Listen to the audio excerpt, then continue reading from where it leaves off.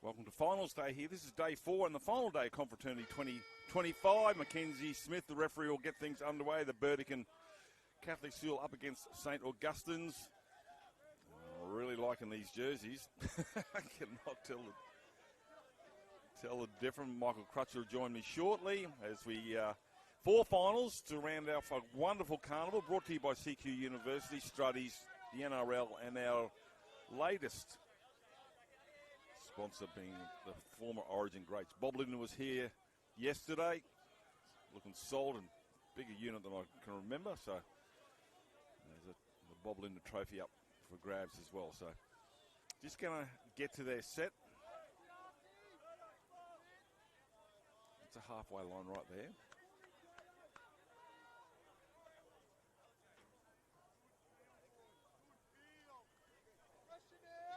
Cut out ball.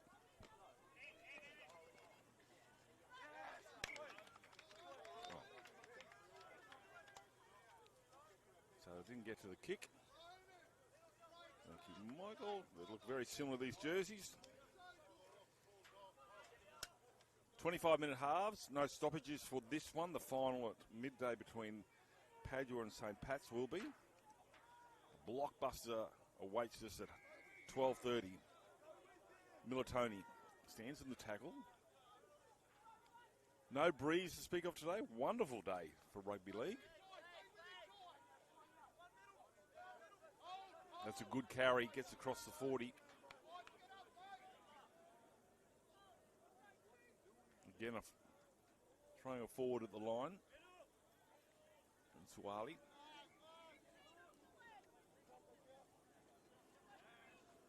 Numbers out the door, just goes without, and unfortunately there's Chad Fraser. That'll be a changeover. Neither side getting to a kick as yet. Come out in round 1, just jabbing a couple of prize fighters. Got hurt there, fullback Kahini. He might have just got, hurt in the lower area of the body. So halfway line's been crossed now. Opportunities for a big back line towards our broadcast side. Not a great pass, so he's going to reset. Puts it in the air. Sun certainly comes into play. Allowed to bounce. Grabs it in the end there. There's Lachlan Augustine from St Augustine's. Might have got selected on his name. That's a 30. Smith a dummy half. Goes for run, no look pass. Heavy contact coming from Dave Bartolo.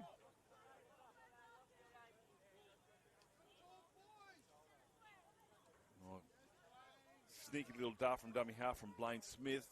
Almost a one-on-one strip, but hangs onto it. Oh, he's juggled it while he's on his back. That's a slow play, the ball. Not ideal for their next option. Kick over the top, it's not their last. That'll stay in the field of play. He'll pick it up. Tackle count will continue. No, knock on. It wasn't the last, so it'll probably be, should be a scrum. Michael Crutcher, good morning and welcome to a glorious day here at Rockhampton. It's a fantastic day, just beautiful. And I'm late because I just had to finish eating some breakfast because if you don't do something now, you'll never get a chance the rest of the day because it is game after game. As we head to the Confro Shield final at 12:30, as you said just before. So it's hard to believe we called St Augustine's on day 1. So here we are calling them again. It's gone in the blink of an eye. Yeah. So I think that may be opening game day 1. And they're the opening game of this last day. And it's just been a great carnival. And talking to these teams here, they're all talking about what a week it's been and how exciting it's been. And this is their last chance, game number 6 since Monday. And great to see Burdakin. First time they've been on field number 1. Yeah, so the Burdakin Catholic High School, they're back at Confraternity Carnival. It's great to have them here. It's their debut here. They're a co-ed school of about 300, wow, which means they don't have a big pool to choose from, which is You know, really the beauty of Confro, as we say, it just brings teams from across the state of different sizes. There's a spot for all of them. What about getting the offload there? And it's going to be a penalty for a high shot, so that's late in the tackle count. So the Burdakin find touch. Easier to kick today because of the better conditions. Yeah, we were at base camp for the last few days, weren't we? You were here with no jumper on. I've still got a jumper, but it's just no wind this morning, which has been a factor each of the days of this carnival. So I'm sure the fullbacks and wingers are very happy with that. Yeah, still heavy dew though. That'll burn off as the morning progresses. So here we go with Burdakin with the first opportunity to put some points on. We've had 5.5 minutes of footy with no score as yet. Thinks we're going to get an offload there. There's a 5-8 Lamont. Number 9, I beg your pardon. Now the wing wants to have a crack there, and Pribabon. I think you could probably count more than a dozen times the tries from dummy half, Crutch. They've been scooters, the number 9s in this year's competition. In every division too. Yeah, they love that little burrowing attempt. Here we go. It's not the 9. That's didn't get that. Lucky caught that. He grabbed it on his knees. And that's got him off balance and an easy target with 3 defenders to push him back to the 10. Last tackle says Mackenzie Smith. They come to this broadcast side. Take it to the line. There's a chop. Good chance. And he'll go in and score the first points there with Riley Smith. And first sojourn down. It goes back to a penalty, Crutch. And yeah, there's a good little backline movement here. They space themselves out well and had just one enough. A nice pass across. The defence had jammed.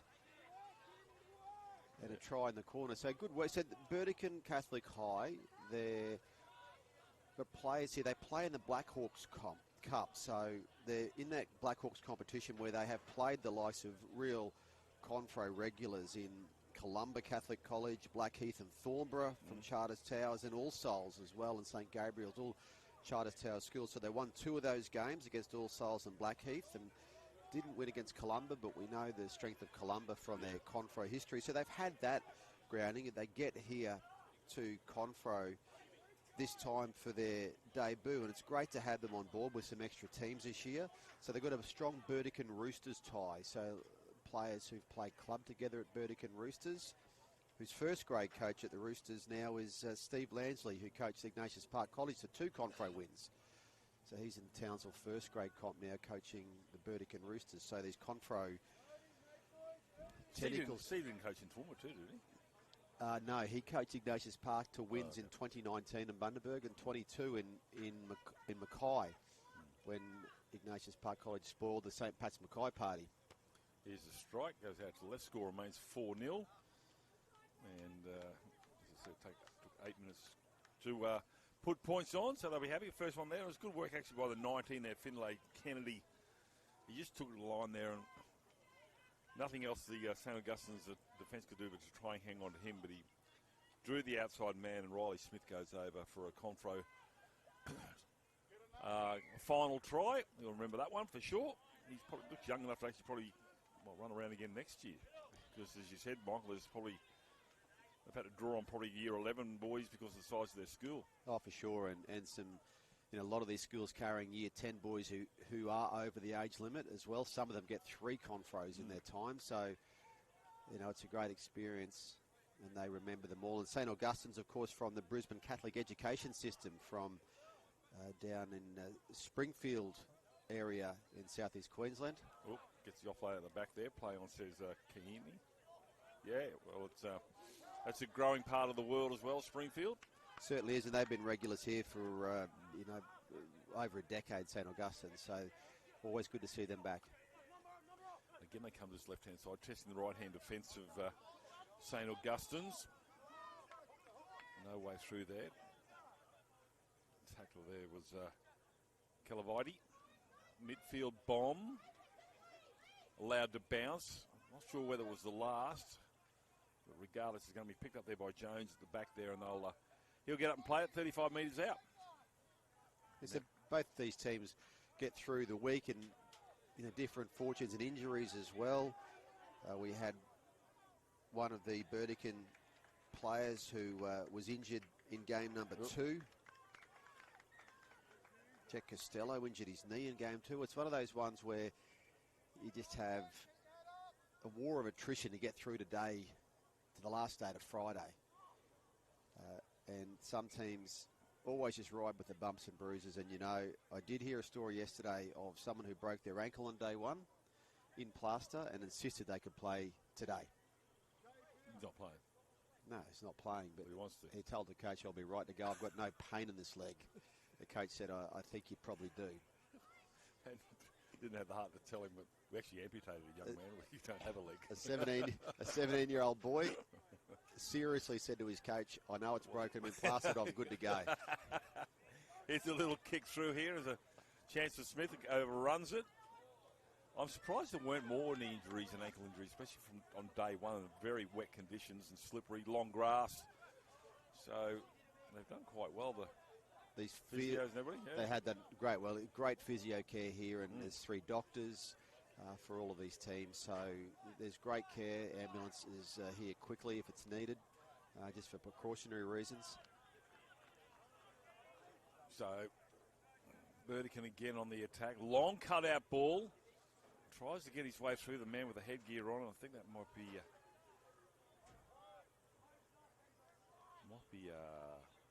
Di Bartolo again. He is. Oh, he's got to reach out. Does reach out. Does he score? Referee Mackenzie Smith says no, he knocked it on. Oh, I thought he got enough over the line there, but just didn't quite get the downward pressure. Oh, he gets 10 points for effort, though. Doesn't he? He was scheming and reaching. I thought for a second he did have over there the little step off the right, step off the left. Look close. Look close. Good. Well said. So the Burdakin, one of those teams who will be on the bus after play today. These are these schools near and far, as we say. So the Burdakin Catholic High School on the bus after the presentation later today, and they'll overnight in Serena. They'll arrive home tomorrow. So we've got all these different travel plans. Some teams flying, some teams on the bus, and some teams on the train. Calavidi will stand in that tackle. Dart from dummy half. Blaine Smith, well, I spoke to the driver this morning and said, well, you can have all your hotels back now. He said, yeah, they're all booked out. I said, yep. Kick over the top. Confraternity not only brings some great footy to the area, it also brings a lot of dollars for the infrastructure of Rockhampton. And Cathedral College, well done for putting their hand up to host this one. Yeah, the city, 72 teams. City's been heaving this week. There's been people everywhere. It's been a great week to be in Rocky. Every second the vehicle's a bus with a college name on the side of it. So, yeah, someone will be busting it out, as you said, this afternoon. Last game at 12:30. We went to a small pub for dinner on Wednesday night, and there were 3 long tables, all for Confro teams to come and eat. You're feeding young men there, they're hungry. They just bring out a wildebeest and just chuck it on the middle of the table and go for your life, boys. So, yes, because they would have played 2 games, used up a lot of energy, wouldn't have eaten a lot. There's a break down the right-hand side here from the Burdakin College. Support play in there. Was he grabbed without the footy? No, it's at the same time. I think it might have been Gugula Manor made the break, the 18 down the right-hand side. Yeah, it's good break and also good support play as well. Came from nowhere from support play and just touch and go as to whether it was early or not, but the referees have done well this week. They've been right on the spot looking at these calls. Player just getting a little bit of treatment. It seems to have recovered pretty quickly. We have this scrum on the 20. As you said, the community rules of rugby league, the scrums go down 20 metres in. You don't get to choose where you have it. There are no 6 to go. And if you line dropout doesn't go the 10 metres, it's a penalty. So a couple of different rules to what we used to at the NRL level. As we see Phoenix Jones, the fullback, take a carry almost to the 30, centre of the park. Oh, they're just struggling to get their mojo going, aren't they, St Augustine? I think they might have only got to 1 kick. Yeah, they did. They had more, I guess they were probably just in a situation on Monday morning when we had them on field one where they had lots of energy and they were able to really get into games. But, you know, that could happen at different times too. I'll just help myself to the camera operator behind me. Hot chocolate. I thought, gee, hot chocolate? That doesn't taste like my long black. He'll be right. You'll probably end up with a bit of a twitch later this afternoon. You'll be fine. Hands out in front. Kearney goes crossfield, puts some fens on. Just needs to take the tackle and settle. He's done the damage. Doesn't need to look for an offload. Once he does get tackled, that's a good carry. Initially sideways and then steps off the left to go back towards the try line. Mackenzie Smith has St Augustine's right on the line in the defence. Lincoln Carroll. Well, he thought he had a chance there until three defenders turned up. Blindside. Head. Catch and pass. Drawing the man. Turns it back inside before he goes in his touch there to try scorer Riley Smith. And himself and Finlay Kennedy have been combining quite well on the left-hand side. Oh, Sniper's got him. They're losing some metres here. St Augustine's coming up in the face here, but Mason Keane will dive towards the 10-metre line. Last tackle says Mackenzie Smith. Options left and right. Which way they go? They're going to go to the right. Takes to the line, puts a grubber kick in the in-goal area. Has he scored the try? He has. The referee will check with a touch here, and Touchy agrees with Mackenzie Smith, and that is a try. Wow, what a great kick. Must have only just had enough grass there, Michael. What a pinpoint kick in the end. That was a nice kick. Good support play too. We've seen this from Burdakin just coming up and support. The kick was just pinpoint from the halfback and the fantastic dive as well. You get a number on that one? Number 13. There's one way to find out. Here's that.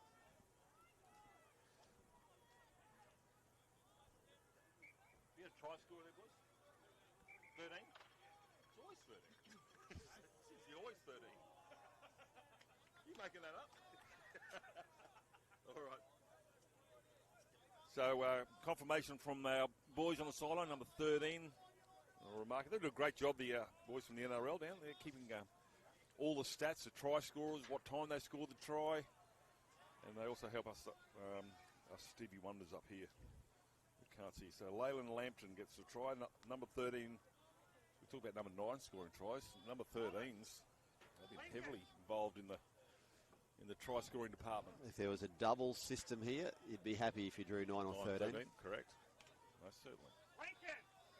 Because the scary part is most of the 13s and 9s actually play in that position, whereas we've got players wearing 1 playing in the centres, and we've got players wearing 6 fullbacks. So, if you had the doubles, you'd be going, what's going on here? Especially the last day of Confro, the players are just moved around positions to cover for any attrition during the week as the kick falls short. But it's a sort of week where by Friday you have to be ready to do whatever your team needs you to do. Because we start with 21 players per squad, and if it gets to a point where there's just been too many knocks and players may be unable to play, we do have a system here where some schools will lend players to other schools, which has been part of that confraternity spirit. So you must have 17 fit. Yeah, 7 if you can. Not everyone will carry 17, okay. But if you can do that, and we've got players who will come and meet new teammates from different parts of the state, say hello and go out there and give their all for those new teammates. It doesn't happen often, but it just does at times. If we've got a situation where teams may be a little bit short because of a few knocks, that will cover. Well, Macaulay College, they were playing here on day 2 from memory, or maybe day 1. And they had a number 10 jersey on a chair, and I wasn't sure what was going on there. They had a number 10 out. I think Barry might have been his name there. Anyway, they had it for their player of the carnival last year from Alex Wilson, I think his name was. I could be wrong there. And so one of the coaching staff came up and he chatted about it just after halftime and restarted and said, good on you, Alex, don't come up, it's too cold. And he said he'll be watching at home. Anyway, he gets here yesterday. Oh, so he come out of his bed, and he had a farming accident last year. He's paralysed, And he came over and watched the boys. So I went over. Unfortunately, there was a neck injury on the field at the time. Went over, said, take it over. He said, mate, I had to come. You talk about wanting to be with your teammates. And he turned up. And I've actually wrangled him in if he goes to Confro next year. Sorry, mate, you've been panned with another commentator. You're gone. So he said, I'm more than happy to come along and stay involved in Confro because that's it. You know, even though he's had a farming accident, he's in a wheelchair, he still wants to be part of this wonderful competition. Terrific story. So good young man. That's a great story, and it does get into your blood, Confro, when you've played it or coached it, and you know, even the players who are now at NRL and Origin level, if you see them and they talk about Confro, they want to know what's happening at Confro, which teams are going well. You know, who's expected to go well this year. There's genuine interest from any of those people who've been involved with Confro before. They never lose a connection, and they're always keen to keep abreast of it. And that's, you can tell by the numbers on our live stream, it can't just all be parents and friends. Almost through there. The diminutive Googler manner. The little Energizer bunny almost got to the chalk. Not really sure where he's trying to go there. I don't know whether we've got 2 18s out there. It's not your right side, is it, on a Friday? More than likely, mate. Actually, am I facing the right way? Lamont. Again, they pepper this left-hand side. He goes back into the field of play. There's Finlay Kennedy. He was trying to link with the try scorer there on Smith there, but the defence came up and turned him back inside. Lamont again. Going backwards to go forward, Lamont. It's only going to be Tyrell Safai. It's going to stop him. Now it's the last.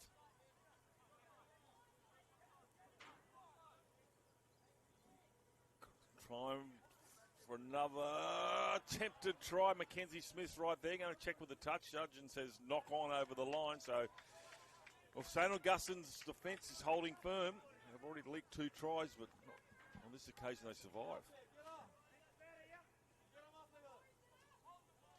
Yeah, 2.5 minutes to go on this half as well. So, as you said, John, 25-minute halves today, which just tests the endurance again. These players, they played 25 minutes yesterday as well in the semi-finals or their playoffs. And they'll have 1 half to go of a intense week after this, and they're still putting in. It's Blaine Smith. He played the ball. Screams for the footy. Big fella. Calavide. He's taking the pink headgear off. It's probably quite warm out there. I was going to say the pink headgear has always been a great spot this week. You can see players. He came off the bench in the first game as well and had a real impact off the bench. Started the game today, but he's certainly a player to watch on Monday. In that first game, he caused some real inroads. Phoenix Jones. Last tackle. Now there's a rare sojourn into Burdakin's end of the ground. That kick's going to be taken by Smith quite easily. Sums up the situation. Does a bit of a flying goose step. And then just unfortunately going cross field is going to be an easy target for Jack Richardson. So he's pulled down. So let's see how they go, St Augustine's defensively. 90 seconds remaining. They might get a couple of tackles. I'm sure some of these young guys as well haven't played at 8:30 a.m. for a little while. They don't even out of bed at 8:30 at school holidays. So the junior league days when you kicked off around about 8:30 a.m., they were a while ago.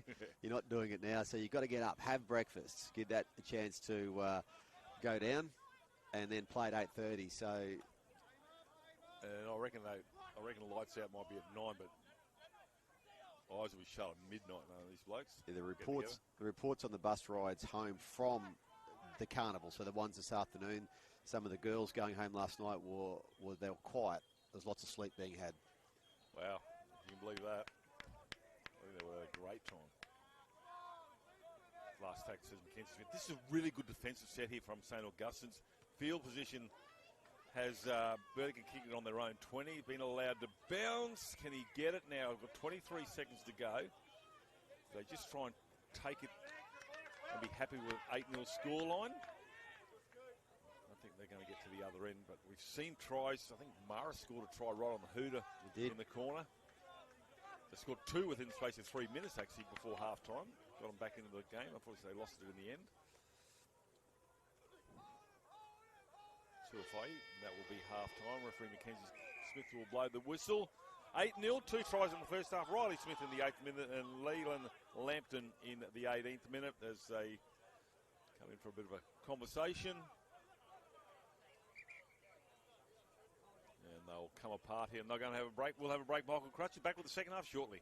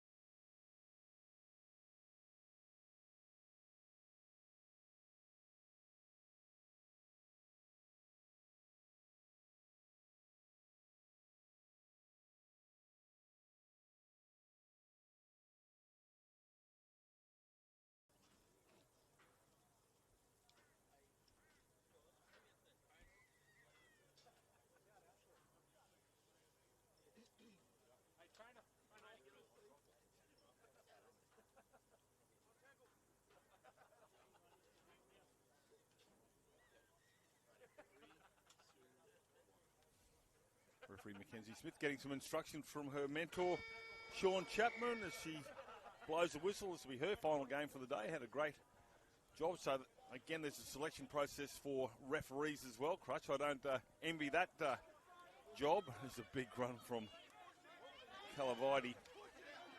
1, 2, 3, 4 defenders try to get him across to the try line. He's looking at the sideline there. Had a great Bo Peep with a workmanship from the line marking man.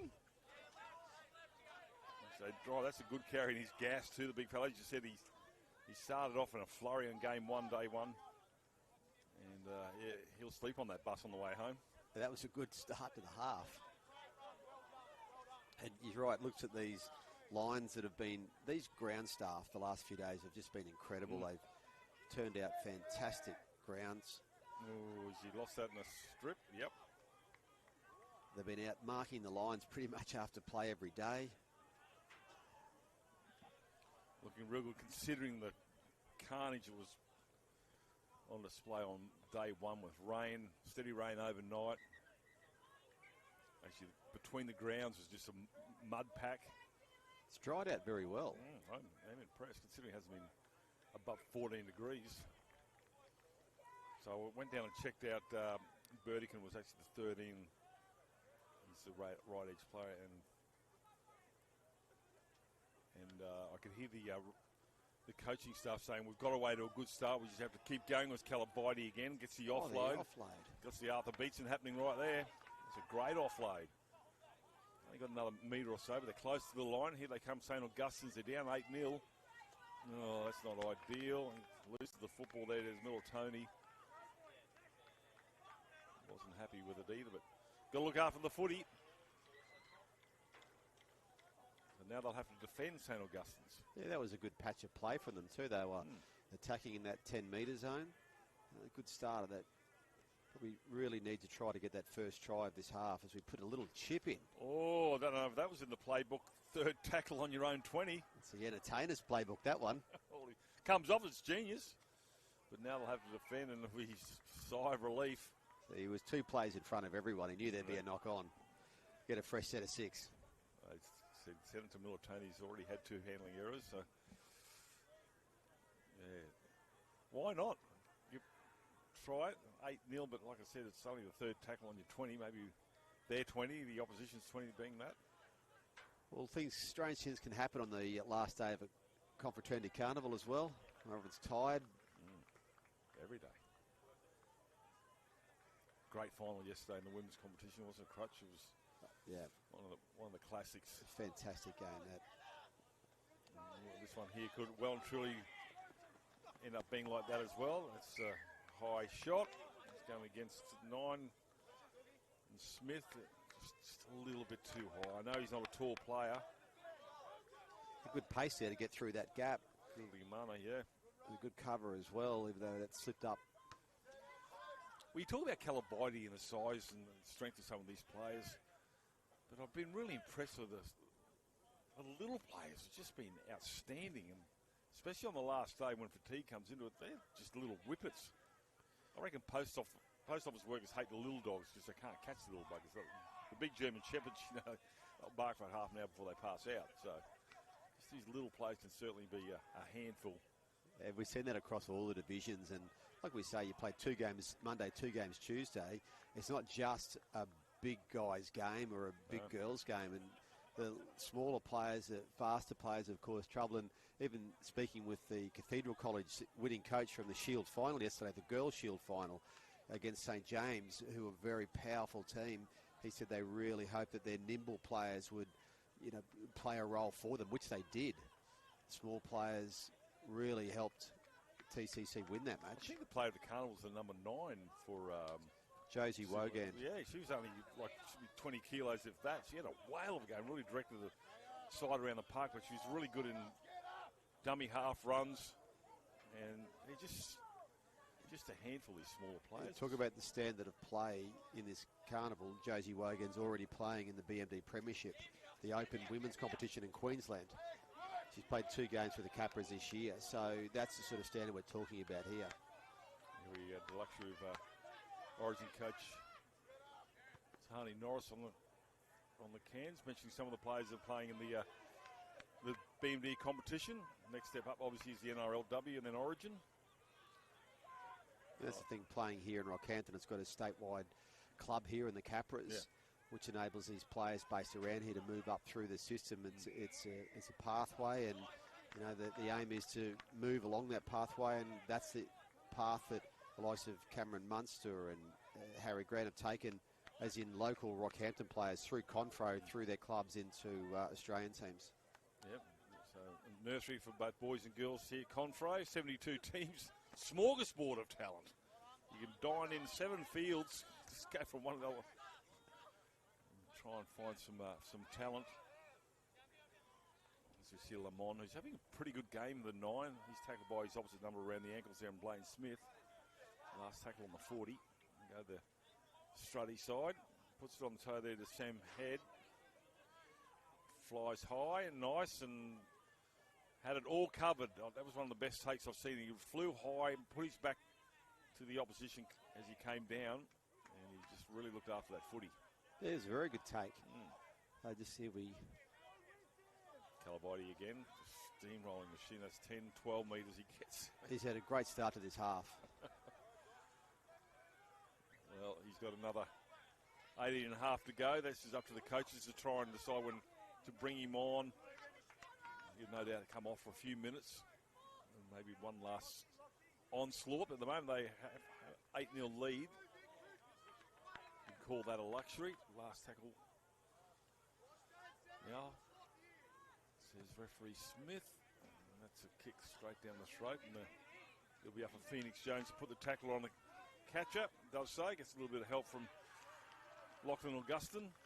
Both of these teams have got kickers who've put in some handy spiral kicks. What they're missing is the wind of the last couple of days, because that would make those kicks very difficult to take. But there's some good skills on display here. Yeah, well, there's no wind, but that sun is right in the eyes of Burdakin. Shifting the play towards the left as they go across halfway.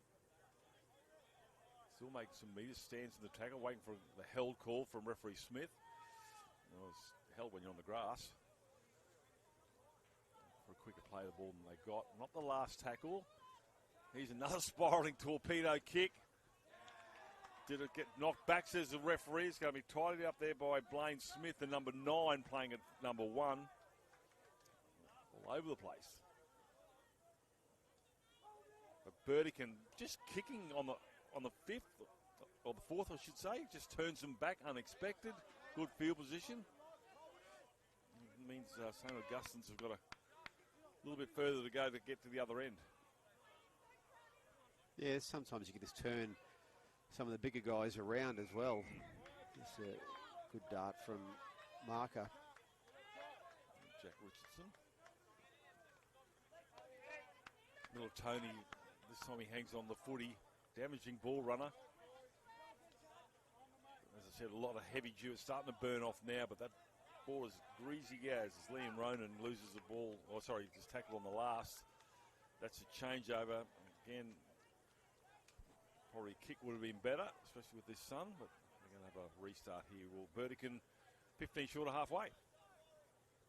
Yeah, we're down to the last 16 minutes now of the carnivals for these two teams, and the others on 7 concurrent fields. We had to move a game forward on field 7 because the Mount Isa team, Good Shepherd, had their flight home rearranged by about 6 hours, which was handy for them. So they got told their flight would now leave at 10:30 a.m. rather than this afternoon. So when does a flight come earlier? That's breaking. So so they had to move that game, and it was put on as that kick. Hang on a second, almost a flight. No, you going to the Isa? Oh, flight warmer than here. They're going through a different. They're going through 2 flights there, but that flight was changed, so that game started at 8 a.m. There you go. Just to ensure that. Who are they playing? I'm not sure. I don't remember. Well, it's good of them to, they would have said, okay, we'll accommodate that. We want a game of footy, and so they'd be on their way to the airport. That game would be almost finished, probably finished by now. Well, that flight's going to have a lot of grass and soil up the. There's showers at the at field 7. quick. Pops that back inside and the intercept. That's a good carry. Determination there from Leland Lampton. He's already got one try. He'll get up and play it short of halfway. Strong run. Juggling. Now he's been penalised for tackling the player without the ball. So again, it's St Augustine's discipline, letting them down.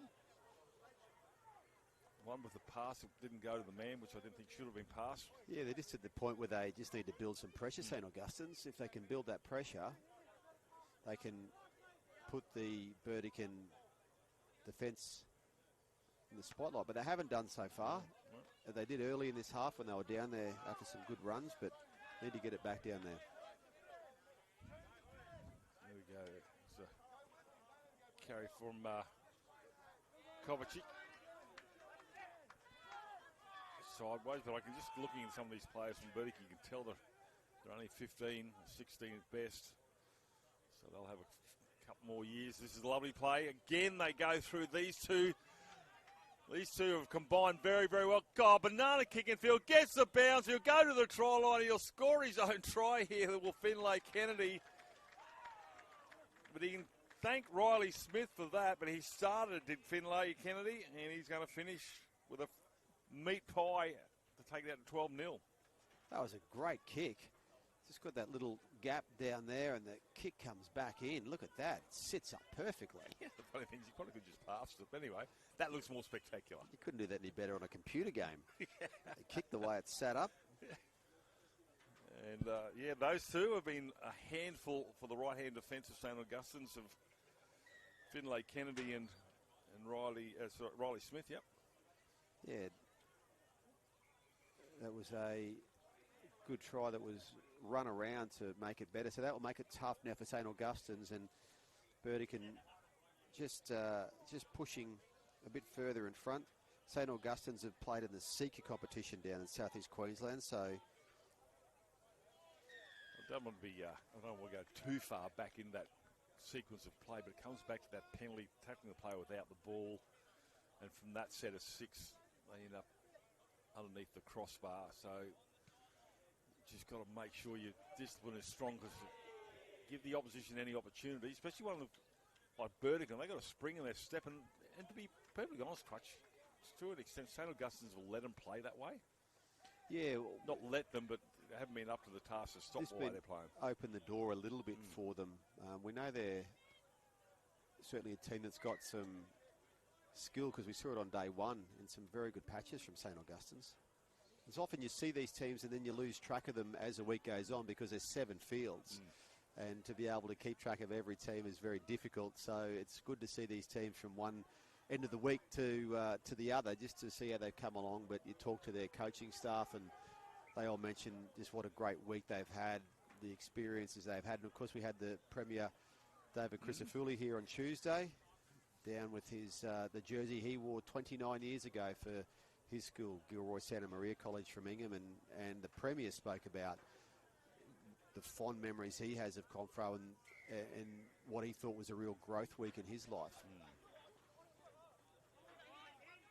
That's high-ish shot, gets out away from that one, but I saw the photo of that jersey.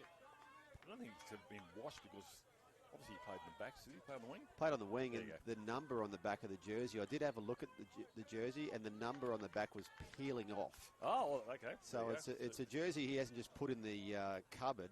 He said he'll wear it every now and again on the grass, on the cool nights. But you know, sometimes if we do have dignitaries who visit, you know, you provide them with a rundown of what this carnival's about if they haven't experienced it. That wasn't necessary for the Premier. No. He knew all about Confro, and he knew a lot of the families who were with his old school at Ingham.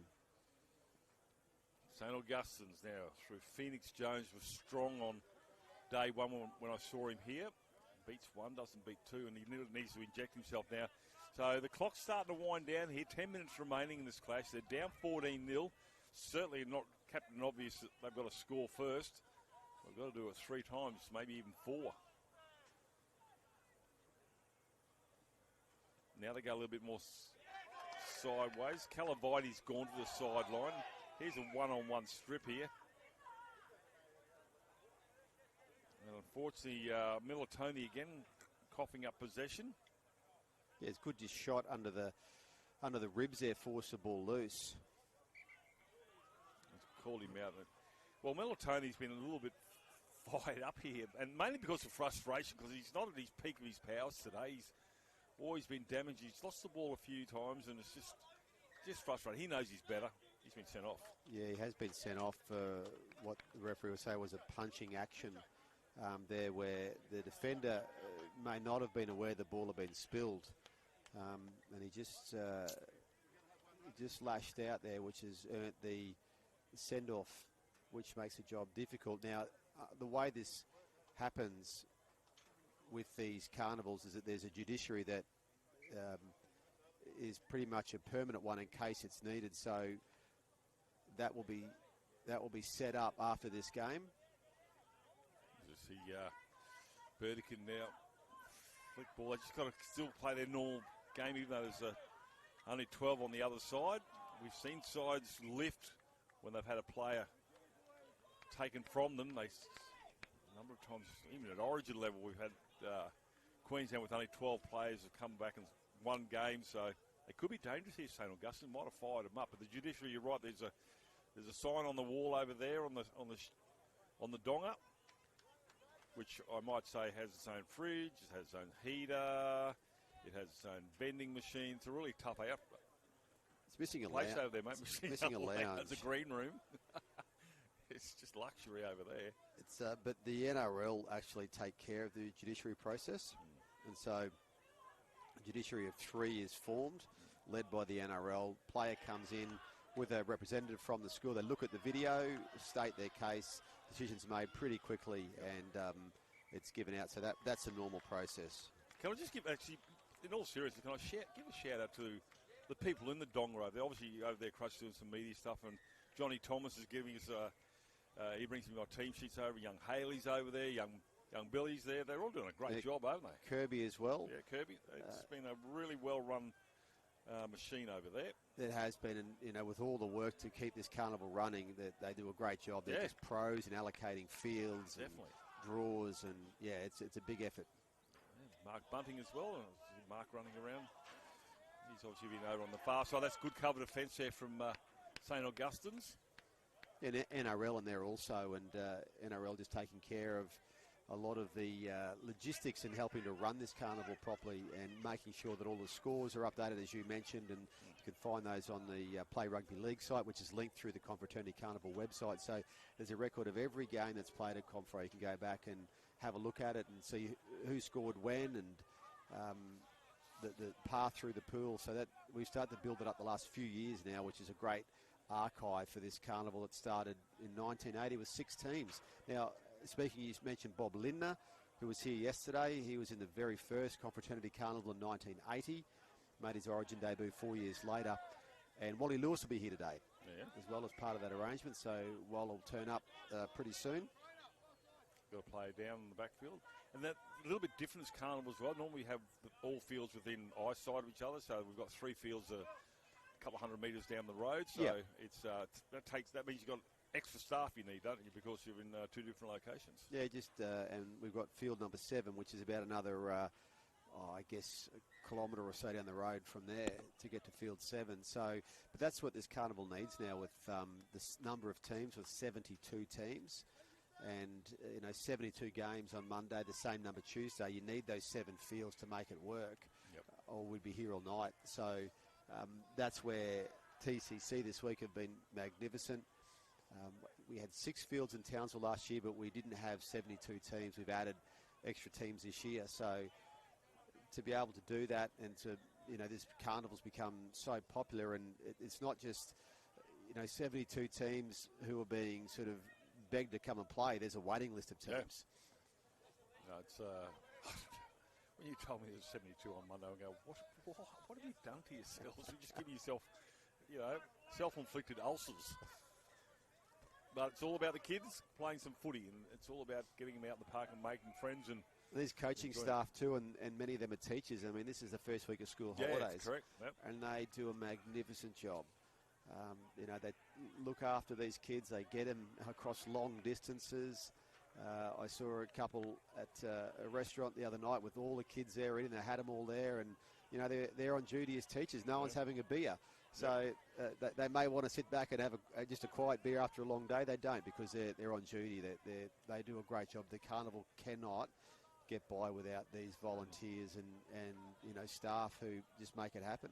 Yeah, no, the motel I'm staying at, there's a college there, and they're very mindful that there are other people in the building, and they're just, the boys, obviously they're excited, made a little bit of noisy, but the teachers, they don't just get back to the hotel and put their feet up and turn on the telly. They've got to make sure these boys stay in line, and I'd say 100% of the time they do exactly that. And that's going to be 4 minutes remaining. It's going to be a road too far, you would think, for St Augustine's. Can they get some points on the board? Burdakin's defence has been strong. We've been looking to the right-hand side of field one for the majority of this half. Yes, they're down a player, but that was all happening before the number 13 was sent off. It's Calavati there with a carry, so they've just been really clinical and disciplined, and their error rate is very, very minimal here from Burdakin, and they've been rewarded with a 14-0 scoreline, which I think won't be challenged. Yeah, just the last 3.5 minutes, but well done to both teams for the week that they've had. We've got 12 other teams winding up their week on the other fields right now as we get a little chip through. Smith's there. Little 1980s play. Yep. Don't see enough of it. Clippy line, yeah, totally. It was Riley Smith covers that one. All right, here's an opportunity. Referee will say it's a knock-on. The first one coming from Burdakin, so they'll have a scrum feed. They only have to put 5 in there because they're down a man.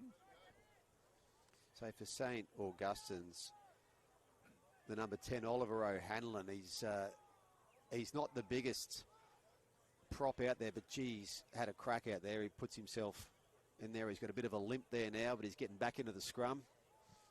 His teammate looked around and called for some assistance, but he said, "No, I'm going." I reckon if you get thrown the 8 or 10 jersey, somewhere deep inside, the mongrel comes out. You know? Hang on a second. I'm a front rower. Whether they're stereotyped to say, but they just, they're the big men of the game. Well, most of the time, but even though they're small, if you put an 8 or 10 on, they just seem to have this right to actually try and cause carnage. That's not a great pass. They've gone backwards and lost some metres here. It's going to be picked up there by Augustine. It's Lockie Augustine.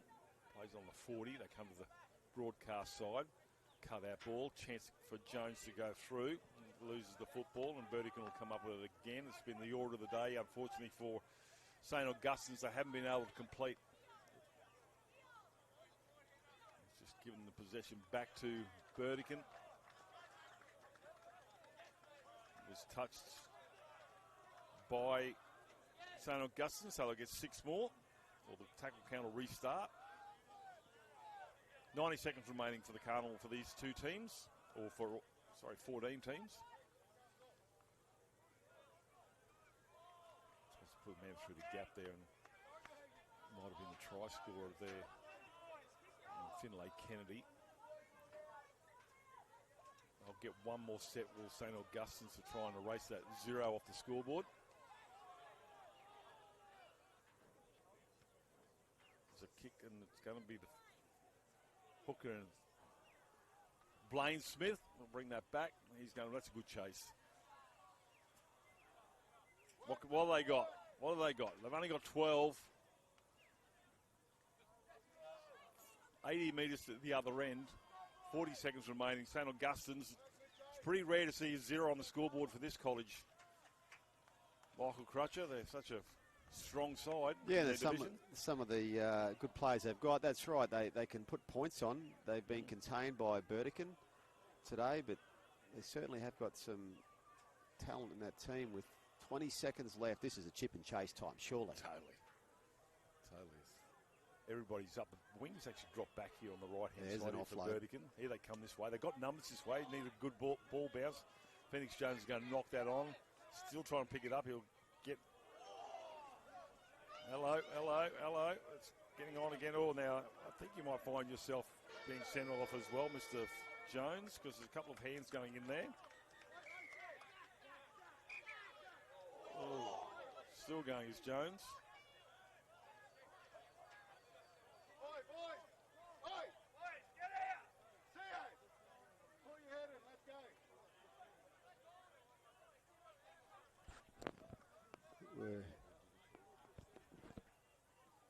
It's a disappointing end to the game. What's been, a pretty good week. It's disappointing to end it on that note with. Well, I'll tell you what we're not going to do. I thought the first half was over. I already signed off. And Mackenzie Smith ordered a penalty because that half ended in a fracas as well, the first half. Yeah, we'll have some call-outs here before. We've only got a quick turnaround, though, for our next game as well. So. Well, I'll let you go. I'll finish this one off for you, Crutch, because you've got to get set for other games as well. And as we keep an eye on this one from Mackenzie Smith. And I'm pretty sure there's a couple of players might end up over in that donga that we said with that shed. Tyrell Suafai has already been sent off. Referee Mackenzie Smith. He's going to bring out a couple of players. Well, I don't think it was Jones. I do apologise. I thought it was the one from St Augustine's. Oh, sorry, this is the Burdakin side.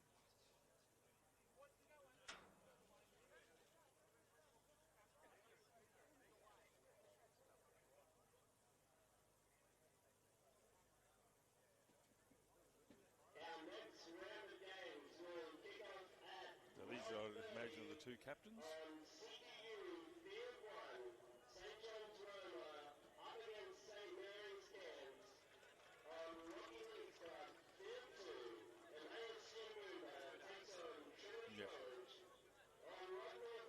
Well, you can, because basically it's we're going to sign off here because we're not the game ready. So we're back with game 2 here after a win, 14-0 in favour of Burdakin.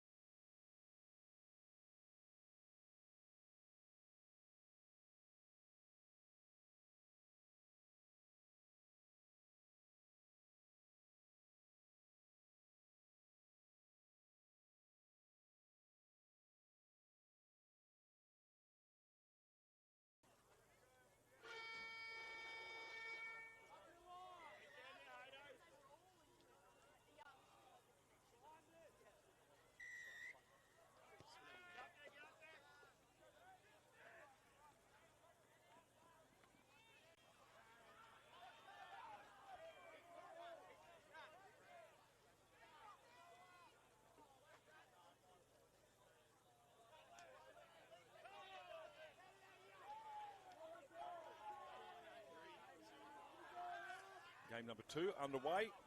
St John's Roman on the right of the screen up against St Mary's from Cairns.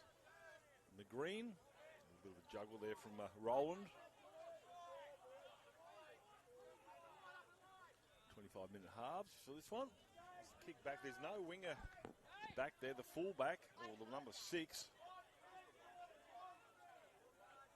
Forrest will pick that one up. Shane Eckhart's going to join us. He's part of the referee army up here, Confraternity. Morning, mate. Morning, John. Good to be back. Really happy to have you back. A bit of a handful for referee Mackenzie Smith that last game. Yeah, we're just down there having a quick chat about it, but the schools came out in good spirits afterwards, so bit of a shame we waited in the week for those schools, but hopefully that's the end of that. Last we see of that today. Yeah, I think she handled herself quite well, Mackenzie Smith, and as Jack Porter now with the footy. So Roma v Cairns. Hudson. 25 metre out. Dar from dummy half is with, just had to double check the name, Jack Daniels. There we go. Roland. One-on-one strip happening here, and the referee's going to say a penalty. Second man was in there, so can't do that. Crash ball, big fella coming in here is Burdakin. The line up there, St John's. Dart from dummy half, reaches out and scores a try. So Jack Daniels will score the first points of the game. Not for the first time a dummy half going across and scoring. A couple of good early moments there from Daniels. He's looking good in attack to start the game.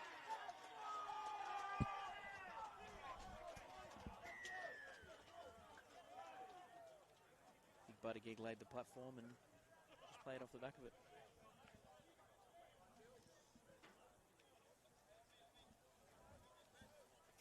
It's a strong prop name, Burdakin. Yeah.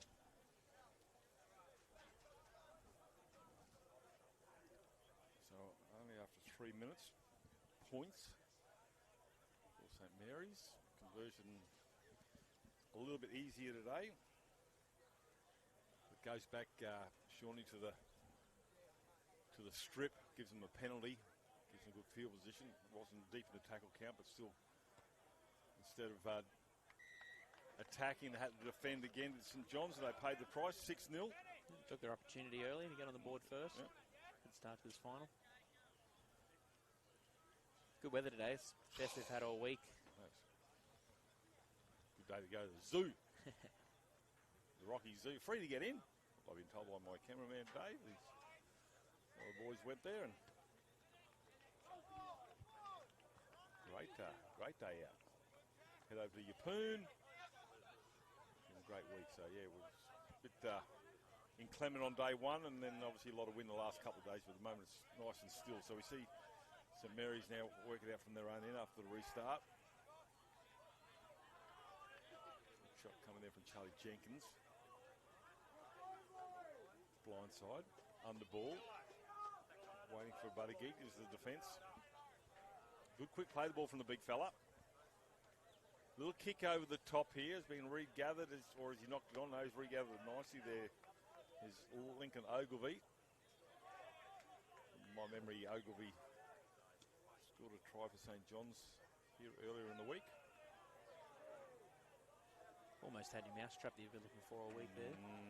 Accidental mousetrap. Oh, still take it. Yeah. Still take it. Stands to tackle the two props. Now the winger here for St Mary's, the number 1, he was 20 metres in. They had 4 players outside of St John's. They didn't go that way because the defence came up pretty quick to shut that sideways movement. Similar defence to what we saw in the girls' final. TCC compressed really tough with the big St James forward pack and kind of dared them to go around them. Now, I don't know whether he realised that. Last tackle, that'll be a turnover. Probably not ideal to throw a ball to the number 10 on the last. They know their job and they do it very well, and that's just big carries. That's heavy contact. Bounces out of that one. Good little run from dummy half there from Phoenix Ellis. Now again, this time Daniels.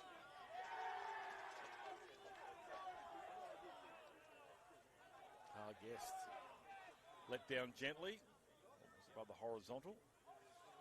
Chance for the winger on the far side there, and Thomas and Charlie Thomas scooting that sideline. I'm not too sure who's. Might be Casey Jenkins. Is it Casey Jenkins? Touch judge? I believe it is one of the local touch judges. Yep. Yeah. It's been a good opportunity for some of the younger ones. All the travelling refs are all over 18. We've got a couple of the younger ones in the green socks from the local competition, getting a bit of experience. So good exposure to some different footy for them. On finals day, so we see the scrum set won by St John's. They're going to chance their arm on the first tackle, but instead settle the play. Richard Demis, one of those tacklers.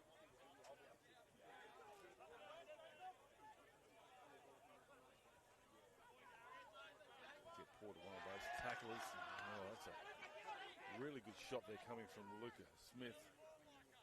Gets up and readjusts his headgear to Darius Island. After that, lose the footy. Penalty.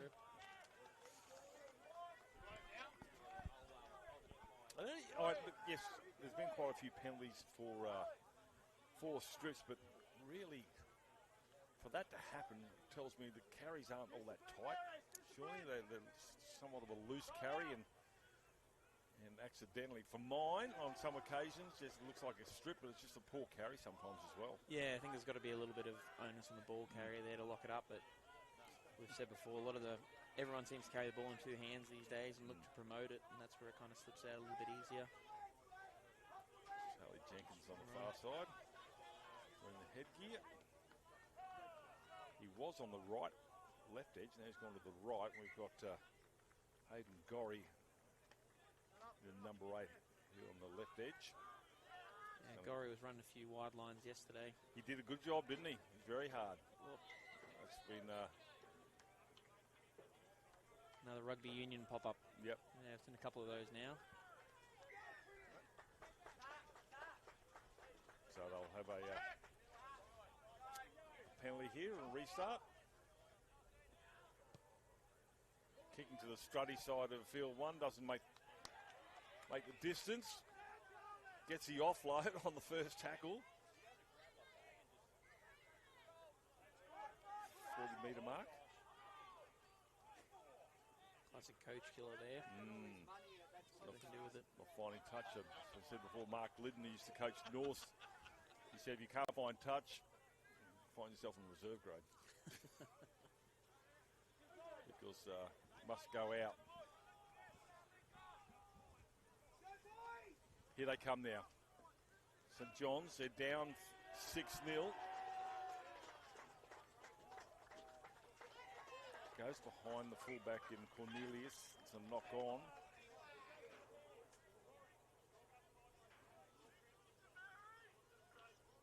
It's gone through now to St Mary's to try and get out their own end.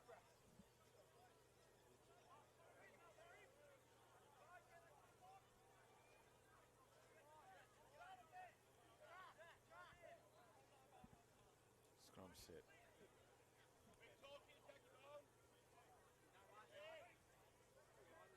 No pushing the scrums today. We saw that, unfortunately, led to an injury, pushing the scrum. Yeah, I saw the young fella from Faith Lutheran was down on the sidelines for their game just before. So. Oh, is he all right? Yeah. He's looking. He's got a neck brace on, so a little bit of probably a little bit of muscle soreness, but nothing major, which is good. Yeah, terrific. I just haven't got any word on what happened to the young girl from day 1. No, I haven't heard either. Burdakin now get towards the try line. I'll find out about that from my own personal curiosity. Hope she's okay. As we see Hudson now. This is more likely St Mary's on structured play. Look at this one-out stuff. The second player, see the ball is a forward. Charlie Jenkins comes in and puts a nice one on Roland. He's kicked on the try line. Heat's coming through, loses his footing, so he might have lost it as well, or no, he's in goal. In goal, yeah. Bit deceptive, isn't it, that Yeah, try it line? is. It looks like it's further away than it actually is. Yeah, got that. Tricked me up with the try down the other end yesterday. The ball looked in for all money and ended up being dead. But So, as I said, if it doesn't go to 10 metres, it's a penalty, so you rest assured it'll do that. There was one on day 2. A penalty. That's a nice right-handed fend. Does the second one. Almost gets out of the tackle to go over and score, but he's going to be bound up 5 out from the try line. That's a good carry. Now it's for the forward in Burdakin, and Burdakin reaching. Oh, he must have thought about it, Sean. Dart from dummy half, and the try's going to come. Burdakin sets it up. I think it might be Daniels again, Shawnee, you think? Yeah, it is, yeah. Similar formula for the first try. Big hit up from Burdakin, drew the numbers in, and Daniels found the space just beside the ruck. Look at that carry. One. We've got the benefit of a replay. It drew 4 defenders. Yep. They were scrambling. Oh. Couldn't number up, and Daniels, smart eyes up footy, saw the gap there and darted over with not too much resistance. Yeah. Big gap there, so just good lead-up play all the way up through here by St Mary's. Comes down, force the player in goal, line drop out, and straight away they pounce going to the left. 10-0 with the kick to come.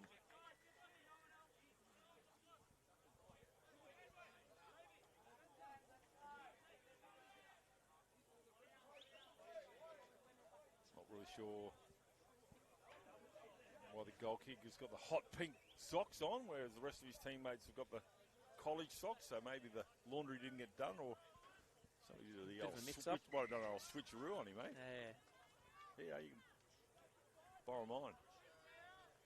Conversion successful, 12-0.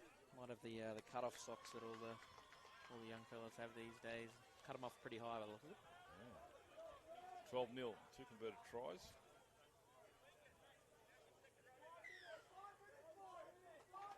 Jenkins comes back on the park with the lipstick red headgear. 12 minutes remaining.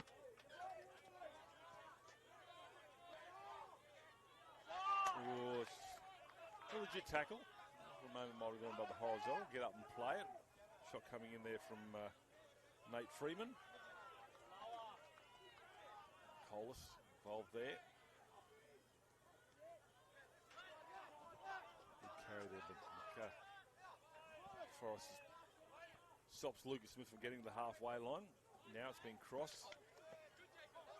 Hudson, big body out in the edges. Max Armstrong, the first carry, welcome.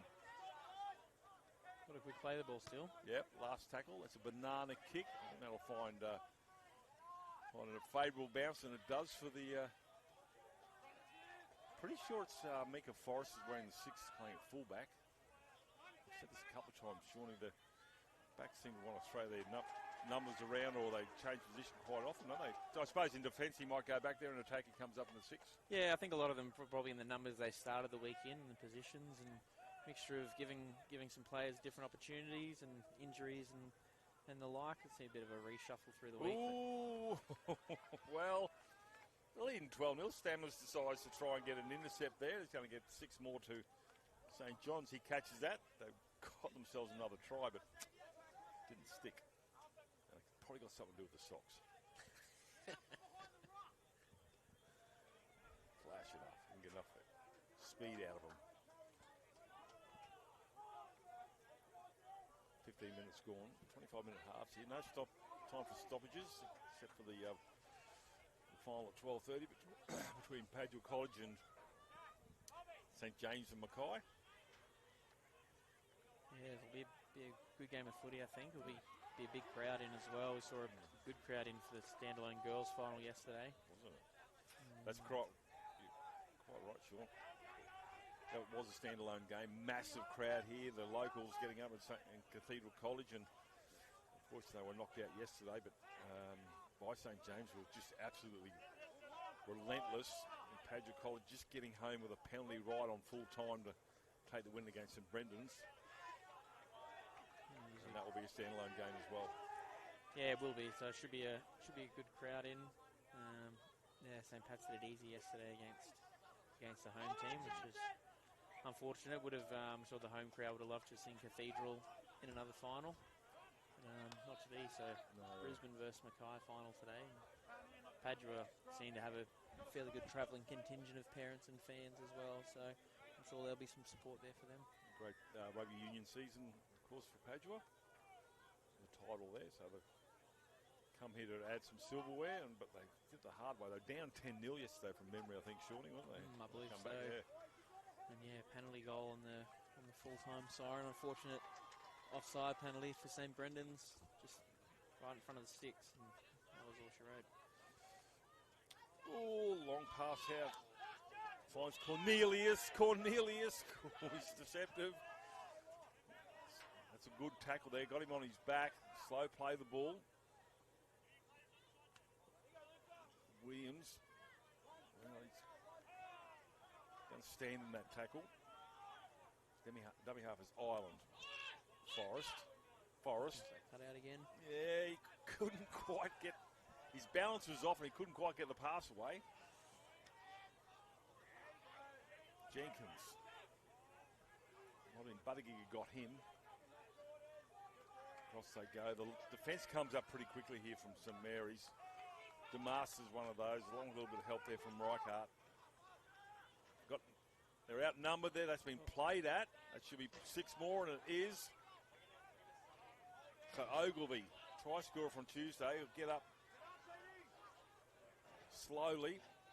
Almost gets through there. There's Nate Freeman. Well, that's Marshall Cole. There's no way through there. Pretty strong defence from St Mary's in the line defence, yeah. Very organised. They're showing everything that's thrown at them at the moment. There's been nearly 2 full sets on their own line. Again in the corner.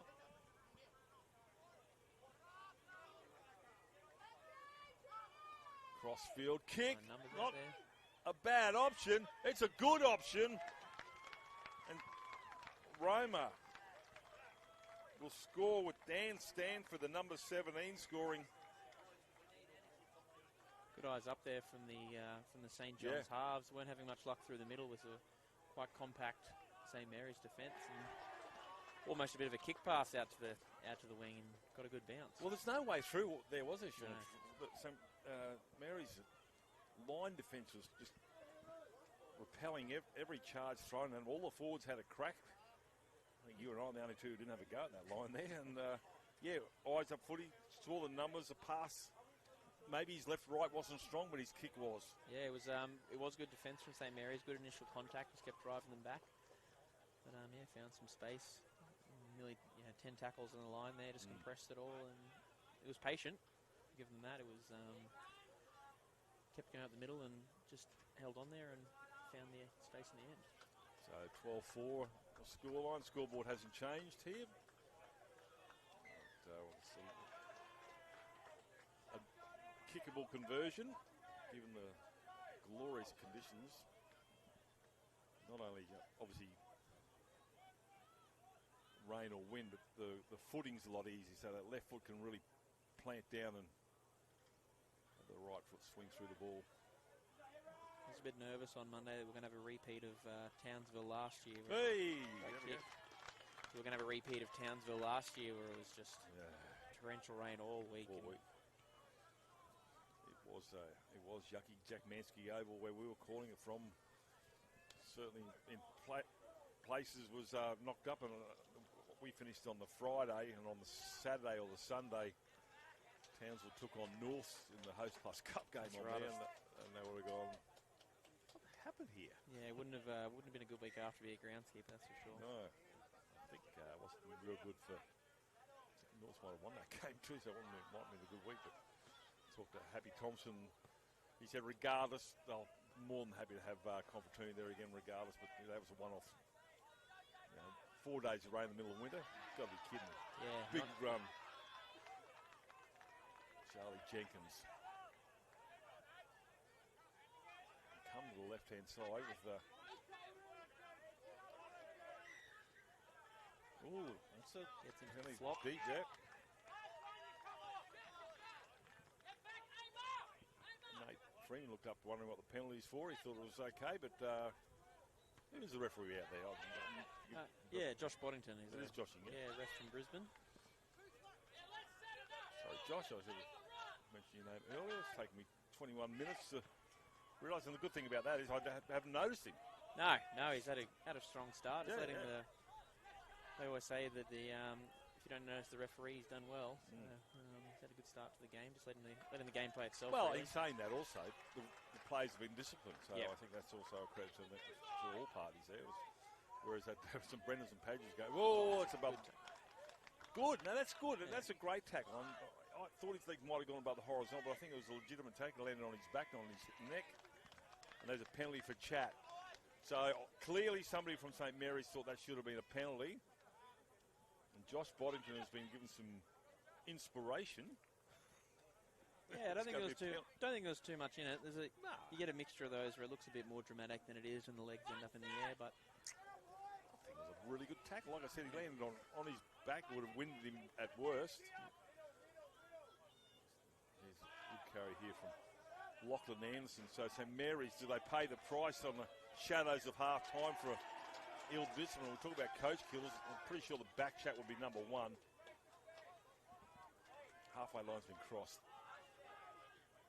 The men from Rome are on the rampage. Looking to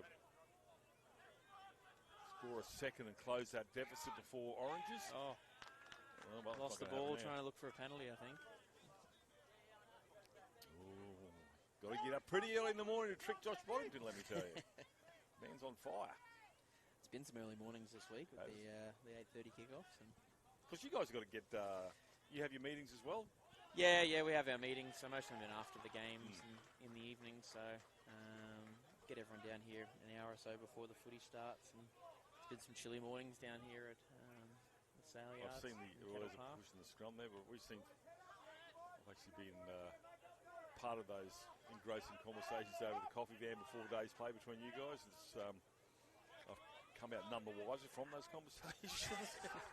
His attention on the sideline. A couple of defence will come across and he's going to be pulled down here with the number one. And Rory Delaney. You've got to relax before a long day, haven't you? Conveniently, the coffee van's the only spots in the sun in the mornings as well. Too. So as if I needed any other reason to Double be over whammy. there. Yeah. Double whammy. Here we go now. It's with Barry tries, and they've got to be aware of how close that try line is. It looks further away than it actually is for us up here. And that's another burrowing run now. Let's see if St John's can do a St Mary's with their line defence. Kick into the in goal area. That's been played at. It's been picked up in the end there by St John's of Roma. So that's been diffused. A minute remaining until half time. A dart from dummy half. So St Mary's could have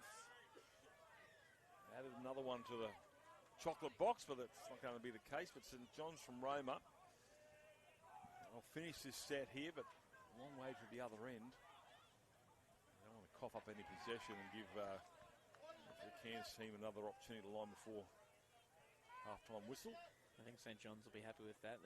Yeah, I agree. Might be the first time they've repelled them straight off the line, so a bit of confidence in the defence there will help them going into half-time. Well, no, it's the last tackle. Kicks, so they'll get a couple of tackles here. Bouncing ball. Ooh, who's going to get away from him? He's going to be tied out there by Demis. For a brief second, I thought that was going to land right in the hands of the St John's chaser. And hear the call from Hold It. They just want to finish it off. This will be the last play. I'll make sure I stay on there. I actually signed off a bit early the game before because of a fracas. The referee hadn't called time. We'll wait for the Josh Boddington to blow the whistle to end this half. There it is. Half time. So 12-6 in favour of St Mary's. We'll be back with the second half shortly.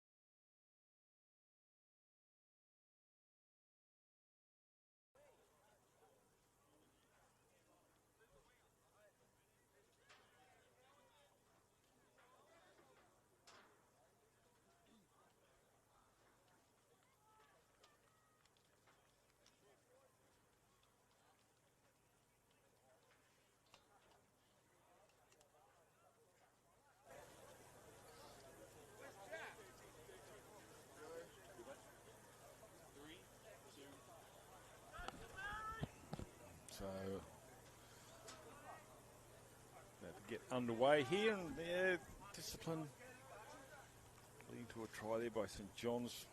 St Mary's has got them a handy 12-6 lead. We've got 25 minutes remaining for these two colleges.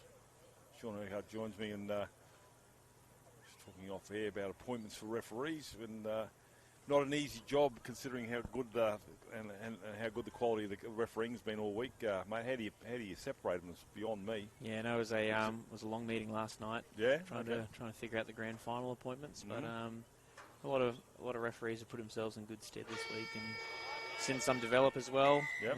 Get some experience in some footy there. We've got plenty of experience. 72 games a day. Yeah, incredible.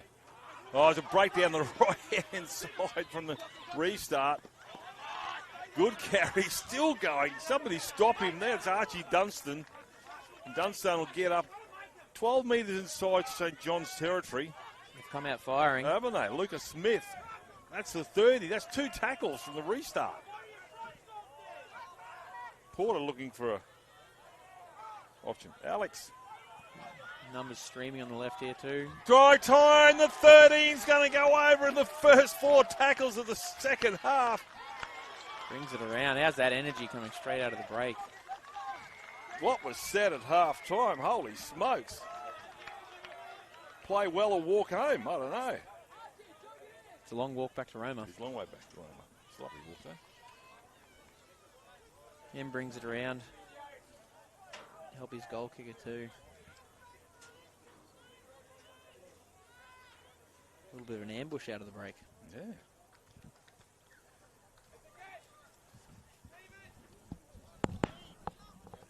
Don't tell me, 13. Yes, it was. Joke with the great guys who are doing the job on the sideline for the NRL. They keep an eye on the try scores and what time, and every time I ask them, 13, so I thought I might just say 13. Lucky 13. Right in front.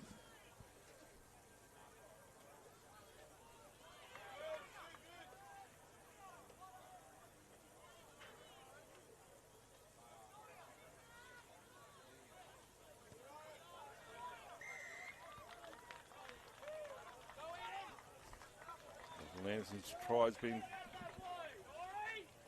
converted. I called the wrong 13 and Josh Rowland there. Shoots in the wrong way.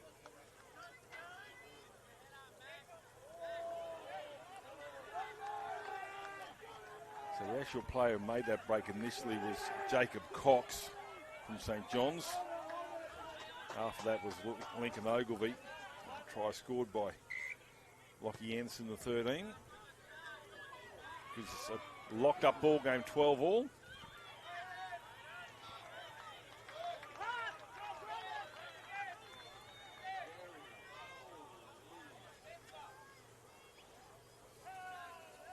Held. This is opening it right up, Lockie. 12-0, 12 all. Penalty for a high shot. Gets a message from the touch judge. Who got over there? Not too sure. Say my eyesight's much better than yours, John. I don't know, mate. I'm wearing glasses with little springs in them. The referee wasn't quite ready. It's Haley Kemp over on the... Haley Kemp's on the near side. Josh Thompson on the far side. Yeah, so Josh Thompson helping his the centre man out there with a high shot. Was right in front of him. Now we're underway. So Jet Porter there, the number 7, set himself there for the ball carry and a copybook tackle against a bigger man. Cornelius finds a ball runner. It's in the 40. Deep back line from the 40 all the way back to their own 40 here for St John's. Hayden Gorry, the big number 8, causing havoc in the middle. Yeah, he is good. Promotes some good second phase play. Stevenson, it's one, not the second coming through. Got a trainer running out to check on Jack Bowen, the number 3. Oh. She just ran Might have a hit up while she's at it. She just ran out.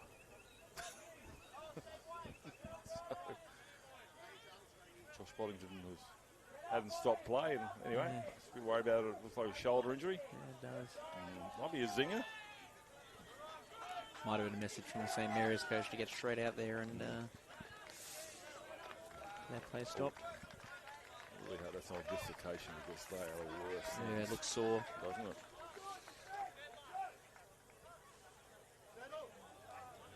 Exactly what he's going through. I had my left one out more times than not.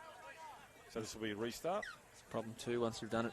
Once you've done it once, it becomes easy to do over and over.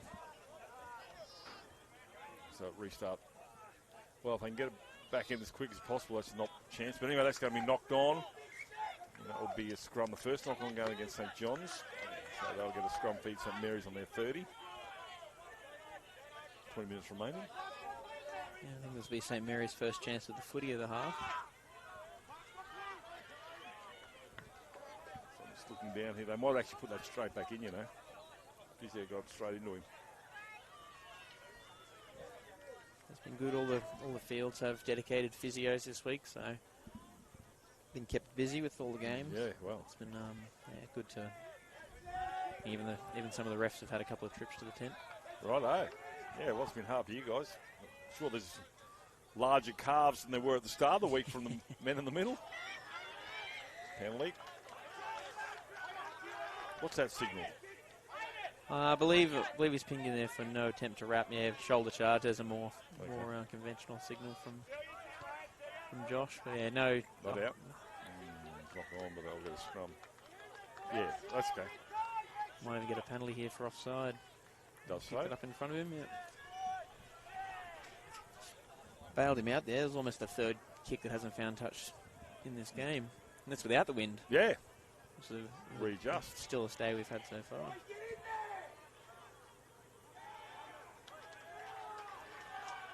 Restart. Coming away from Jack Daniels. Scored first 2 tries for St Mary's. They opened up a 12-0 lead. It's all locked up at 12 all. They come out with some intent. St John's stepping over human beings, and he's lost the 40 right next to the upright. Good carry there from Maxie Armstrong. Thought he was going to go all the way. Yeah, so did I. He was looked in for all money, and he's just lost the ball just before he's gotten over. Ogilvie, continuing where he picked up last time they were on this field. Very involved as the 12.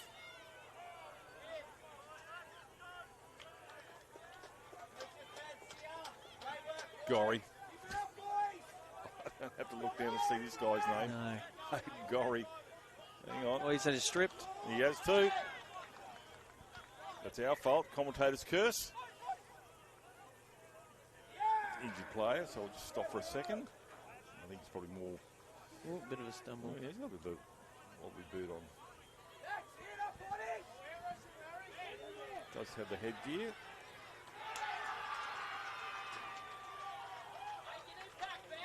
Wise just to give him a break. Unlimited interchange. So head bins or anything else. He's a bit groggy. Yeah, good sportsmanship there from St Mary's helping him off. Sure, they would have been keen to try and go on a quick transition there and get on the attack, but player welfare's got to come first, especially those head knocks. I always found when I was playing, I got a lot of support from the opposition to stay on the field. You and me both. I thought they were being generous and loving, but obviously ulterior motive. Anything for a win. So dart from dummy half. Here comes from Jack Daniels. Lurking on the right-hand side was Armstrong again. He's over to the right. This time through the back rower, Lucas Smith. Burdakin to the left. Looking for a hat-trick. He was. I thought he was there. He's inches away. Crash ball. He's going to be well to stop him from there. I think that might have been for St John's. Charlie Jenkins with the red headgear has saved a try there. Yeah, that was a great tackle. We'll work out through Gorry now. Good carry, lost the footy. That will be a... So, the touch on the sideline. Yeah, it's a good caller there from Haley. Haley, yep. Yep. Or Haley. Haley? Haley, yeah. I believe it is Haley. Haley, yeah. She Josh Boddington, who was blinded because of where the players were, and said it was a strip, and that was a good call because I could see it as well.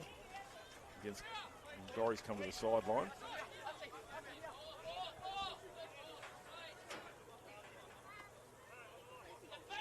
That's the other thing. Feels like a ball boys here volunteering on this school holiday. How good's that? Yeah, it's good. Everybody's involved. All boys on back to 7 fields again today as well. So it's been very well organised from the Cathedral. Freeman. That's the halfway line right in front. Got it. Back line there, but he decides to take it on himself. It's Jake Williams. Williams takes some objection to the tackle there from Lucas Smith. The last thing we want is any more people going to the judiciary. They've been busy this morning, unfortunately. Yeah, they're quick onto the judiciary here at this carnival. They want to kind of get in there, especially in the first couple of days when lost the footy and knocked back. Yeah, correct. When teams are playing multiple games, you want to have that judiciary done before the next one. Yep. And it's run by the NRL. Do the referees, are they called in, or is it just purely on video? Occasionally, especially if it's something verbal that isn't picked up on the cameras, but usually the excellent camera work is all that's really needed. So 12 all, 14 minutes remaining. I'm not sure there's how much rugby union background there is. Attempted sideline conversion. That's while it didn't get to one of their chasers or look for a knock on from St John's. They've got good field position here. That's a pretty good touch finder. Turns them around. Yeah, they've had a chance here to set their line as well. Correct.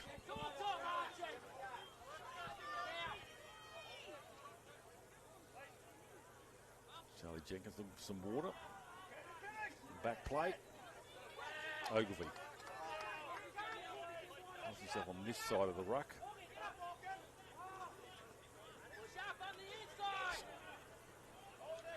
Skeffy gets over halfway. That's a good carry.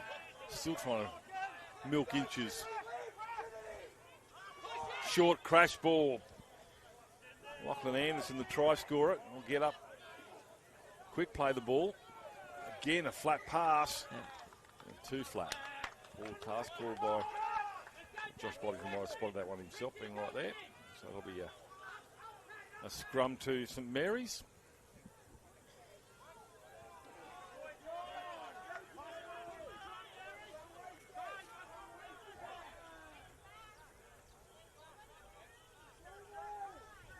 Play it. Well, he's not down. He's doing the shoelaces up.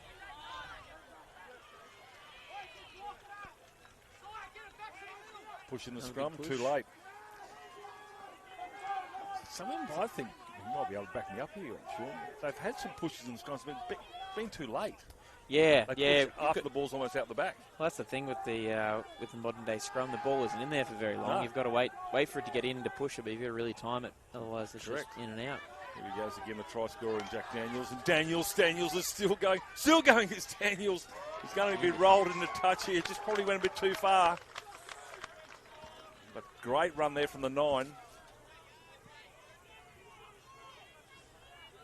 Well, St John's yesterday we saw with a few pushes in the scrum as well. It's a bit of a carryover, possibly a few Union players. How far do you go before you reset that? If the ball has stayed in there, can you wait until they actually go over the top of the ball, or the referees pull it up and let's do it again? No, as long as the scrum stays together, you can keep going. Unfortunately, another penalty in possession here against St John's. So my question to you is, because the scrums we're using community rules, you can't break. No, you can't. Early. No, you can't break early. So that is a rule all the way down now. Is the full penalty on those scrums, and differentials kind of gone away. But that scrum could keep going all the way if you pushed it back. But the problem is now with how loosely bound a lot of them are. That's usually not the case. If there's a big push or any real contest, it kind of seems to fall apart before that point. So they're going to take a penalty here to break this deadlock. A lot of play movement on the sideline here from St Mary's. Two players have come off and probably they've been knocked around a bit, not because they're gas. Dangling arms, stabs that one. 14-12. Probably the right option too, I think, Sean. Yeah, I think so. It's been a tough line to break for both teams. The defence has been quite good. So definitely take us 2 points when they're on off with 10 to go in a final. Yep. Penalty there from Kai Stammers. It's a costly one in possession and giving away 2 points. Gorry's back on the park. Need a kicking tee. Could have taken it out. Hayden, on your way. Quick stint on the bench there for Gorry.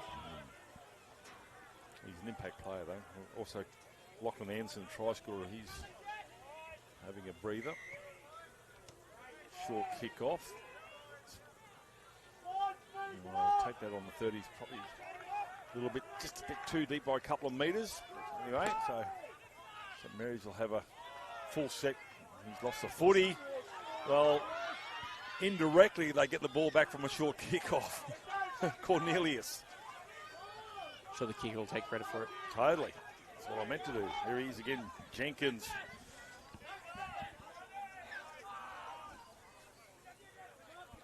Not a great pass here. Picks it up on the half volley. Williams. Before he finds a ball runner. Played on the mark. Williams again. Oh, the kick pass goes again. And it's going to work again. Nate Freeman picks up the side-to-side kick. Not sure whether it was an intentional kick or a bit of a shank, but either way, it's worked. Incredible try. Not for the first time. We've seen crossfield kicks. That is a kick, but it's maybe supposed to go a little bit higher. He picks it up on the half line. That's a good grab. Yeah, it's quick hands. Unbelievable. Hey, forget about passing. Let's just play AFL. Kick it to the next guy. Well, that 2 point lead's been erased pretty smartly. 8 minutes remaining. They come up with a try with kick to come.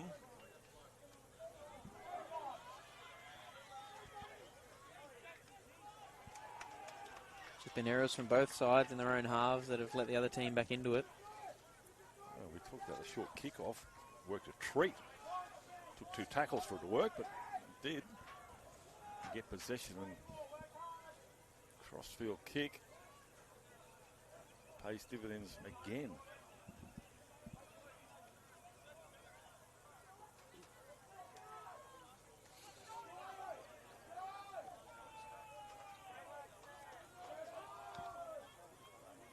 Sets himself.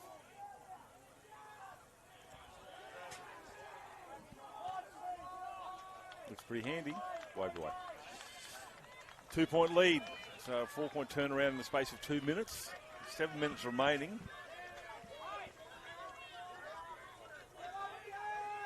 Remembering St John's were down 12-0 early in the game. It's going to be allowed to bounce. Gets a good bounce when you're hot. Here comes Gorry that pushes out one. Doesn't get away from the second, but took the big man Max Armstrong to pull him down.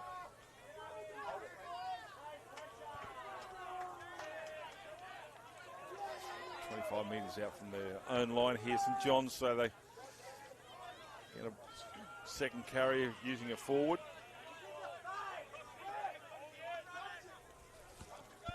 Blindside. Oh, it's a lovely ball. Good hand. Oh, kiss of death saying good hands. That'll be a knock on. But the damage is minimal, being halfway, not 5 metres out.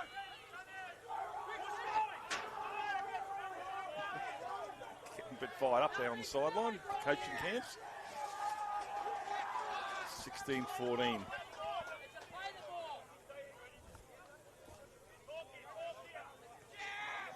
First carry coming from Dakota Barry.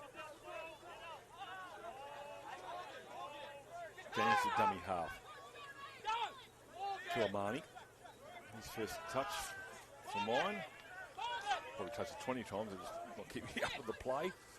Burdakin back on the field. The 1-2 punch of him and Daniels has done the damage near the goal line so I think far. you'll probably find both sides had their starting 13 with 5 minutes remaining back out in the park. That way. Barring injuries. Benny Burdakin.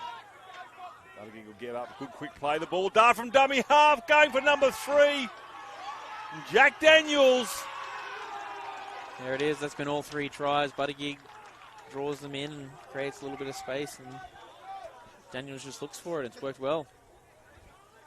Tries in the 3rd, 12th, and now the 45th minute to the number 9. Right in front. Yeah, well, big Benny Burdakin. And the feature of that was obviously how quick he got to his feet after that tackle. Yeah, that's it. He just draws 4 or 5 in every time near the line there, and a quick play the ball off the back of it just doesn't give St John's enough time to adjust. 18-16, so definitely not out of the realms of possibility for St John to hit back. He would.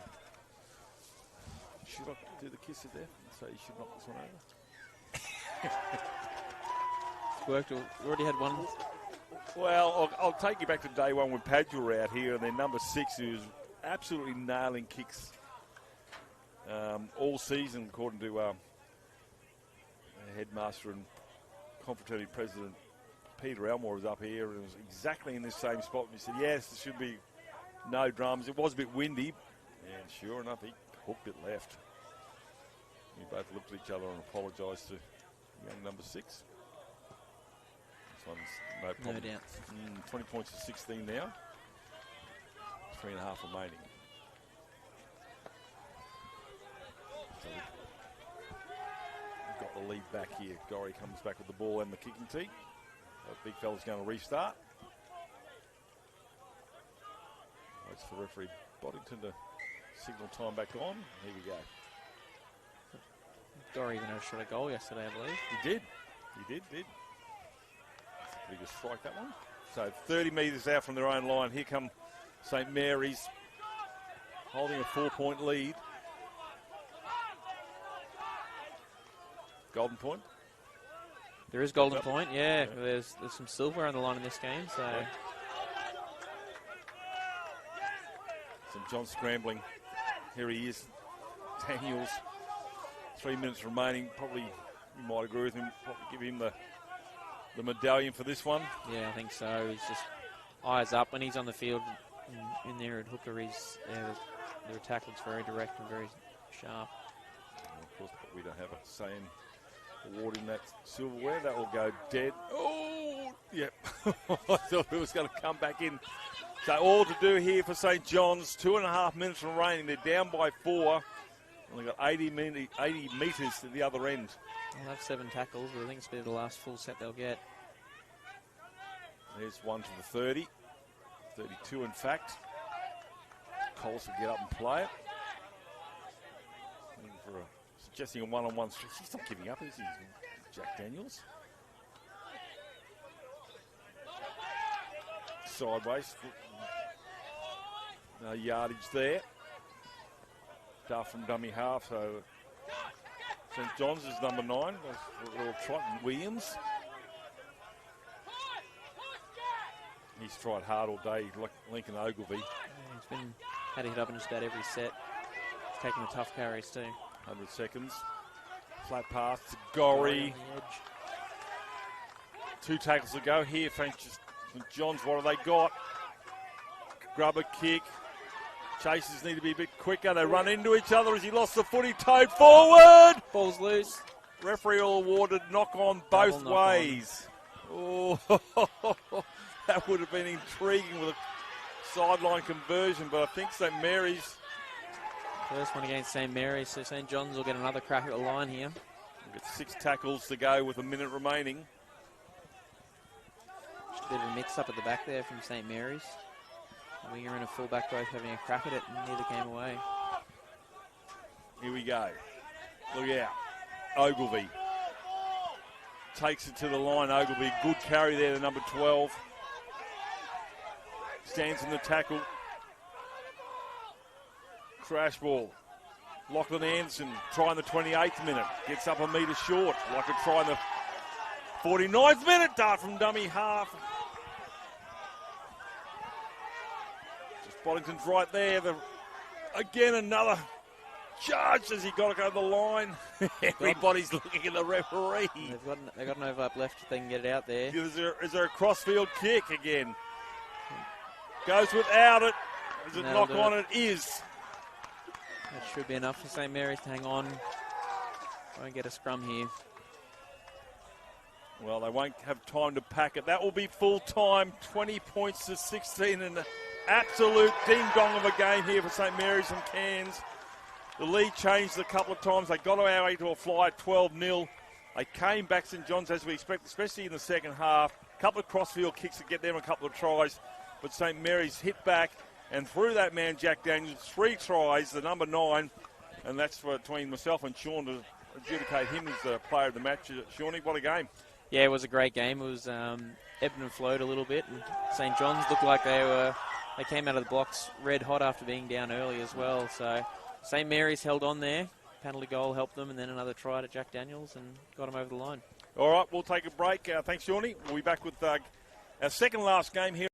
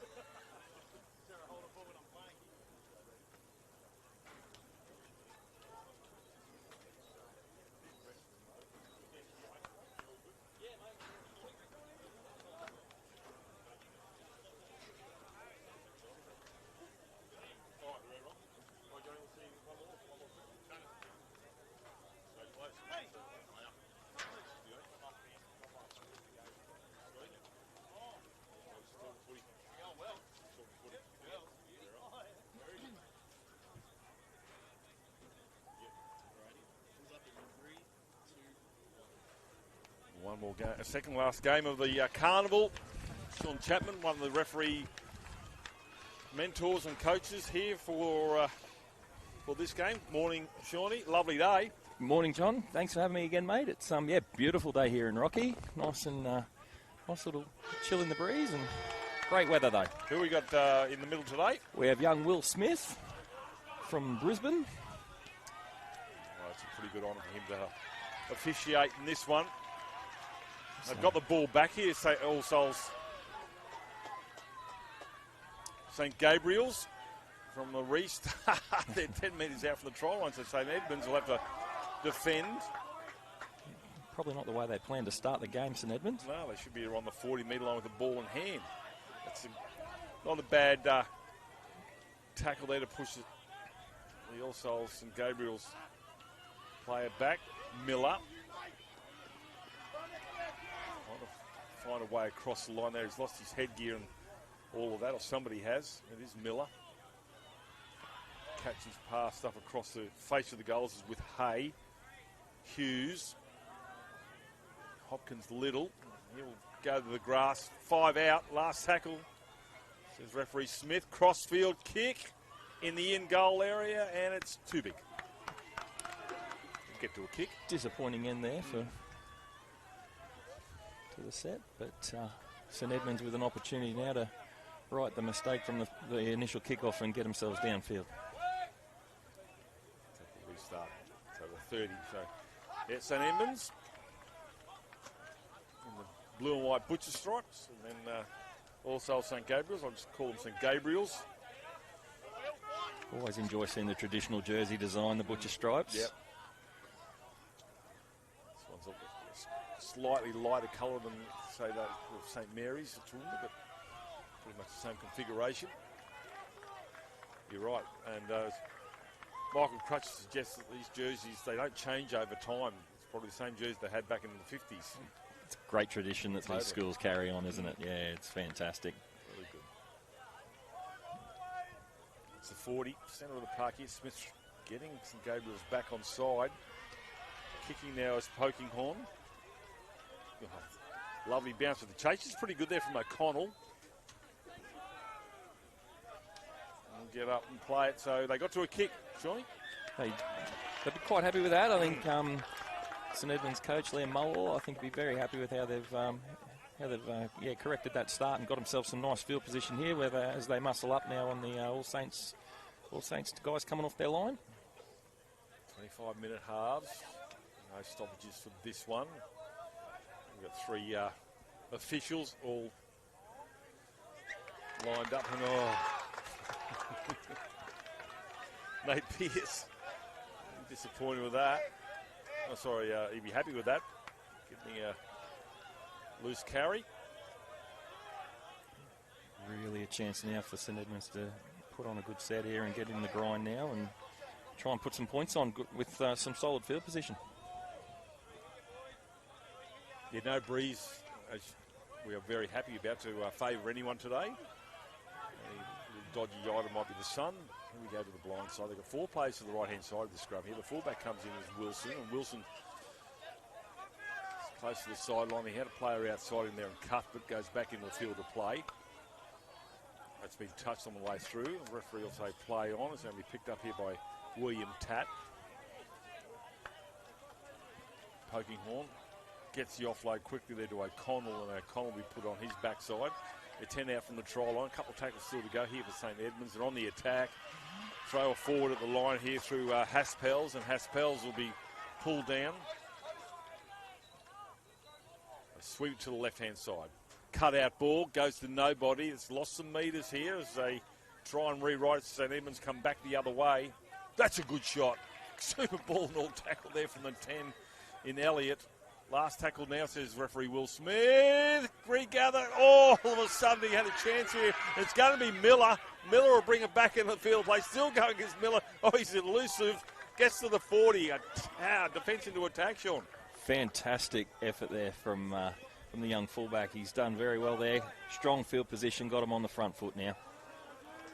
From almost congregating in the in-goal area for a try for St Edmonds. All of a sudden now they've lost the footy on the halfway line. like I said, if you're going to lose a footy, halfway is probably the best spot. Xavier Lord. They've shown that they've been able to muscle up in defence there. It was quite solid. I think it gives their coach a little bit of confidence that they can probably get the job done to hold them out. So interesting to see how they go here, see what St Edmonds can throw their way. They've got 4 on the called the blind side or the shorter side. They come that way. It's 4 on 3 actually. Didn't quite adjust there, did St Gabriel's. O'Connell will get up and play it. Duff and dummy half here is poking horn down the blind side. Gets the offload there to Wilson. Wilson for the try line, cover defence, reaches out and scores. That's a strong try there from the fullback. One fullback makes a break, the other one makes a 4-pointer. He's done fantastically well there with not much room, has he? And we've got the benefit of a little replay. They go to the blind side, Sean. There's a great flick pass here from the 6. No room to play with. That's just good strength. So they hit back. After a break, I said, from the number 1 there, Gregory Miller, down the sideline. Loose carry in the middle. Costly now. Yeah. And and as I said, they didn't number up. It was 4-3 from the back of the scrum. And Pokinghorn saw that, and they went to the right-hand side, this is the broadcast side of the ground. And 2 errors coming out of yardage. I guess it's, one of them's going to probably work against you eventually. But no, credit to St Edmonds. That was a great flick pass there. And really good effort for the try line. So conversion has got the legs. No, unsuccessful. Probably playing for that breeze we've had for the last 4 days, John. On Says. Well, I can tell you the breeze has certainly dropped because I've only applied the lip balm once today. And I've got the ski gloves in the bag. It's, that's just telltale sign, isn't it, what we've been up against the last couple of days. But oh, mate, the beanie and the ski gloves, they've been getting a run. I think a couple of references to what polar bear droppings smell like, I think. Well, we were talking about there's a furniture store across the road that we're going to start burning some of that stuff. And there's a supermarket chain over there that was selling gloves down the middle aisle. So I know the NRL lady was here the other day. She came back with enough to suit up an octopus. She suited my 2 mitts up, mate. I can confirm. She's popular. I didn't get her name. So certainly was. Young Denise, she was very much favourable in the group by offering up gloves. Good return there from Harry Vidler, but now it's just a wonderful winter's day here in Rockhampton. Clear blue skies, no breeze, nice 18 degrees. This is come again. It's just tormenting the left hand of the defence of St Gabriel's. Last tackle, says referee Will Smith. Slow play the ball. Last thing you want to do, give away a penalty on the last. He's got in the way of that player, and that's going to be a penalty. They'll go to St Gabriel's just to break down the communication from the half. Yeah, there's a block runner come through there and has taken some advantage there with being allowed to get that kick away. Well, he had nothing he could do. If he goes to ground on the last, it's a turnover. That probably would have been a better option than giving away a penalty. That's been batted back. Has he touched it? He has touched it. He has touched that there. We'll recommence with the play of the ball. Yeah, probably better off going to ground there and just having a defensive line set on the halfway rather than now being on the 30. Absolutely. Probably cost themselves 20 metres there. Correct. In the end. So, they lead by 4-0. Archie Hay. 30. So numbers deep on either side of the ruck here for the dummy half to go. They go through the back rower. Froloff. Slow play the ball here. Good wrestle one there by St Edmonds. Plays in motion. Osborne, French player, gets up. Still going the same way. It's with Miller.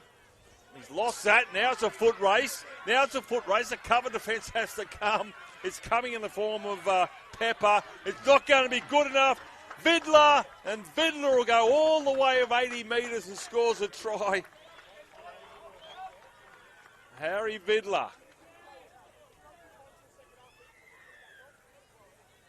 That's a great effort there.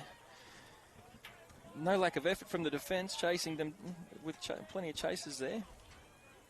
just not quite quick enough to pick him up there. I thought he had him there briefly, Sean, but he found another gear. Might have found the fourth gear there, I think, and he's done very well. Stephen Pepper giving chase there, but no avail. So just a sweeping play there from St Gabriel's, and they were just a loose ball snapped up there. We've got 2 of them out in the park here, and they 8-0, 15 minutes still remaining.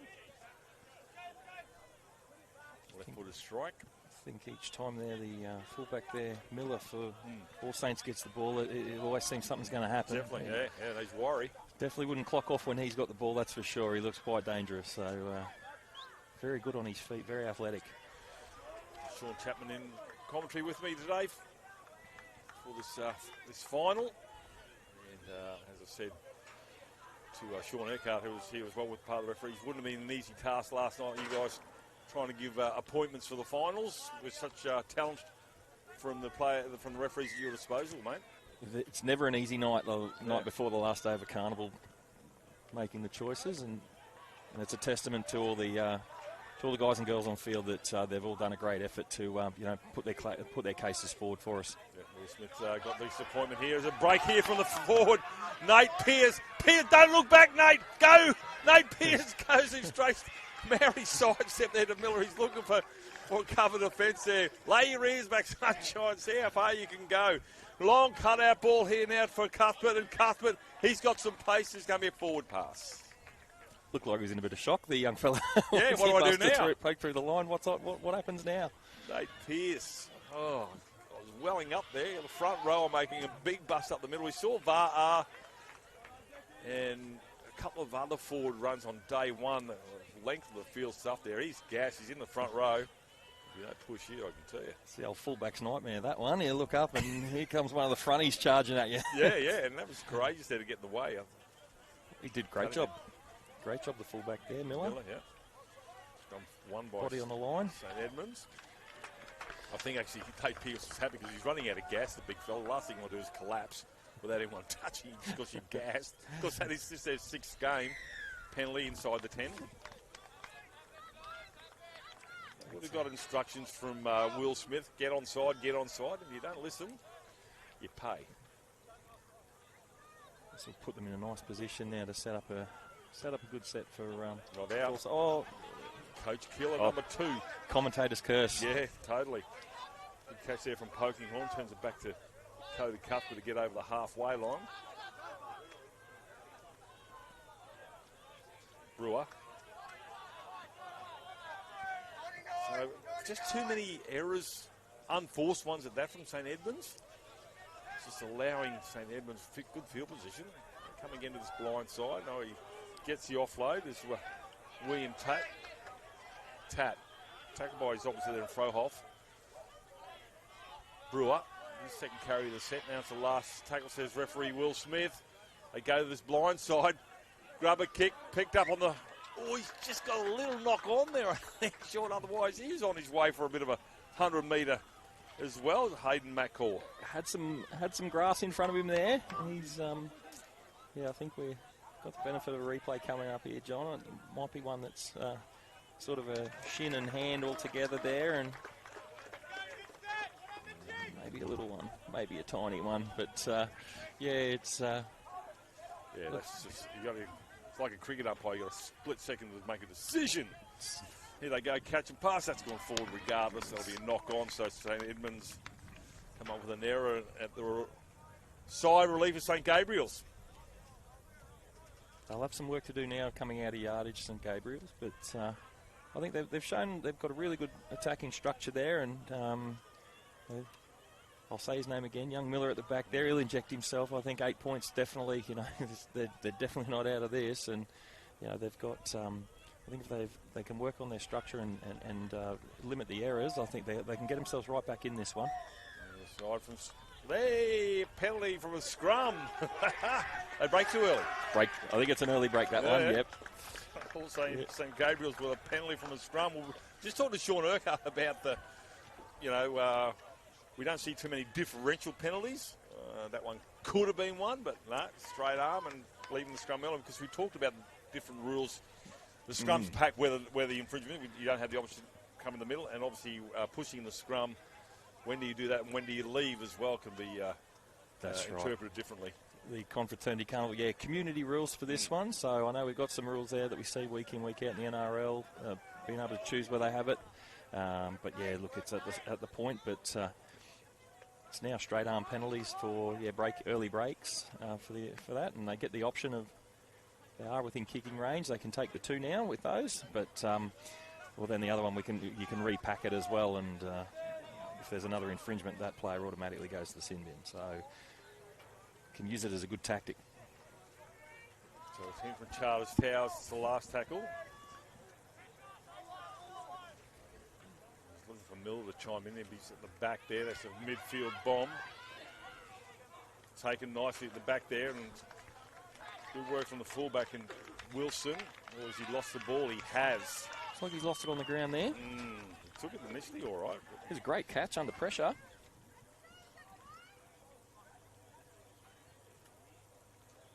So this is a good 9 minutes remaining for St Gabriel's to get back into this.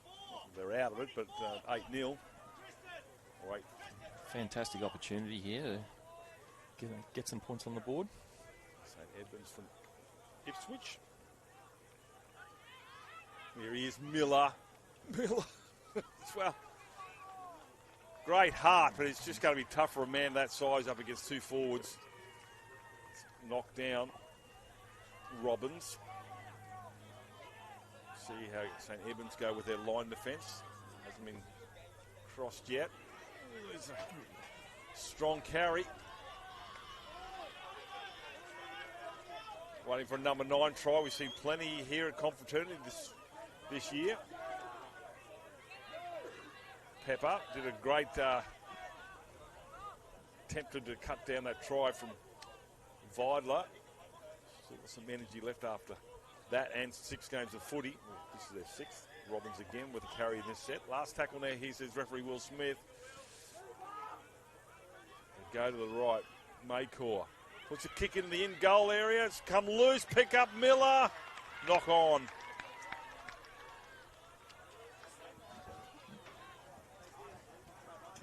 Had the right idea. There's good pressure there. They might have got themselves the football first here.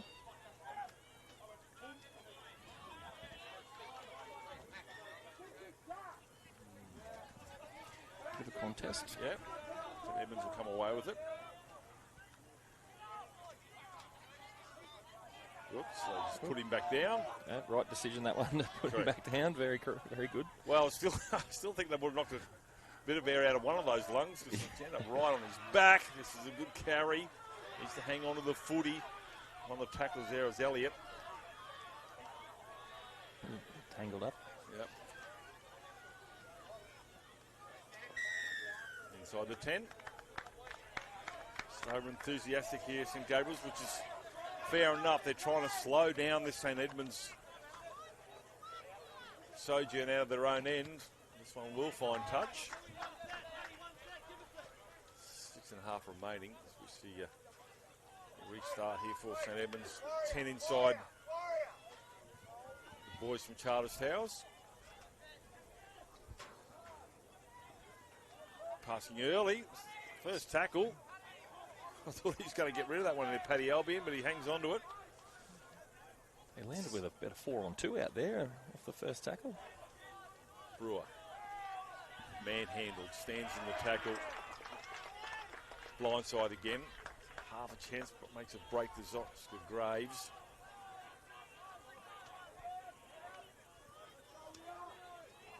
Try to come back the other way. Joel Rutherford, big red head, cut down 10 metres out from the try line. They've got a couple more to go here, St Edmonds. They're going to come towards the swing, but it doesn't matter. The lock forward, the back rower goes over and scores, and Sebastian Cratch just weight of possession there. Great line running here by the back rower. He's done burst through. There he comes. Good flat ball, wasn't it? Great ball. Great ball. Great service. The two defenders on the ground had a look at each other as if to say, well, I could have stopped him, neither could you, because he was full running. He was. He's that Britain-Nakora line, we say. He's for Cronulla. I think a lot of youngsters, they're watching a lot of the back rowers watching young Britain-Nakora at the Sharks. I think they'll be, we'll see a lot more of that great hole running, and that was a great example. And it's good vision, isn't it? We're talking about the 9s and 7s finding those plays and putting them through those holes. Pass has got to be right on, and if he's momentum will get him a long way there. That one definitely right on the money for him, and great try, St Edmonds. Conversion should be pretty simple, and he gets it over the dot. So starting to get away from All Souls St Gabriel's, but they've really just disciplined. They've knocked the ball on a couple of times. They've been penalised. We can go all the way back. They were inside the 10, penalty on their halfway line. St Edmonds marched it upfield. It's all about territory for this one. St Gabriel's been down there a couple of times, almost across the try line. Didn't quite get there. Certainly have. They got quite close there before, and so it's definitely not out of reach. And be bringing Miller into it, get him to chime into that back line. He's elusive. He's a lot of energy. Good carry there from Joel Rutherford. Thundering carry almost to the 30. Here's another one. Manning. No, it was not Manning. It was actually Iceland.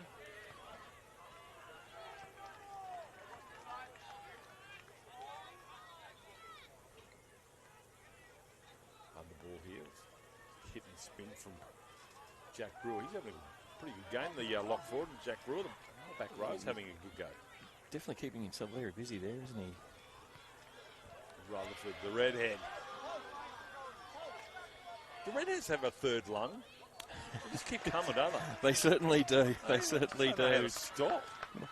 Not sure what it is there, John. Yeah. Obviously, they're not going to get too worn out by the sun. He's definitely not an easy tackle, young Rutherford. It's a 30-metre mark here for a bit of a bunch here. St Gabriel's. That's a good gangland tackle there by their Oscar Graves. Really muscling up here, St Edmonds. They're doing quite a good job now. They've got to go wide. There's no way through this blue and white wall. 2.5 minutes remaining. Down 14-0. Very good structure here. So evenly paced. That's not the last. Not sure kicking it away was an option. One more tackle would be nice. A few more metres for St Edmonds to run it out. They'll run from the 40. It's a nice strong carry there from the fullback. Cup will get after losing his footing. Cratch. Lost his strides.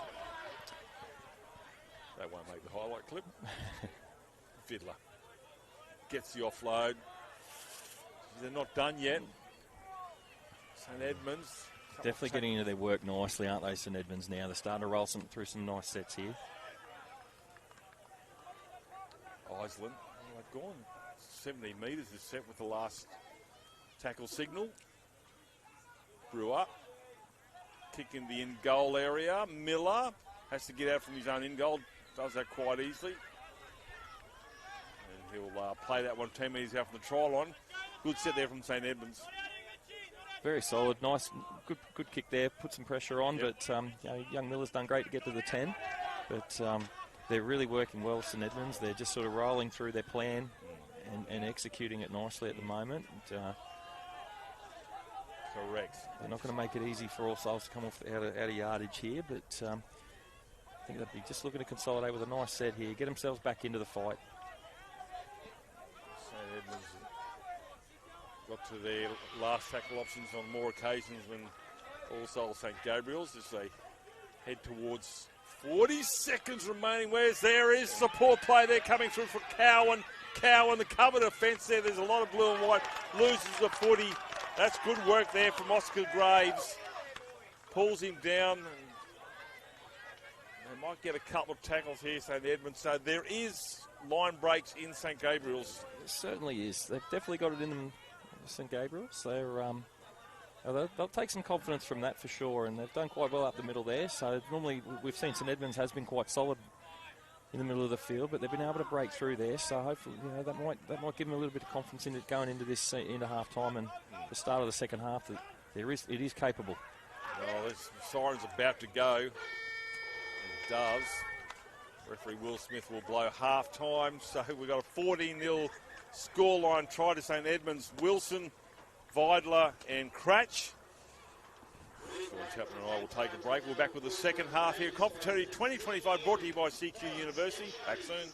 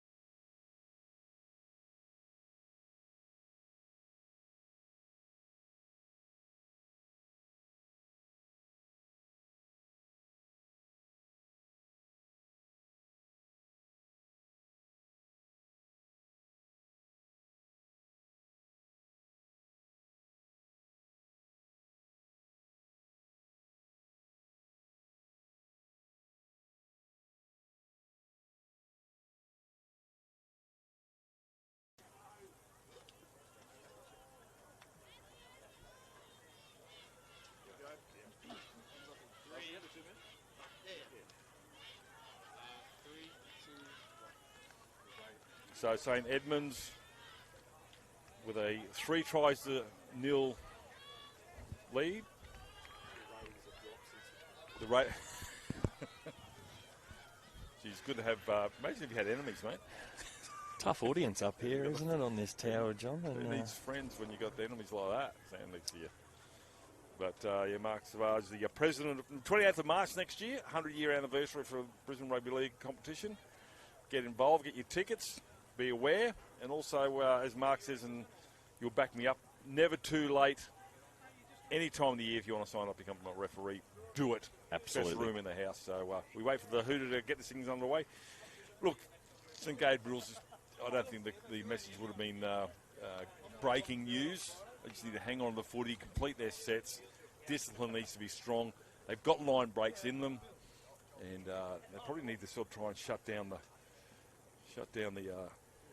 halves of Albion and Pokinghorn. But they really need to eject Miller, who's been dangerous at the back of the number one. Been allowed to bounce. Oh, that's a lovely deucerer. Came out of the back of the hand. He was spun against the way it was going. That'll be scrum feed here to St Edmonds. So St Gabriel's, they started off all right. They got the ball back from a kick-off. And this one, well, saw the table's been turned. Something wrong with that end of the field. The bounce of the football can be a very harsh thing at times. Well, I asked Tony Norris who designed that thing. They said that she reckons somebody made a mistake. They said, "Oh, forget it, we'll leave it as it is." Seems to stay that way for 100 years. Absolutely. Yes. It's a cruel, cruel thing. It can work in your favour more often than not. The referee's right there, Smith, and he was going to say that Harry Vidler will be held up. He's already got one try as the centre three-quarter. And he'll play that 10 metres back out. Underball here now for Island. Just a settler. Numbers out to the right-hand side here. St Gabriel's need to number up. Short ball. Trying to run between a couple of shoulders there as the back row there, and Cratch has already got a try. He'll walk into the in-goal area and be held up. And he'll go back 10 metres as well. And he'll have another crack. So back again for a reload. Gabriel's hanging on. 3 defenders involved in that one. They've got a checkered backline move here to the left of St Edmonds. The defence on the right-hand side come out pretty quickly there to turn that play back infield. It's the last tackle now. Wrap around. Can you believe it? Is he going to get there? Is he strong enough? No, the defence is good. There's a penalty on the last for a high shot. High contact. Wow. 6 more. 14-0. They can't afford any more points here, St Gabriel's. St Edmonds looking to put one hand on the trophy. I know it's early. Island throws a dummy. The number 9, Pokinghorn, doesn't get through there. Now to the right. Steps off the right, left. No way through there. Ball and all tackled. Penalty for a high shot. And I'll get another 6. St Edmonds. Doing well to man up here, All Souls. They've at times where you think there's going to be the overlap. They work hard in defence. Losing some gas. Man up, but this will be taking some energy out of the tank for them. William Tatt there with a carry. They come sweeping play. Oh, he held it on long enough there, did Paddy Albion.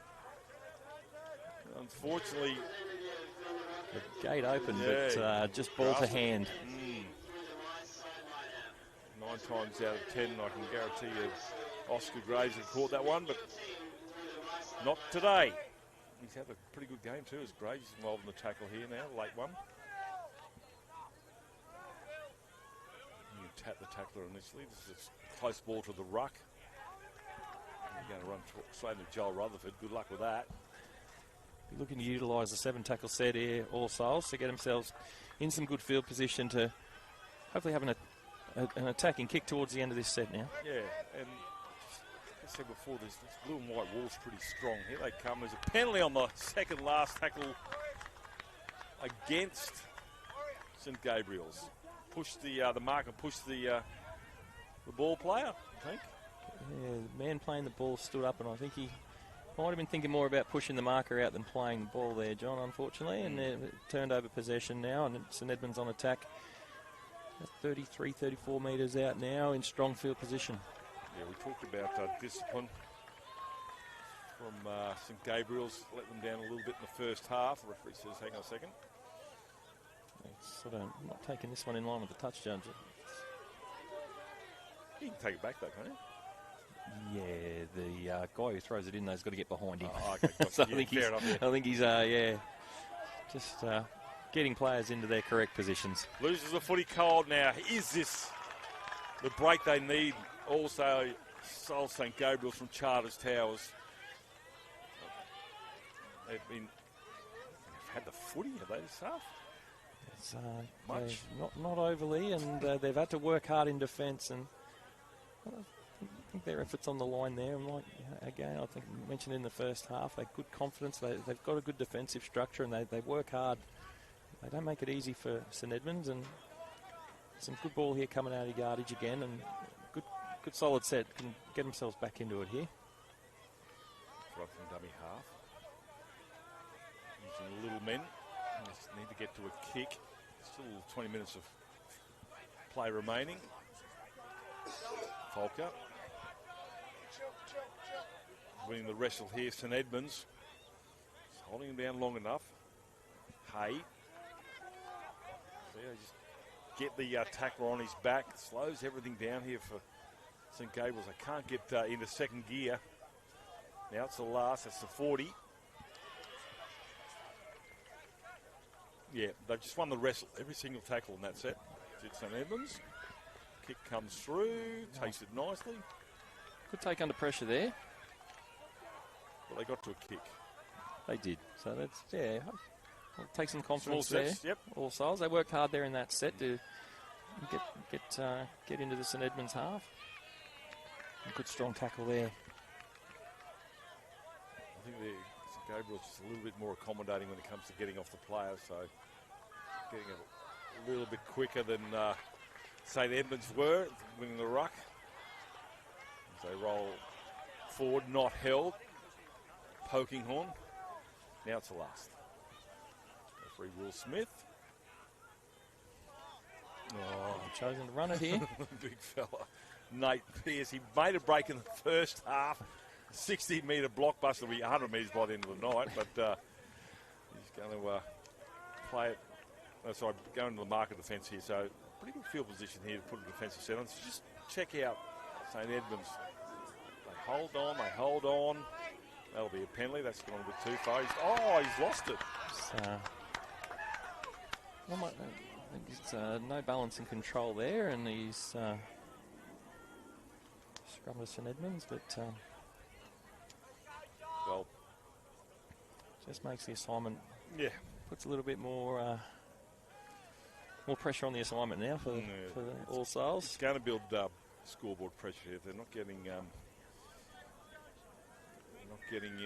anywhere near the other end of the field. We've been looking predominantly to the left-hand side this second half, Sean, and it's been all St Edmonds with least errors, and throwing a dummy there as Vidler.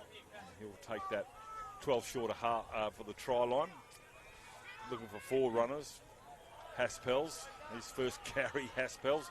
Good tackle there coming from the opposite forward, and Xavier Lord. Pearce is there. Oh, that was 3 metres. Took about as much energy as his 80-metre run earlier. Kick into the in-goal area. It's going to be defused by Miller. They'll get a line drop out here. So St Gabriel's survive for now. And Pearce, I think he's going to have some stories to tell on the 8-hour trip home to Ipswich. So might put some mayo on some of the on the big rundown. But good on him. He does deserve it. He's going quite well there, charging hard onto the footy. More field position now for St Edmonds. Yeah, the viewing numbers on this game might go up quite a bit as he replays that and replays it. So St Edmonds again 20 metres out. I just hope your assistant commentator doesn't scare the viewers away, John. No, mate. That was the colleagues, and that's inverted commas. Mate, you're doing a great job. Did Mark and Sean as well, helping us out with the commentary here. Really appreciate you stepping up, boys. I know you got a full day anyway, so thank you. William tap now. It's a penalty late in the tackle count. Looks like dissent. Why would you be a coach, Sean? Oh, it's... Why would you be a coach? I wonder if he's going to call out the captain, or is he the man responsible for it? He's crippled. He's holding his shoulder there. He's saying, send me off. I'm broken. Referee Will Will Smith laying down the law, and rightly so. And you get a conversation with the referee and also from the coaching staff at the end, but he's no good at all. If they're aware, they'll be running at the shoulder of the free. His right arm seems to be gone. carrying it he's favouring it very much there, isn't he? He's They might run out of troops, maybe. St Edmonds, they go to the right-hand side. Takes it to the line. He thought about a kick here. There's an opportunity for a one-on-one strip there, but second player comes in. St Edmonds hang on to the footy. Blindside, 4-on-3. Cratch. Already has one try. Dart from dummy half as he crawled in underneath there. A referee's going to walk backwards. A good indication there's a try. So Polkinghorne, I think, will come up with a try.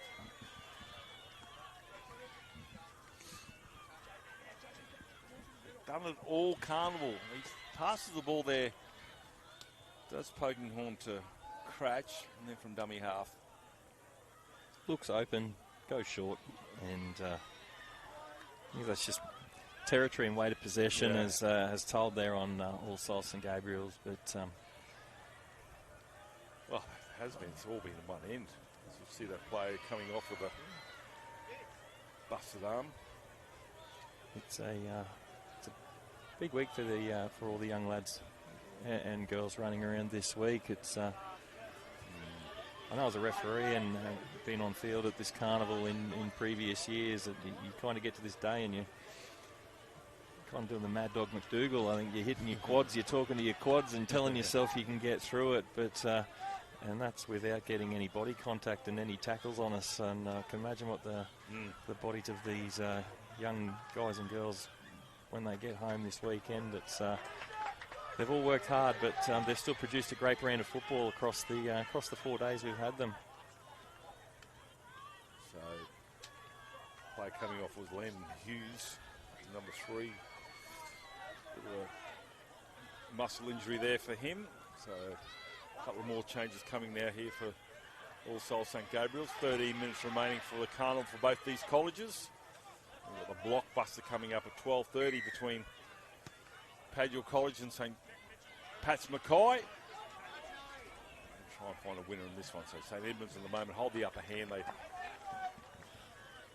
have no score second half.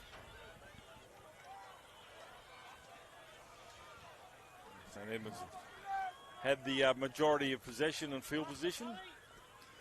They've definitely enjoyed that department of the game, and they're working away now to complete their set. On Coach Liam Mulhall will be very happy with the structure they've played through this game. Here they come again. Slow to his feet. Jack Brewer.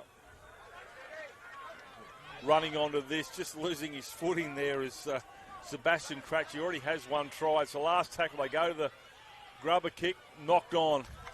I'll get 6 more here, St Edmonds. Now St Gabriel's from Charters Towers. They'll catch the bus home tonight, and they'll be very, very, very sore. They've had to do a lot of tackling in this game. I used to say 65-35 maybe, Sean. They certainly, the numbers in possession is heavily against the boys, and we've seen them working really hard. I think it's been a long week, but it's not quite over yet. But they're putting in a great effort. You can never question their effort. They've done a great job in this game to just stem what they can. Oh, goal post comes into play. Well, the beautiful thing I was hoping to see was with ball in hand, they're an attacking side, and just haven't had enough of the footy. That's right. We just haven't been able to see it. It's a shame. Oh, it wasn't called held, and referee's going to say, yes, I did call held. Brewer. Face ball. Rolls over. He thinks about it. He's going to be penalised for double movement here. Yep. He couldn't resist. The white line was there. Is that the ruling, Sean? I think that does look like a double movement there, John. Would be if he has as the ball carrying arms hit the ground, if he's got a hand on him, then he definitely can't keep going. A lot of bodies there.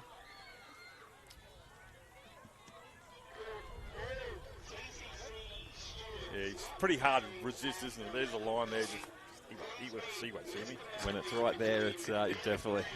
Temptation's too great sometimes. So St Gabriel's from Charters Towers.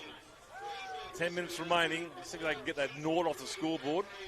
Be great to see them get on the board here. They've really worked hard, and would love to see them get some points, but unfortunately we've just got another handling area coming out of yardage. It's just fatigue, isn't it? Definitely fatigue. They've had to work so hard in defence to protect their line. It's love to see them take some points back to Charters Towers with them. I think even taking the scoreline out, the fact that they're in a final, I think it's a great achievement for any team. And 15 minutes, the score hasn't moved on from half time. So, like I said, a lot of defending. They're still at it. All Souls St Gabriel's are not giving up, manning up. Well, in face of a weighted possession, St Edmonds. Brewer.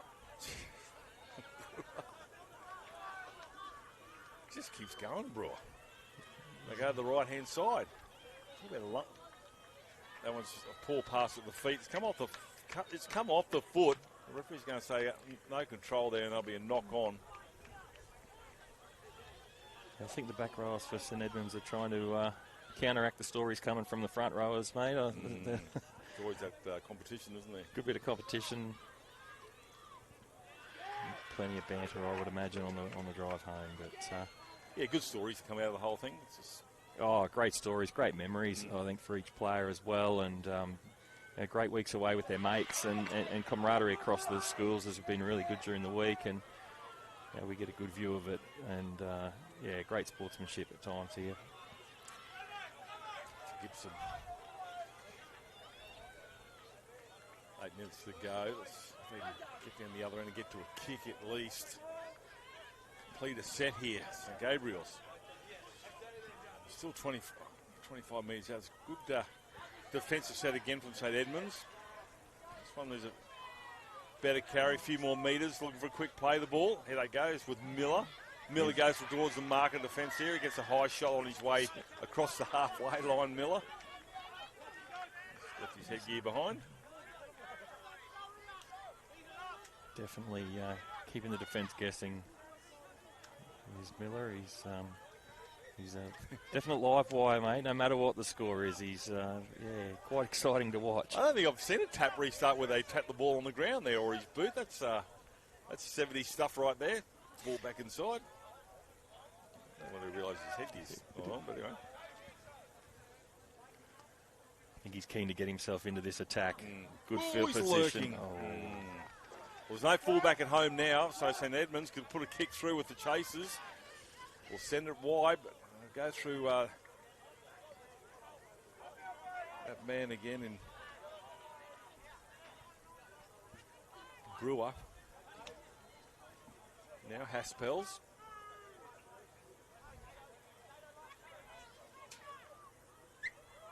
Ooh, little knock on at the back. Opportunity here. Yeah. Some field position now for the All Souls team, sorry.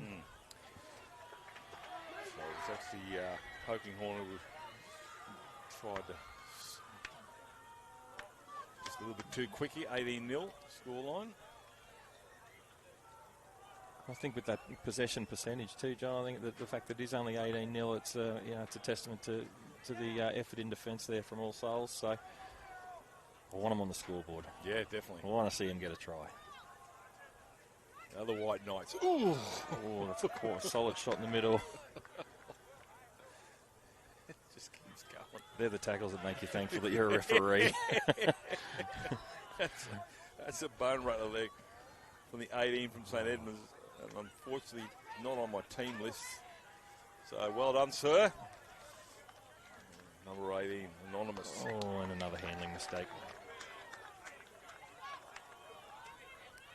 So it's been the unfortunate here for St Gabriel's. They had an opportunity there, but they'll pack this scrum with gusto, maybe a push. Let's see what happens. Well, that's right. I think they'll be doing what they can to get the ball back. 5.5 to go here, and each minute presents an opportunity for them to get themselves on the board. Well, they need a good defensive set here, so they've got field position to make that one last assault in the closing stages of the game here. So they just need to don't give away any penalties. Make sure they win the wrestle. Don't look to be and shut down any offloads. Yeah, There he goes might be again. looking to return serve here with some good strong defence. Here's one now. Good effort there. Brewer goes without it. And now comes the error of their opportunity. All right, 5 minutes remaining. This is what they're going to do. Is they don't have to necessarily need to score off this set here, but if they can get good field position and get to a kick or last tackle option that's favourable. It's a slow play the ball again. Folker. That's the 20. Got the back line to the right. They go to the blind side. Just try and find out, see where Miller is. He's starting to make his way across field here to see if he gets some open space. Working in back play here. Yeah. He's There he checking is. himself right. Goes without it. It's knocked back. No, referee's going to rule otherwise.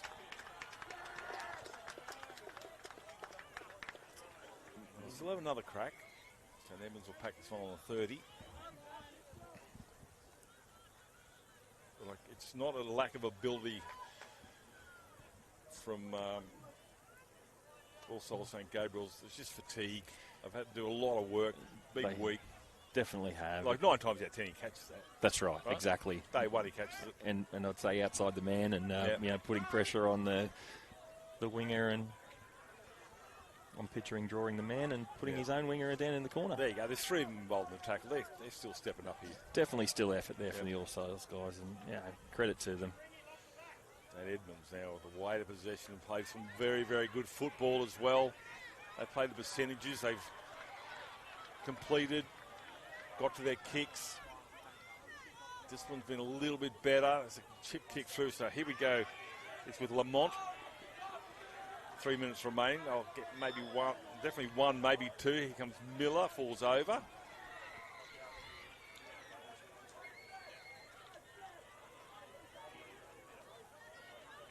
There's a shoulder Edmonds, charge there. Picked up by Will.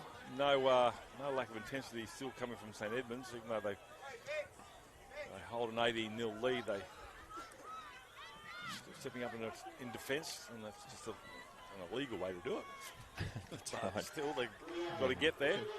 I think they'll be looking at having a clean sheet in this one, taking a clean sheet home with them.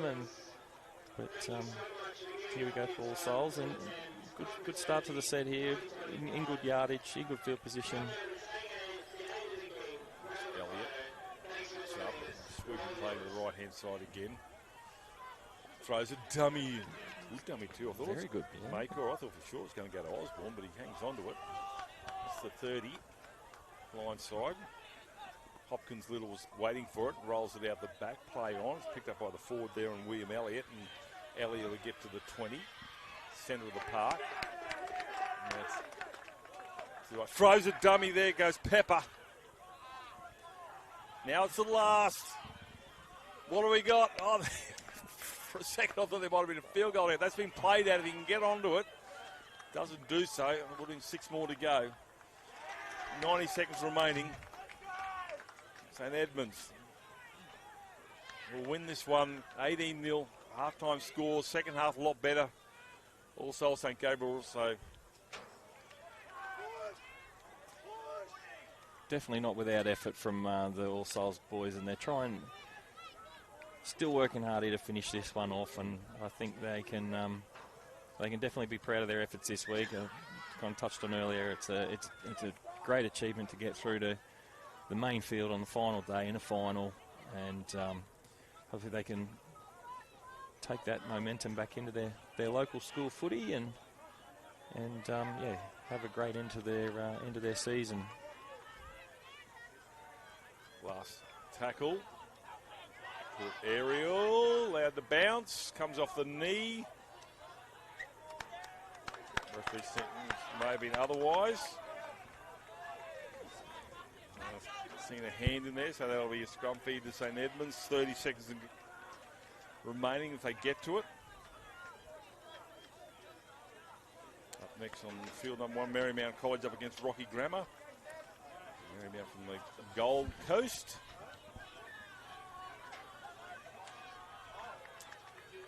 Kicking the in-goal area. Oh, that's clean the bowling. bounce, yeah. And that will be full-time. Won't get to a restart, or will they? Hooter will sound. It's a win here, 18-0 to St Edmonds over All Souls. Referee Will Smith buys full-time, and it's all over. Just not enough opportunities for All Souls St Gabriel's. Well done to St Edmonds. They played a structured game of footy, mistake-free most of the time. The discipline was good, and that is full-time. Shawnee Chapman, thank you for your time, mate. No, appreciate it, John. Thanks again for having me, mate. Great day of footy, and yeah, hope everyone at home's enjoying it. All right, we'll be back soon with the second last game as I get to see Marymount up against Rocky Grammar. Back soon.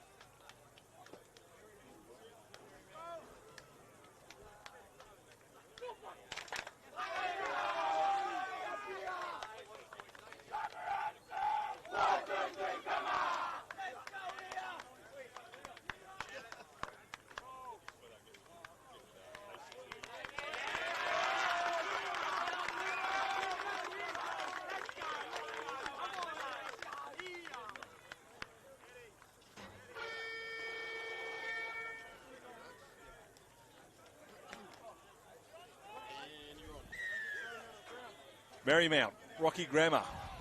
It's the second last game of the day here as we see Rocky Grammar, right of screen, receiving. Referee this one is Kyle Pitchford. He's from Bundy. Bundaberg. Touch judges are Nick Taylor and Lockie Moore. Sunshine Coast, so Marymount College in the traditional blue jerseys. Both these sides have been here on field one. Some explosive players. We get underway here.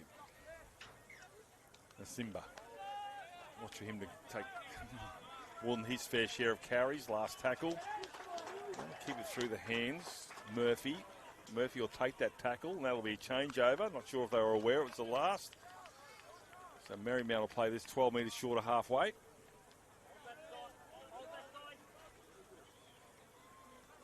Ring. Ring. Play that on the halfway.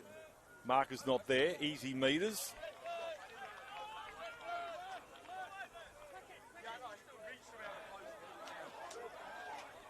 That's your friend. That's good metres there. They're 20 out here now. Marymount, Riddell, and Abel. Not very often you see 7-6 on one side of the park. It's going to be a knock on. Change over. Sure it was the last. Otherwise, scrum feed. You'll think a win to Rocky Grammar. Although we saw Marymount College pushing the scrum on several occasions. Let's see if they employ that tactic again.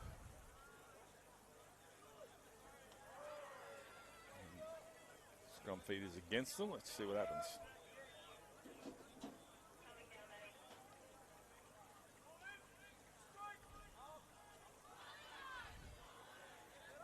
No push there. That allows scrum to go ahead. Over the back, we've got Villanova up against St Lawrence's. Two sides have played each other in rugby union over the back. We've got them. A very dodgy looking mascot on the sideline here for Marymount. The least ferocious looking shark I've seen. At least be nice and warm. So he's good defence there from Marymount. Counts. Scored a try here yesterday. Get up and play it. 30 out. Slow play the ball. Marymount winning the wrestle on that one. Frame. Luke Frame. 22 metres out here. Rocky Grammar on the fly. Almost through there goes Peckett. Counts again from dummy half. Front row Rebel. Caleb Rebel. Get up and play it on the last.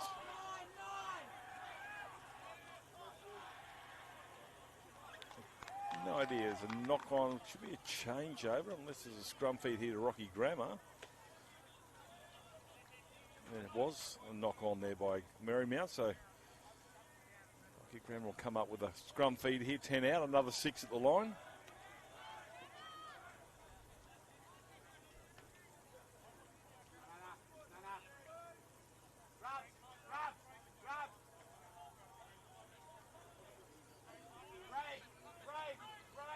Well, pushing the scrum from Marymount. I mentioned it before, and this one doesn't give them the footy, but they also get pushed back a few more metres away from the try line. Frame.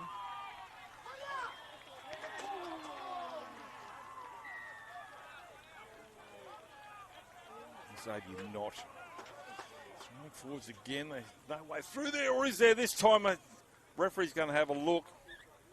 Held up is Caleb Rebel. They'll go back 10 metres, and Rocky will throw another couple of tackles at the line. The blue and white, blue line holding firm, 0-0, 5 minutes gone. Numbers to the right, 3-on-1, the ball goes behind. They've lost some metres. That's the 30, so Wilkinson the tackler. It's the last tackle now. Cross-field kick. Feet coming through, nicely done there by Bryce Andrew. He'll get up 12 out from his own line. So Marymount with very little footy. Try and get out of their own end.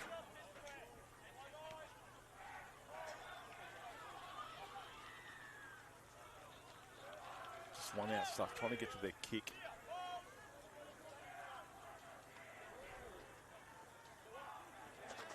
Good contact. That's a good tackle there from Jonty Couts. Right underneath the ribs, getting some help from Ethan Asimba. That's been touched. Everybody's on side.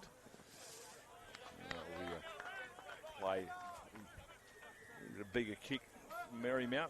Rocky will have 6 tackles inside the Gold Coast team's half of the ground. Steps out of one. There's Whananotanu.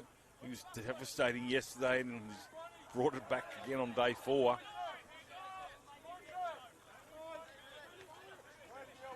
Holstrom. Relentlessly on the march here. Rocky Grammar reaching out there as Luke Frame. Straightens the play. Gets the offload here now to Asimba. And Asimba for the try line. Is he there? The referee's going to look at the touch judges and Asimba.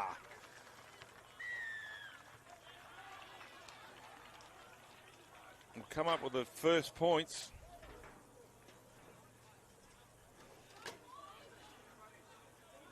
Straight in the play there was Luke Frame. Gets the offload there and Asimba. There's 3 defenders in his way, but even Beckham Morse couldn't stop him. So try there to Ethan Asimba. After 6 minutes. Strong there last week and just dishes up another good carry there to the 16. Right in front. Take him back to 20 metres.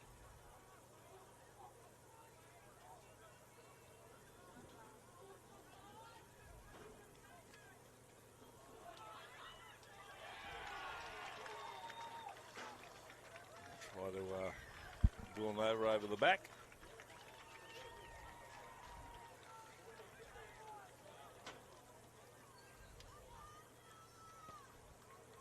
Oh, it's the upright right in front. And that wasn't even me, Curse. It wasn't my commentator. Let's see, Fayoso.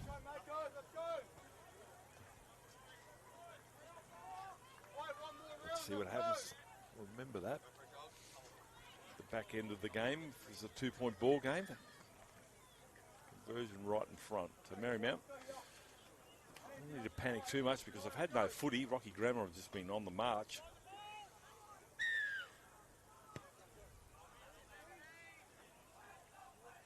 Oh, 2 of them getting in the way of each other down there. It's a knock on. It's come off the 7 in Peckett. I think you'll find. There'll be a line dropout. Getting each other's way.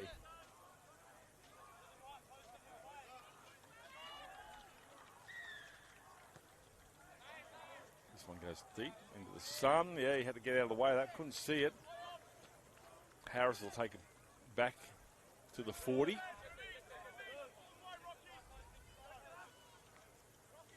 Riddell finds a forward runner there and Beckham Morse.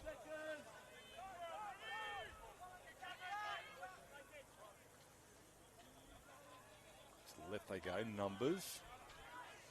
Cut out ball for the fullback and Wilkinson will go over and score. Marymount with their first trek into Rocky territory have come up with a try in the corner through Sterling Wilkinson.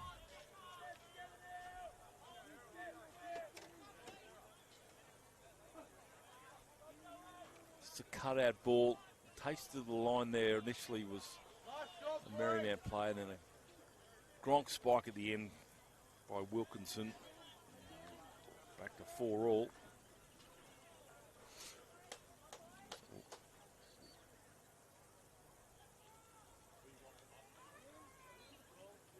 Tough conversion attempt here for the Marymount kicker.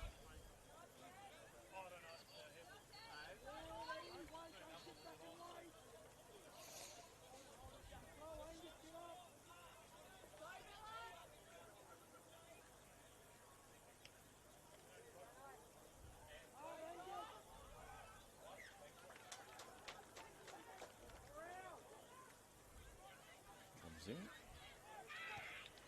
Low and flat and hard and waved away. 4-all. 15 minutes remaining, first half. Thanks to our sponsors, Central Queensland University, Struddies, the NRL, and Fogs, the former Origin greats, for their inclusion in the sponsorship list here for the first time. Counts to get things back underway.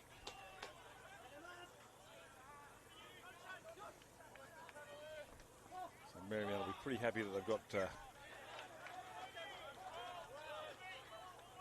some points on the board with very little footy.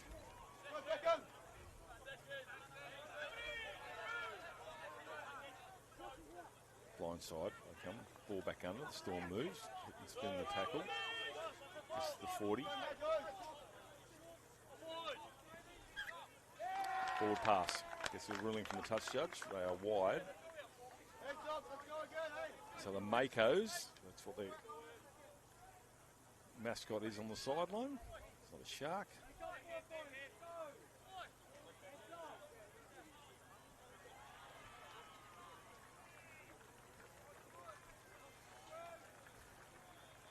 We've got a 5-player set almost right behind each other here. The scrum play. Murphy with the first tackle on the 40. Second carry is Murphy.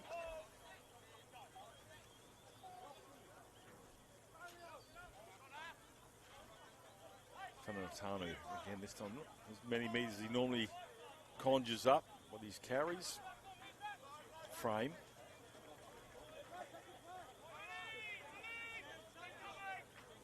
And that's Lincoln Lewis will get up and play it. 15 out from the try line. Peckett loses the footy. Grabbed by his opposite and Hayden Riddell. And Riddell, well, Marymount again working it out from their own end.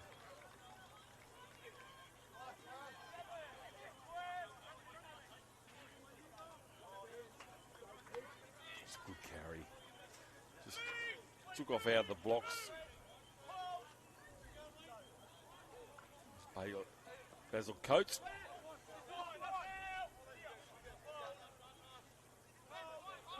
They'll get up and not sure which way to go there. Decides to take it himself. Then Marymount 13 in actual friend. They get to a kick. Taken comfortably at the back. Throws a pass back inside to who used to be his mate. Gets absolutely wiped out by Allen and Morse. One-handed offload. Carlos.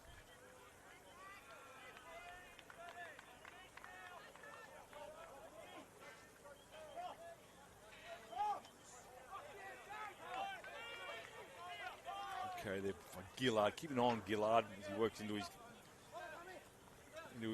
game. Doesn't want him to take the odd carry or two up.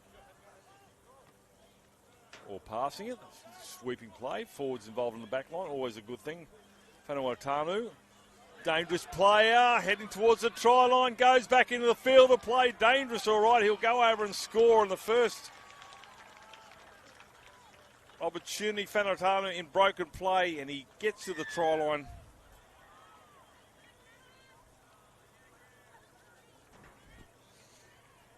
Puts a fend on. And just sheer speed. Gets him to the line there, trying to pull him down on an ankle tackle. Was Kobe Allen on the back here. Coming after him was Brown.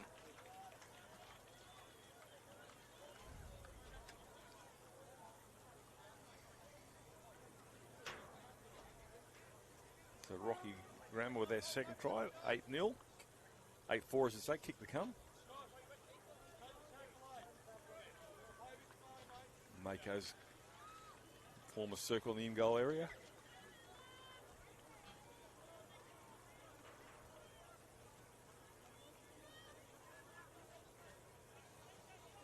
Can probably get this one because it's not right in front.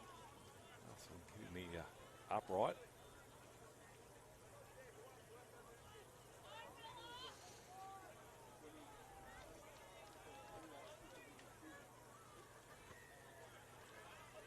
does get it.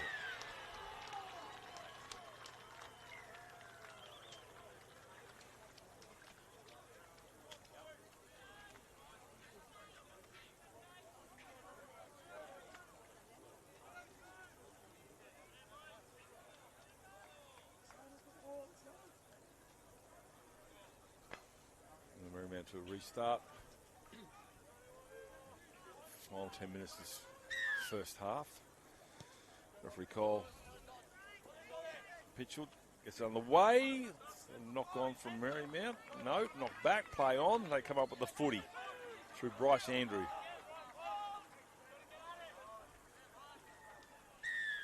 Steinbeck. They're inside the 10 here, Rocky Grammar, so they'll get 6 more. Fine touch, or I'll just take the tap restart. Riddell.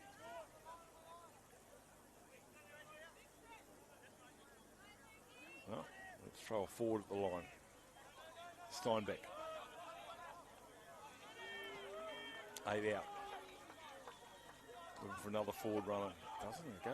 Sweeping play to the left-hand side. Getting close to the sideline, and it does. Oh, it's disappointing there for Marymount. It was only the second tackle.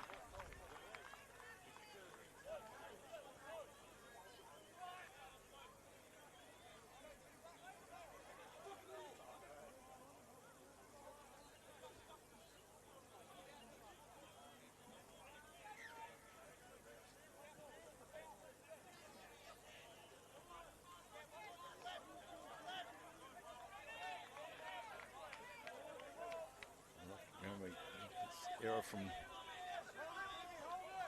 Marymount. Boot comes flying out.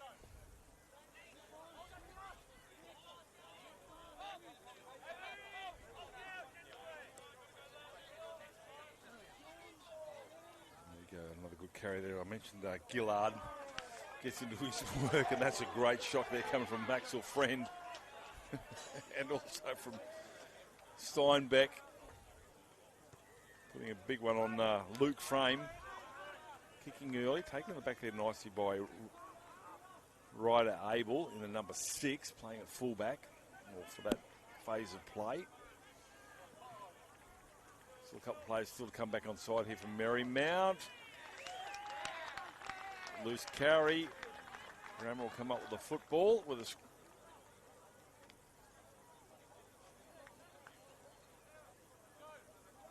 scrum feed session. He's pointed to the left for Marymount scrum feed.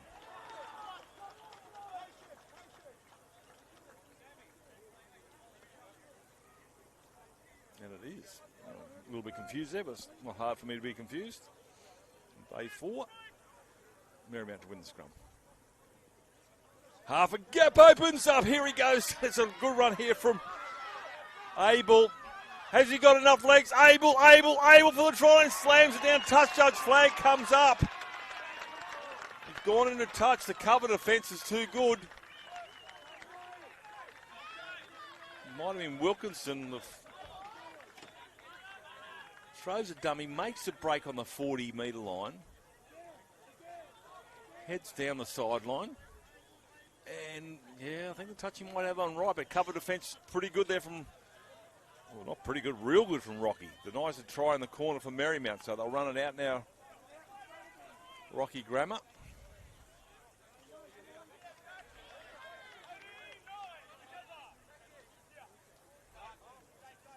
That man again, Gillard, will come to the side and have a well-earned break.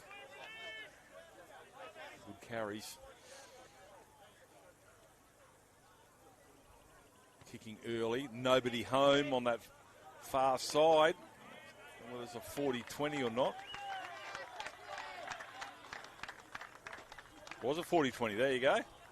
Great kick. First one I've seen all carnival and the day there's no wind. What's going on there? So Rocky will have a fresh set of 6. It's extraordinary.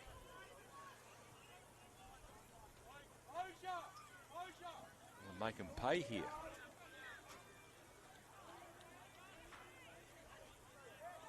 Simba had a try in the 6th minute. Looking for another one. Hell says the referee. Peckett. Xavier Knott. Xavier Knott is there. 3 defenders stop him. Briefly might have got across the try line on his feet. Oh, this is good stuff here from the Makos. Marymount aiming up in defence here. How much more can they take, though? Another crash ball here coming from the Rocky forwards. Still no way through. From dummy half, and not for the first time we've seen a hooker score a try, and Jonty Couts comes up with a try. Pretty sure he scored a couple earlier in the carnival. Forward after forward at the line, and then Couts throws a big dummy, and they'll come up with a try there.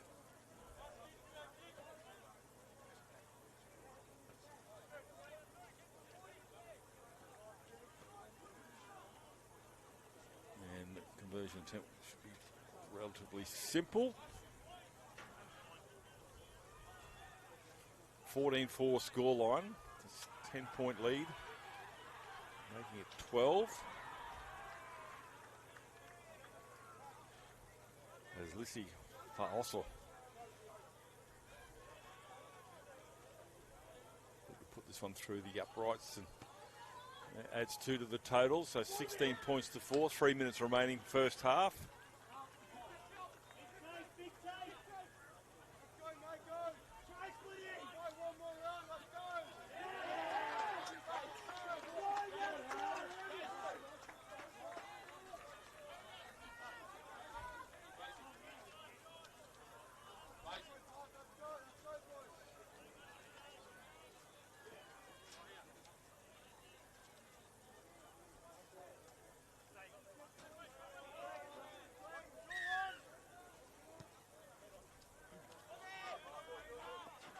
Challenged again, and it's going to be knocked on, and that will be a scrum feed here to Marymount.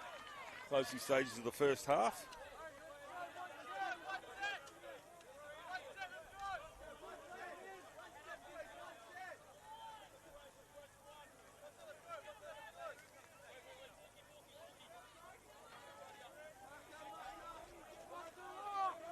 Marymount, can they put another one on before half time? Down by 12.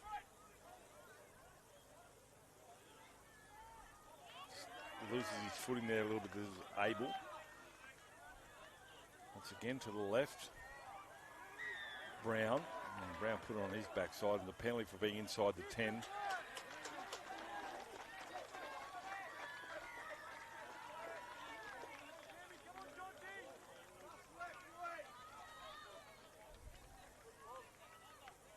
Pomeroy. Carry from Pomeroy.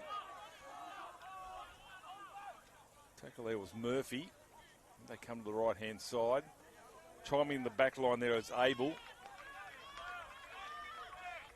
Bryce Andrew on the right wing was expecting some footy. They go back the other way. Show and go. Axel Friend just under the crossbar.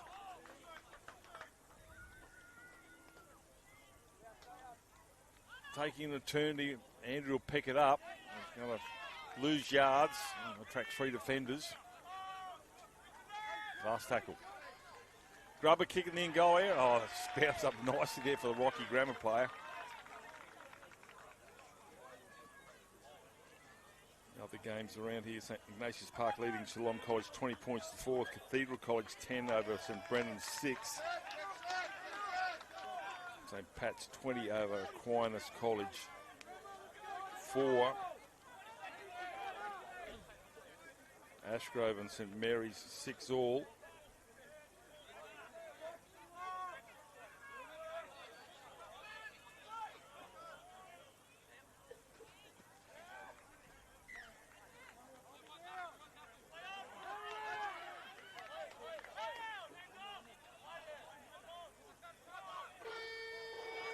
That will be half time. He dives on in the goal area. Was close, and Dillon over 12 lead St Lawrence's 6. And we'll take a break here. 16 points to 4 in favour of Rocky Grammar. And we'll be back with the second half shortly.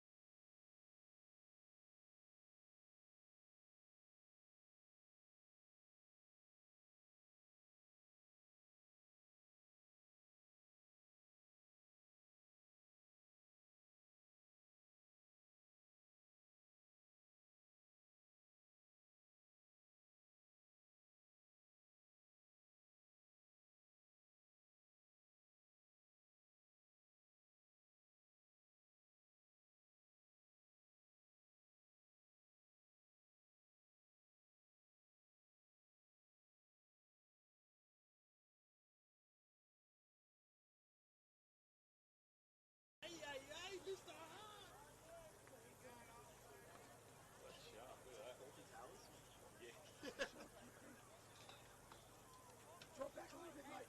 Drop back a touch.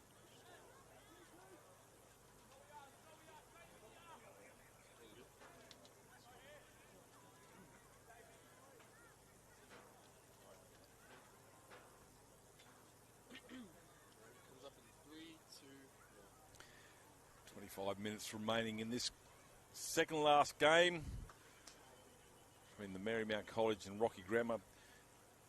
Scoreline is 16 points for 3 tries to Rocky Grammar, Panawatanu, Couts and Asimba. And for Marymount, Wilkinson, one of those converted. It's a 16-4 ball game. It's all for Marymount now. Why do they say they have to score first? I'm sure they would like to score first and make their assignment a little bit easier.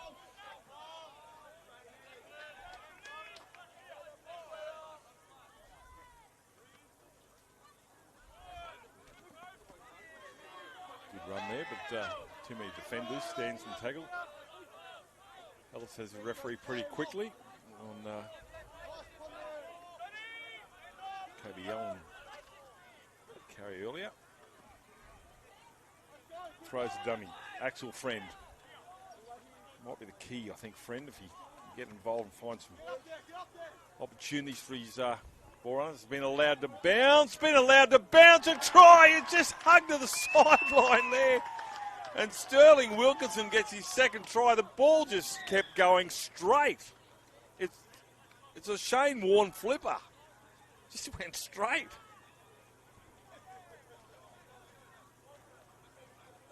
It just bounces. Just keeps going straight. Sits up nicely there for Sterling Wilkinson to score his second try. Ah, the Steeden. Mind of its own. It's like a shopping trolley wheel.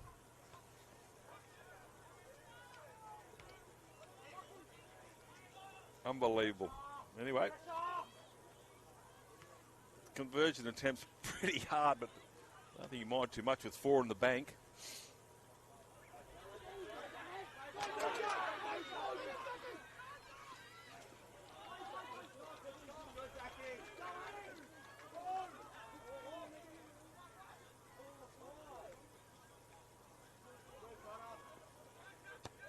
Strikes that one. I'd like to have that one again. The score remains 16 points to 8. Well, it's not dead until it goes out. Footy.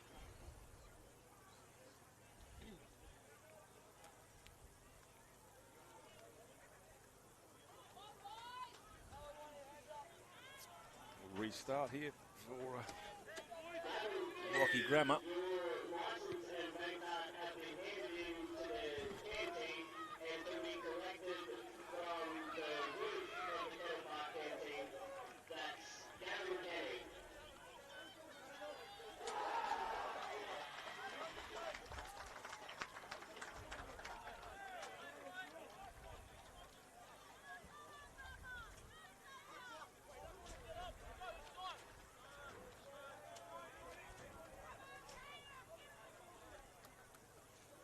Merriman again will come to this right side. And Sterling Wilkinson with 2 tries.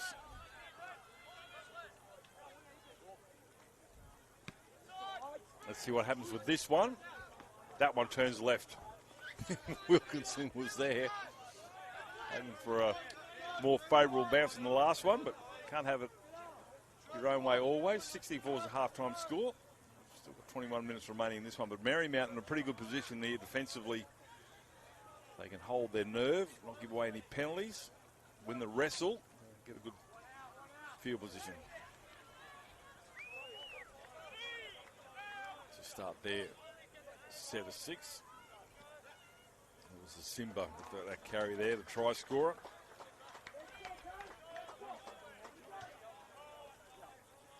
Got 23 out there for Rocky Grammar, I don't have on my team list. Apologies for that one. Not. Done all right here, Rocky Grammar. They've got some metres under their belt. Penalty late in the tackle count here. Referee Kyle Pitchford.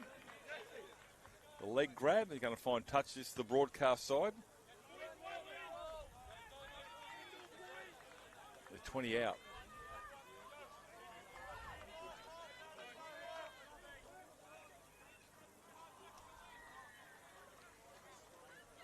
Start here by Whanua Tanu. He might carry himself. Big fella.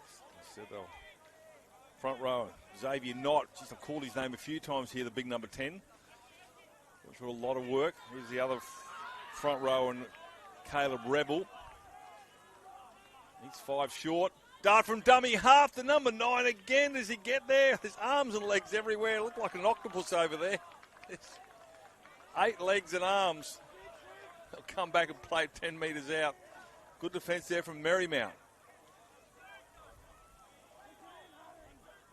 Takes to the line there. No, is there a way through there? Stands up eventually. That's hard. And then finally gets cut down. Close. Crash ball. Is he there? Referee says no. Short. Last tackle. Slow play the ball. Well, just throws the bathwater out, doesn't he? And the forward has to pick it up at his ankles. Looking for a pop pass out the back here. He gets it away. Still trying to keep it alive. Trying to wriggle his way over the try line. The referee will say that'll be changeover. 100 metres to the other end here for for Marymount College. That's good defence. Through the big boppers at the line. Penalty inside the 10, Rocky Grammar. So back-to-back sets of 6 here for Marymount. I'll find touch on the far side. On the Strutty side. Strutties, wonderful sponsors of Confraternity, along with CQ University, Fogs and the NRL.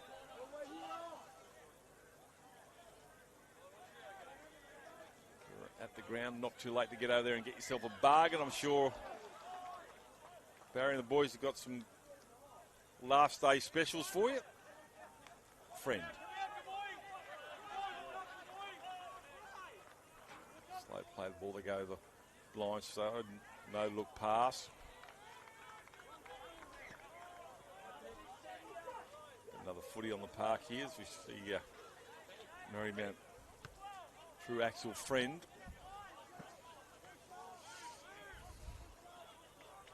Plays in motion, flat ball. Referee looked at the touch judge and it was flat, all right, it was forward. Bit of a Gronk spike there from Steinbeck, not happy. I think it's a fair call. It was flat at best.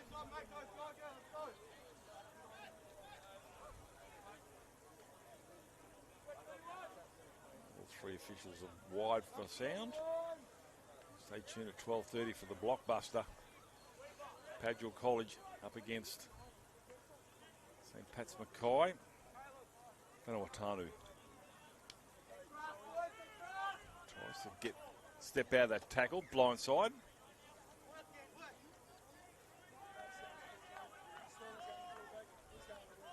Rook, that's the halfway line that he gets up to play it on.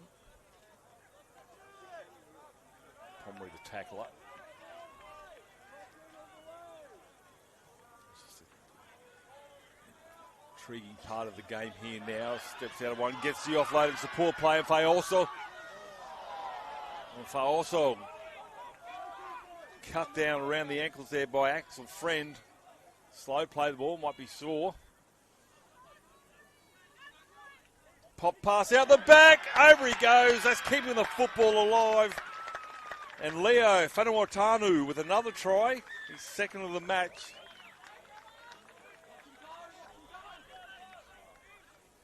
He scored one on the 15th minute, and he's scored one now on the 45th. Beg your pardon, the 35th. There's 15 to go. Is this a bridge too far here for Marymount?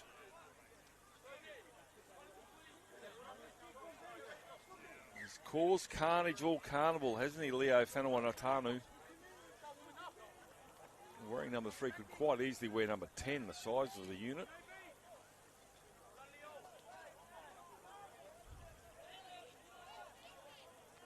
So 20 points to 8. Puts this one over. It's a 14-point lead. Need to score 3 times. Marymount to come back to this one. Pushes that across the face, so still an opportunity here with 15 and a half to go. 12-point ball game. They need to score very, very soon. Marymount.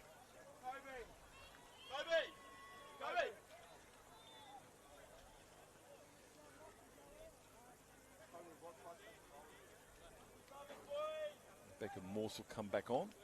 Big number 8.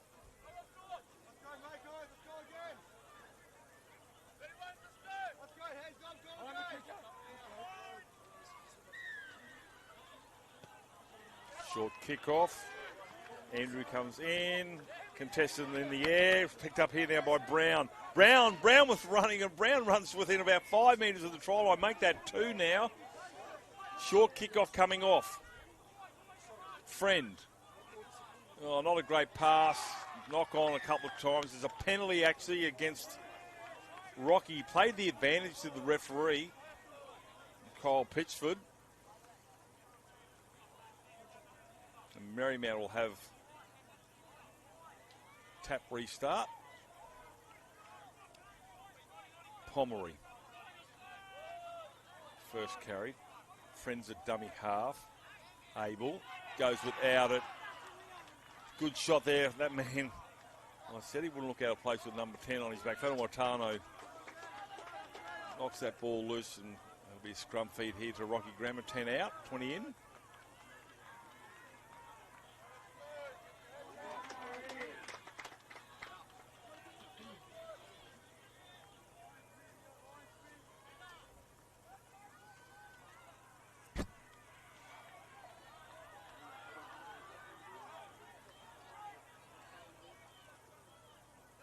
Here he goes again, Whanawatano. Just can't keep him out of the game.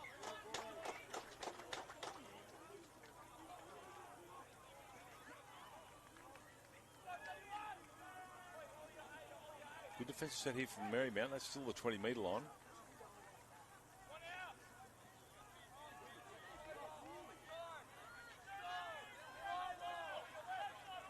Pomeroy involved there.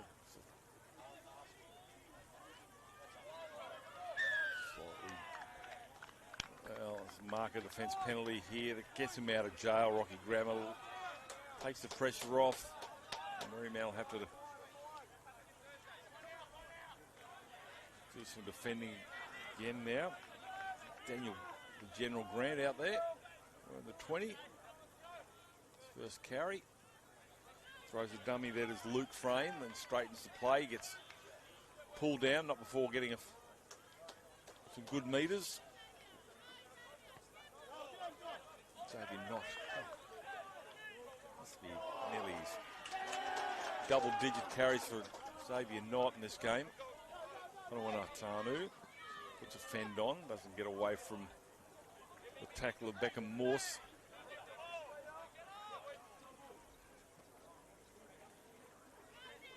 Another carry from Grant. It's the last tackle here for Rocky Grammar. 22 out. On the blind side. Kicking along the ground here. Grubber kick picked up on the 20. Whanawatano was charging through there, but Steeden favoured the Marymount player.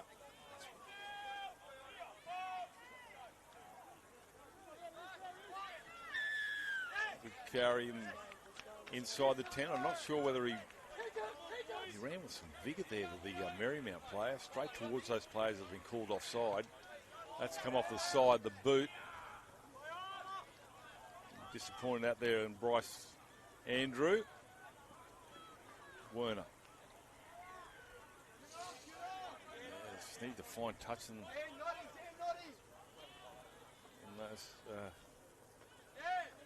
those free metres. I mean free as in it cost you anything. You've just got to find touch. That's a forward pass.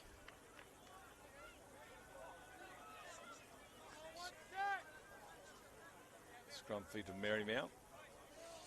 11 minutes remaining. They really need to score here.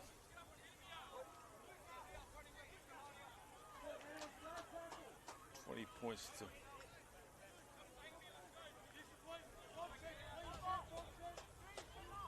20 points to 8.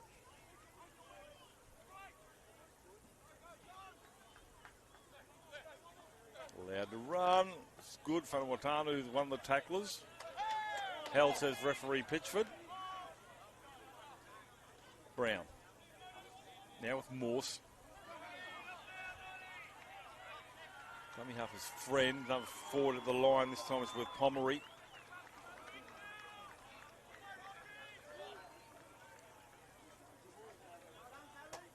Takes to the line. Hit and spin. Penalty. Goes to Marymount. Referee's going to call the player out for descent. Whanawatanu, the skipper, has been called out to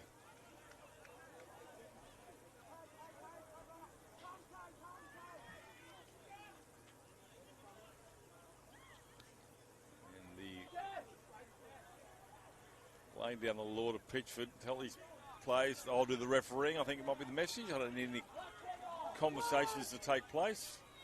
Penalty goes to Marymount, the original being a player taken out, but another conversation taking place, I think. Well, a bit of a mix-up there, but he might get close. Steinbeck driven back. Crash ball again, this time from Pomeroy, and Pomeroy will be denied as well. Do we see another number 9 or dummy half try? Tries a dummy. Abel. Wilkinson already has 2, loses his footing. Just have to lie there and take the hit. 10 out. Harris. Chase Harris will get up close to the line as well. Might be Kobe Allen, my apologies. It was Kobe Allen. He's a dummy half now. Kicking the in goal area. The big prop forward's not to get there in time. There'll be 7-tackle restart on the 20. Rocky Grammar, turning point right there, maybe. 12-point ball game, 20 points to 8. 16-4 was the score at half time. Try each. Montana, and that's extraordinary try there to Sterling Wilson. Penalty for a high shot here. There'll be a piggyback again here for Rocky Grammar. Marymount. Letting Marymount off the hook here.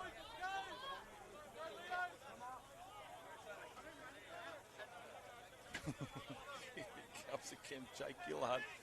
He's a bit quiet for the first 5 minutes, and then the Angry Pills kicked in.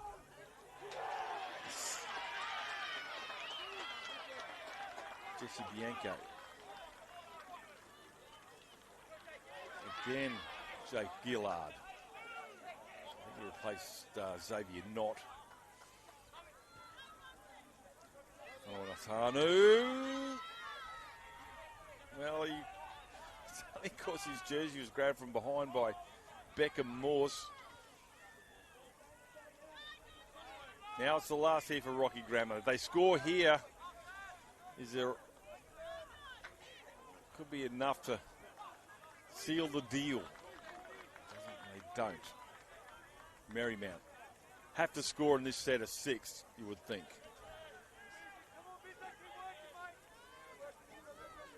Looking for Sterling Wilkinson. No way through this red and black wall. They got to go wide, Marymount. They come this way. They shifted towards the broadcast side. Had 4 on 3. Goes back into the field of play. Takes a tackle there of Bronson Carlos. Again, they come this blind side. Takes to the line. Andrew gets the pop pass, keeping the life here now. It's with Brown. Brown gives it back. Just has to hang on to it. Wasn't a great pass, but it was a catchable pass. And Ryder Abel, what might have been. Good raid down the left-hand side by Marymount. Andrew, Brown,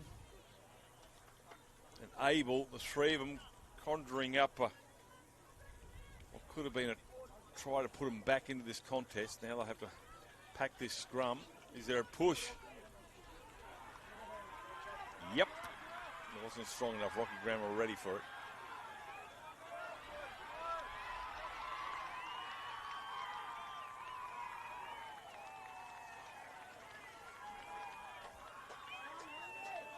A little knock on here, so door opens here for Marymount with 5 to go. Really need to get to Andrew's wing. That's where the action is.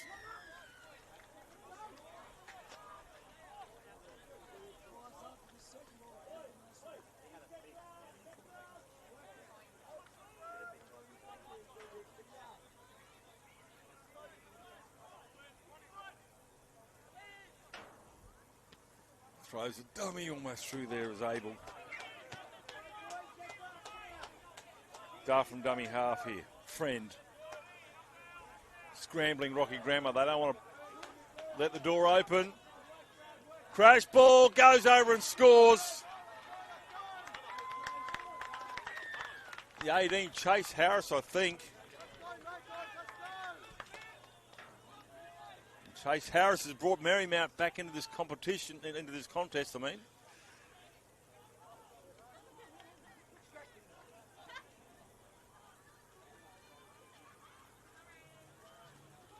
He knows he's got his side back. Well, conversion will be pretty important, or really important actually. 20 points to 12, 20 points to 14 is doable.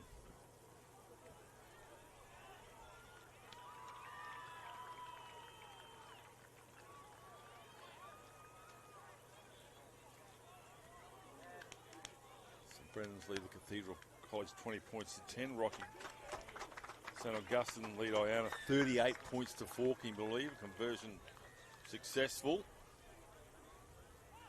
Ignatius Park 42 over Shillong 10.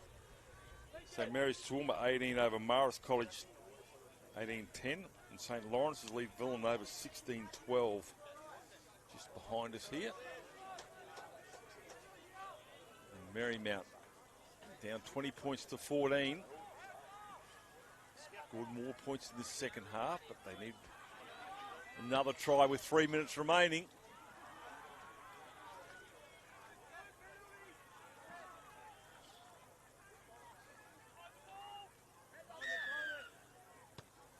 Back underway. Do need to score, but the left-hand side seems to be the attacking option best for Marymount. As I said before, Andrew, Brown, Abel, Chuck Wilkinson in on this side as well. Coming this blind side. Throws a dummy almost through there. His Axel Friend.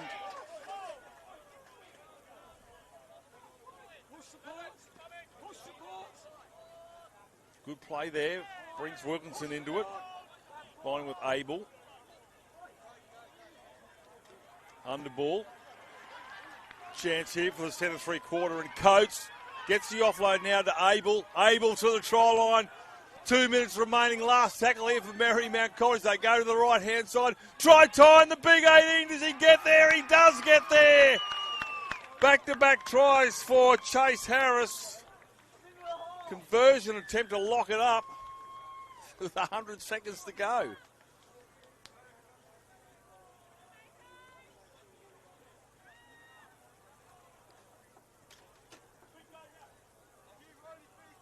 Tried to pull him down there was Luke Frame, but the big 18 wanted it more. Back-to-back tries, conversion attempt. Nerves of steel. Better him than me. Gets this one. He needs to be probably a little bit quicker in this, because if he misses the conversion, they're still in deficit. And they'll need as many tackles as they can, because they'll obviously get the ball back from the kickoff, which will probably shortly. Strikes that nice and quickly. Is it any good? It is. It's 20 points all. Who would be a coach? 20 all. Short kickoff coming. Or is there? Do they just ride it out for a golden point opportunity? Did Rocky Grammar kick it deep?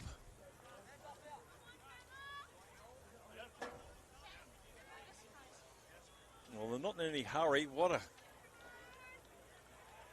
crucial conversion that was. That's nerves of steel. Well, to answer your question, they're going to kick it deep.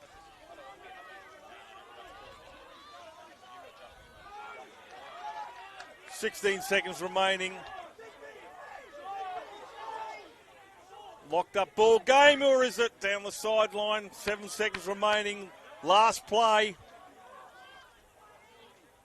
Going to kick it high. Spiralling kick. Looking for a bounce. They'll come up with a footy. Rocky Grammar, that will be full time, 20 all. So we go to golden point. I don't know whether it's, just double check what the ruling is on this one.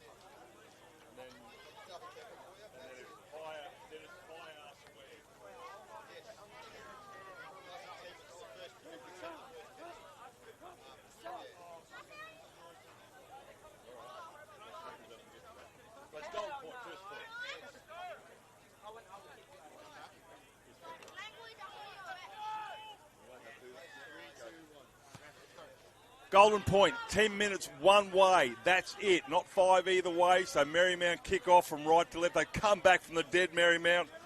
Down 16-4 at halftime. The tries are level. The team that scored the first try will be declared the winner. Similar to what we had the other day between Ignatius Park and St Pat's, I think. Came down the first try scorer. So Marymount were gone. They were down 20 points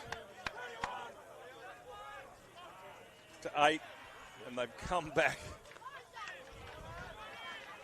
Lewis.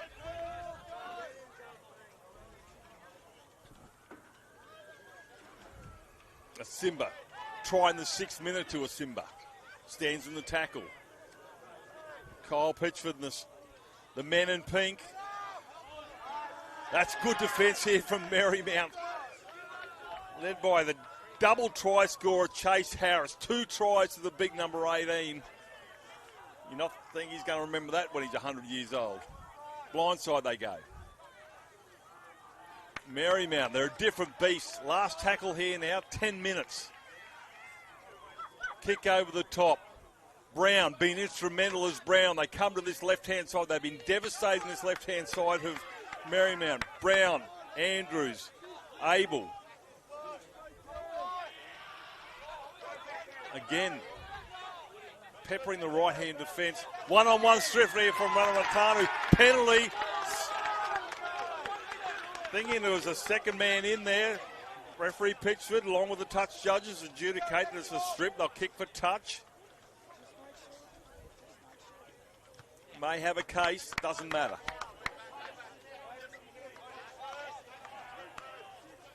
As I said,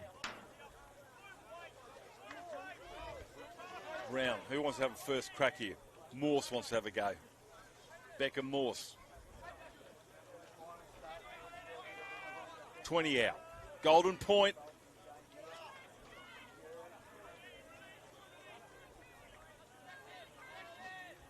Axel Friend gets up. Rampaging run here from Steinbeck. Do they go for a field goal? We can see he's back there. Abel's at the back. There's a go to Abel. Here it goes. Field goal attempt. Charges come through. Charge down there by Asimba. Ethan Asimba, the big 16, puts his big frame in the way here. So, one attempt.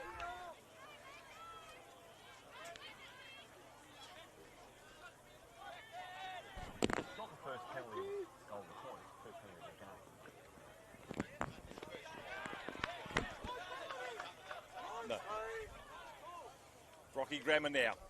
Kicking early. Sends Wilkinson back. That's going end over end towards the try line. He'll pick that up on the try line. The chases come through. Marymount slow to get back on side here. This is game number 6, day 4. What's left in the tank from both of these sides? 20 all. We still have 6.5 minutes of golden points still to go. A long way down to the other end here. Marymount, last thing they want to do, and they do it, is knock it on. Scrum feed here to Rocky Grammar right in front.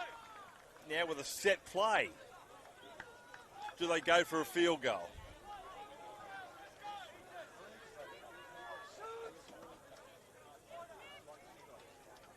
You can see him in picture there, the big number 16, Ethan Asimba. Scores a try in the 6th minute. Charge downs a field goal attempt that would have won the game for Marymount. It looks like they're going to run it. Field goal will come later, not from the back of this scrum. 6 minutes of golden point to go. All other fields have finished. As the crowds come from outside field for the final, it's going to be a later start time due to this one going to golden point. Werner will stand in that tackle. Jake Gillard, been strong all game, Jake Gillard. That's probably carry number 50 for this game. He's just gone through a mountain of work. Crash ball, Simba's going to be denied as well. Marymount scrambling. Is there a field goal now? Dart from dummy half, tries to get over to score the try. The referee says no, held up. They'll go back 10 metres. I don't know, that might be tackle 4. Goes the other way, Rocky Grammar through Peckett. Last tackle. Werner is back there. Field goal attempt, left hand. But that's, he'd like to do that one again. That's gone way to the right. So that'll be a 7-tackle restart on the 20 for Marymount. 4.5 remaining. Referees says, hang on a second, Kobe Allen. Let me wave my arm, get things underway. Allen to the almost to the 30.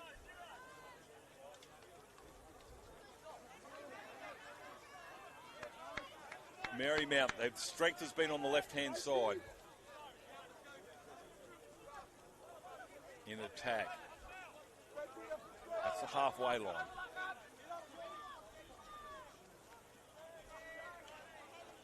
Allen's tackled just over halfway. Kicking early. It's going to go out in the full. Too much juice on that one. And come back. Change over on the 40.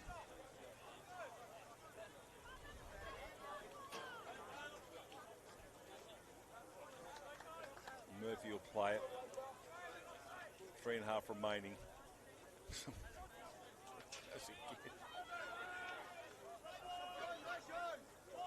I'll have to say that man's name. Jake Gillard. Every set. Had a rebel now. He's carrying. Murphy.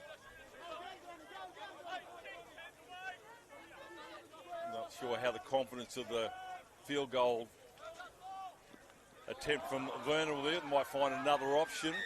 Penalty late in the tackle count for Rocky Grammar. Do they take the 2? Do they take the 2?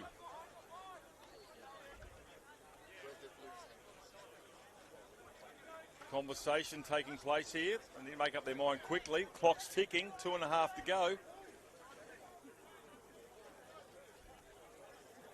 I'm not sure why this is taking so long. He's going to take the 2 by the looks. Kicking tee comes out. Or is it a water bowl? There's water bowl and kicking tee. So Rocky Grammar with a penalty. He's going to take this 22 metres out. Yep. 10 metres in.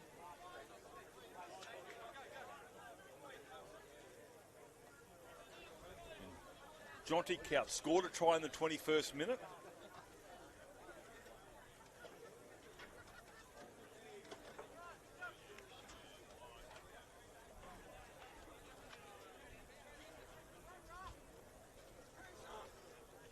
Couch there. It's quiet. Pushes it to the left. 90 seconds remaining. Loses the football. Scrum feed here to Grammar.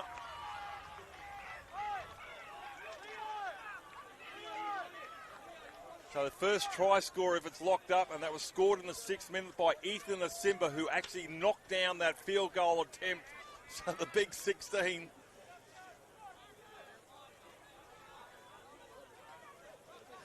But they'll try and score from this one. A minute to go. 4 tries each. So therefore, first try scored. 1. Last thing I can do now is a handling error. You would think it's going to be, here's this dangerous player, Leo Whanawatanu, who scored 2 tries already. The 15th and 35 minute marks. Field goal attempt, blocked. Gets it on the toe here. Abel, still going as Abel. How much has he got left? He'll take the tackle. 30 seconds remaining, Marymount. They need to score. If it's locked up, they've lost it. Wilkinson drives forward, gets put on his face. 22 metres out from the try line. Throws a big dummy, goes back the other way to his friend, and Axel Friend will be pulled down 11 out. Couple of tackles still here to go for Marymount. Wilkinson, they go to the left-hand side. Crash ball coming here from Beckham Mawson. Beckham Mawson will be pulled down. 2 tackles remaining here for Marymount. The siren's about to go. Last play of the match. Send it to the right. Field goal attempt. Shocker. Goes underneath the crossbar. 4 tries apiece, and I think you'll find the Rocky Grammar will get the title because they scored first through Ethan Asimba. Referee Peckford will come back. The NRL gentleman will say what the ruling is. Try scored in the 6th minute by Rocky Grammar. Nobody knows yet. And they're about to find out. First try scorer will be that of Asimba. So Rocky Grammar have won this. They're too exhausted to celebrate both sides. What a contest. They were down 20 points to 8. They came back to 20 all. And so many opportunities. We'll take a break here as we get ready for the blockbuster, the last game of the carnival, where we have Padua up against St Patrick Mackay. We'll see you very, very soon.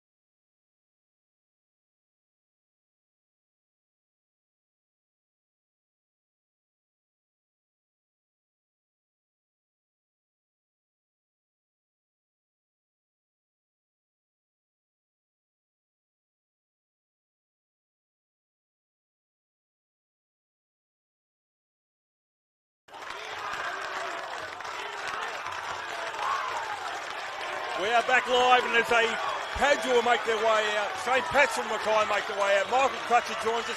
Spirit of Confraternity alive and well here on Field 1.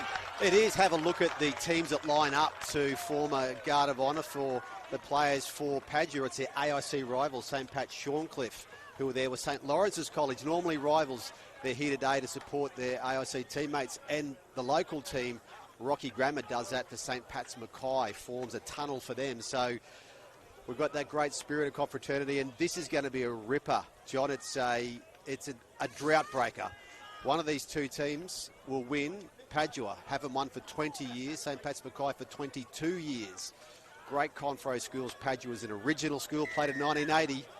We are underway here. This is Confraternity Final 2025 on Field 1. All outside fields are shut down. That's why you've got this massive crowd around field number 1. St Pat's with the first carry will run it out. Tackler there is Harry Walsh. We just saw an absolute ding-dong battle in the previous game. I fear this will be nonetheless. As you see, a tackler there from O'Regan. Padua College are getting through on a penalty kick, dying stages of the game against St Brendan's, whereas St Pat's were absolutely merciless against the Cathedral College yesterday afternoon, taking out the home college. So they get to their kick to St Pat's, and now they'll run out Padua College with their first touch of the footy. And how do we line these teams up? Padua College only played their first game of league for this year on Monday. Their first pool game was their first game of league coming off a rugby union season. They won the AIC First 15 title in Brisbane. Of course, St Pat's Mackay been involved in the Aaron Payne Cup. They've been going well in that competition. So we're trying to line up teams from two different cities, 1,000 kilometres away, and we really don't know how you would try to line these up. We'll find out. Yeah, I also said St Pat's were just really, really good yesterday afternoon. Here's the last tackle there, puts it on the boot, puts the sky at high. Here's Humphreys. He's taken the back there. The chasers come through there, and Jacob Grant. And some of these players, you'll probably know some of their names. Damon Humphreys, the 5'8" for Padua, was in the Confro merit team last year in Townsville, so he's already been around Confro a little bit. And some of these players from the St Pat's team, Adam McSherry, we've called him multiple times, the halfback, signed with the Dolphins. Declan Grady, the second rower, signed with the Cowboys. So there's NRL contracts already, and we'll see how these players go on a really big stage for them, because Aaron Payne Cups and so forth mean a bit, but this is a week of Confro, a week playing with your mates, and this is game 6 of that week. Joshua Toby gets it to a kick, so both sides completing something that unfortunately TCC couldn't do yesterday. St Pat's did it very, very well. It's with Vera. And that's what will come down to. I think completion rates will be the number one winner. The hero of the dish, if you will. Nate Clark, halfway line. Ooh, geez, he almost hung on that there, the lock forward in Thomas O'Regan. So both of these teams have got new coaches this year. Padua College joint coaches at the moment, Dennis Tamakio and Dean Suter. Dean Suter's a Canberra Raiders development officer. He's here as part of the Padua Raiders connection. And Shane Mao coaching St Pat's Mackay. High kick here from Humphreys. That's a nice take at the back there by Lachlan Brown. Hangs onto the footy. Hangs onto territory as well, just. A little bit. Padua just trying to get back on side here. Looking for a quick play of the ball again after St Pat's. Just run it out. One out stuff. Again, getting to a kick. So completions just keep on coming. Ramos scored a couple of tries. This is Carlos Ramos yesterday afternoon. Now from the dummy half is McSherry. McSherry steps up the left. The cover defence. Humphreys cuts him down. Last tackle now here for St Pat's. They're 25 metres out. They come to the blind side. Toby puts a kick over the top here for Renahan. And that'll go dead in goal. But who touched it?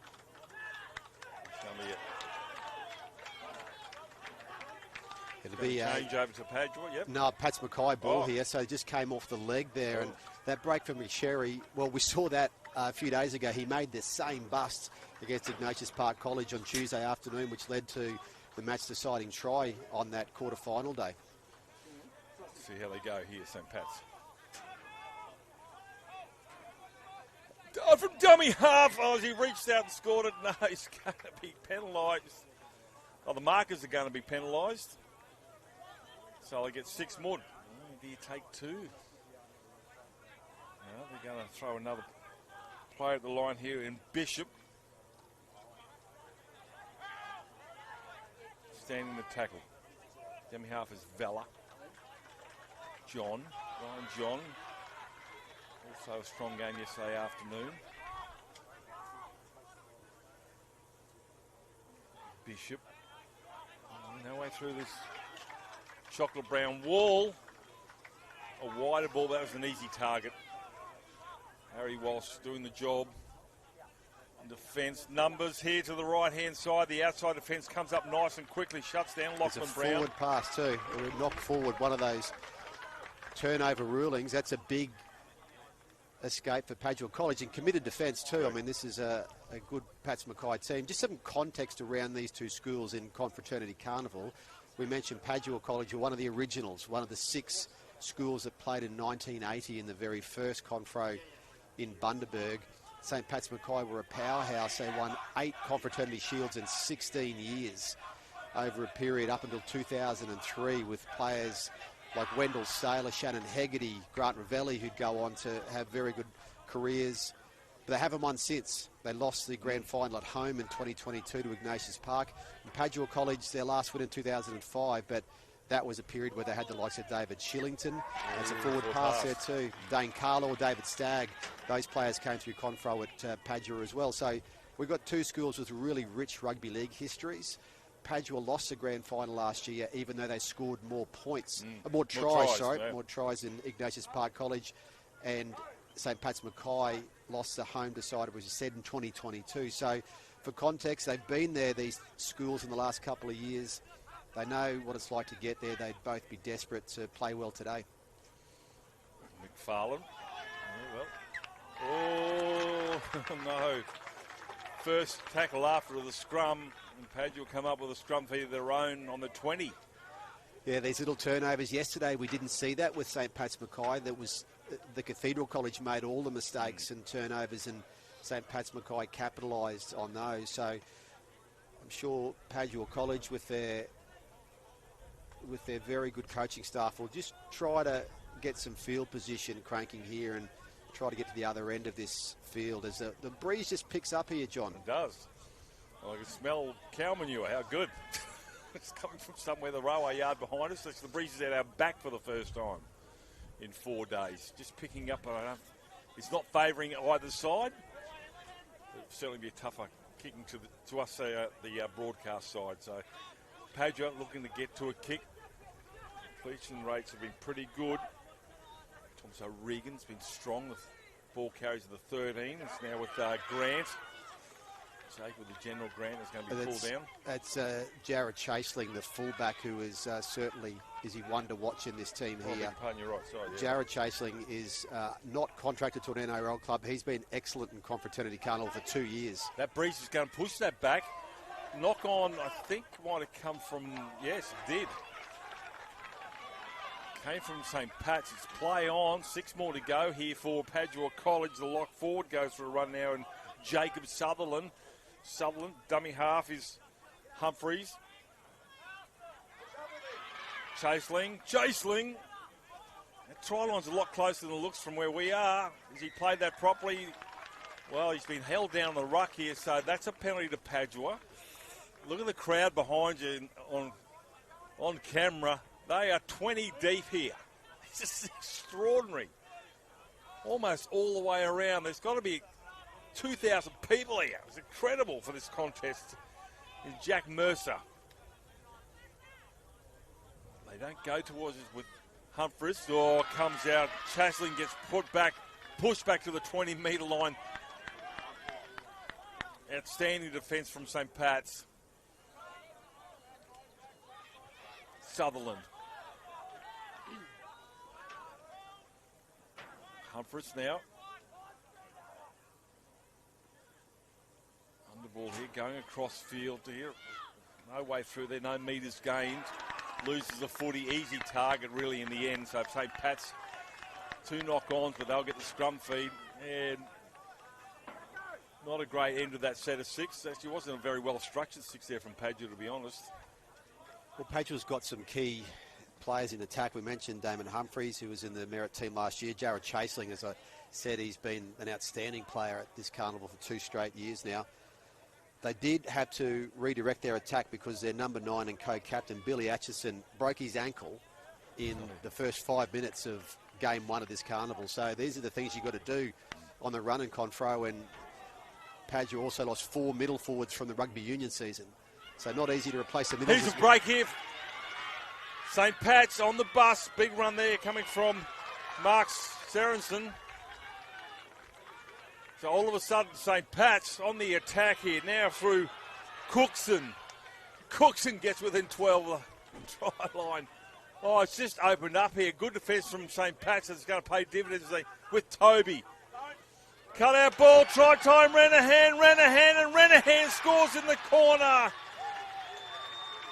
Jack Renahan. All of a sudden, we're going from the right hand of field 1 to the left hand corner of field 1, and they've come up with the first points through Jack Renahan on the back of a great break there from Mark Sorensen. They've just had this habit in these big games of line breaks, St Pat's Mackay. They've just been able to find themselves a bust a line and run 30, 40, 50 metres. We saw it from Adam McSherry before and on Tuesday, and then we see it there from Mark Sorensen, who made that bust and the left corner finish. All the damage that St Pat's Mackay did in the semi-final was in the right corner. 3 tries to their winger in the right corner, Calvin Ramos, yesterday. This time it's the other side where they scored the try, and that's an early break. Just one of those things for St Pat's, for Padua College. They've been so good this week in defence, and their coaches have remarked how they've just turned up for each other. You know, they just put their bodies on the line and defended this. So even though they haven't had the same lead-in to this that St Pat's Mackay has had with rugby league in these few months, their defence has helped them. So they'll know that they can tighten that up. They've done it all week. And St Pat's Mackay just got those line breakers, and McSherry's been the best of them, and he's got the kick now from the sideline with the breeze behind him. Very rare this week, so long way to go in this contest. We saw in the last game, we turn on a dime. Sherry pushes that out to the right, and it stays out there. Score remains 4-0. Yeah, they just defended well there. St Pat's. Padua threw everything at the line there. They lost the footy. And then a break opens up there for Sorensen. And that was down the right-hand side, and they scored in the left-hand corner. Incredible. Yep.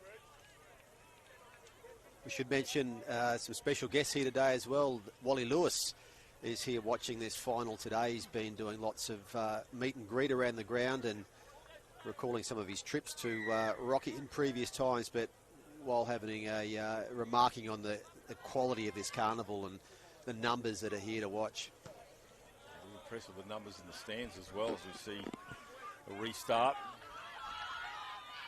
As I said, a long way to go, and trying his best was Will Crease to stop that first carry. Knocked out of the way. Short pass here off the hip. Just a few more metres. It's going to come down to Balavinchis. He's a little bit flat-footed here is Nate Harding. It's Harding who had that first carry this set. I beg your pardon. Actually, that's George Cofton, number 10. Almost through there is Adam McSherry. I need to keep an eye on him. Van der Meulen over the top. Toby kicking early into the sun.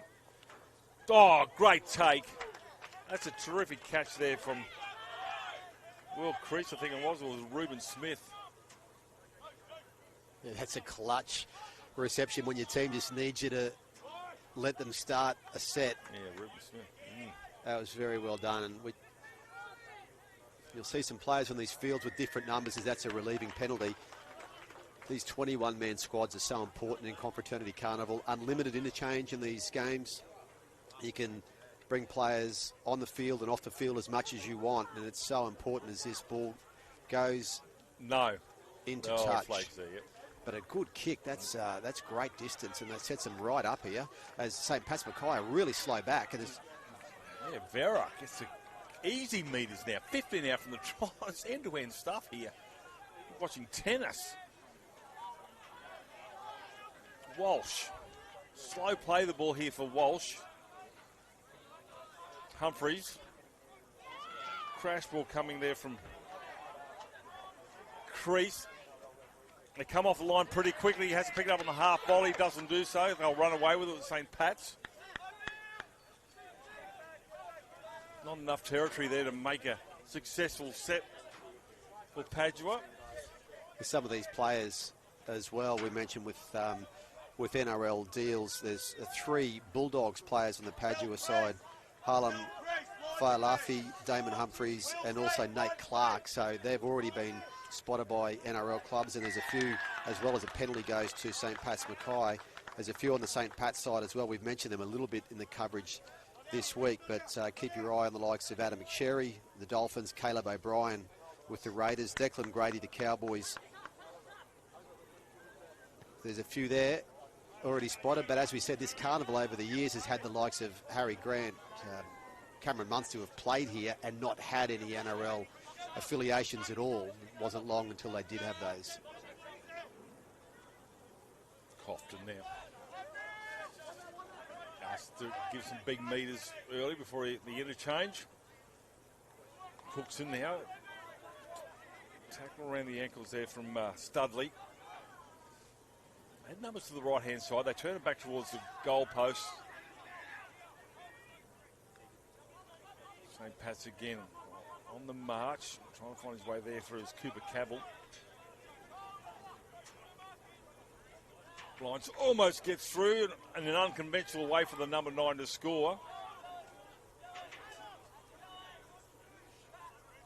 Dart from dummy half. Denied. And that's a turnover, still at the right part of the ground to turn over.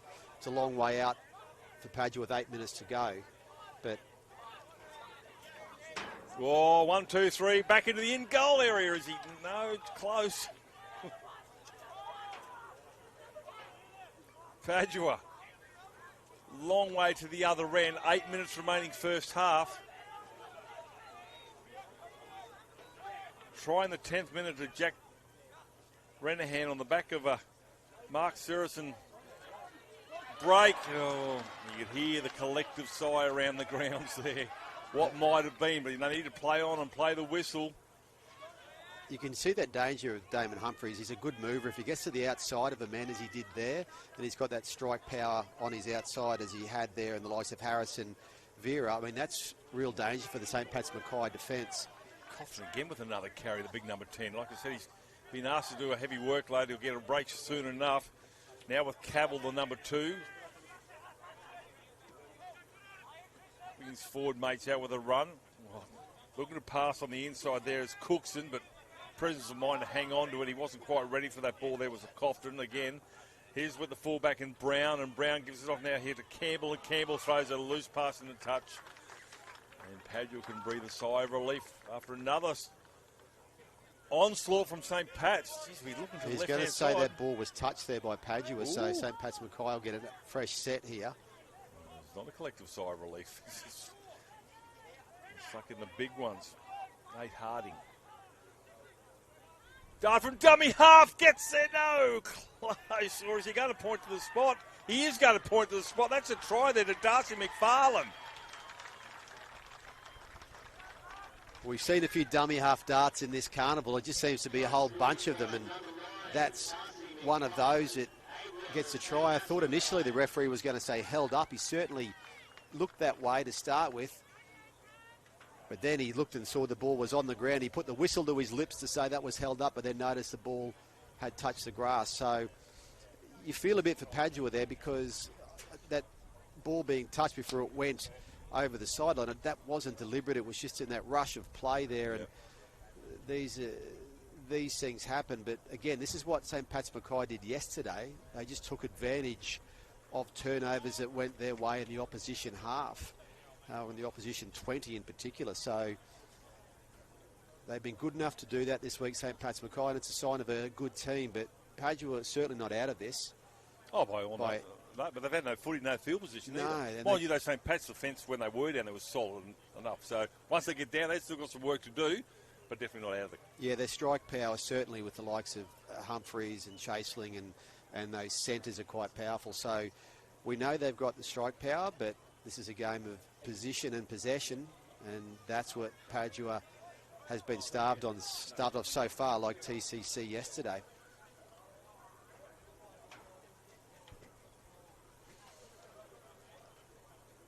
And all of a sudden, we've got 5 minutes left in the half. I don't know where that's gone.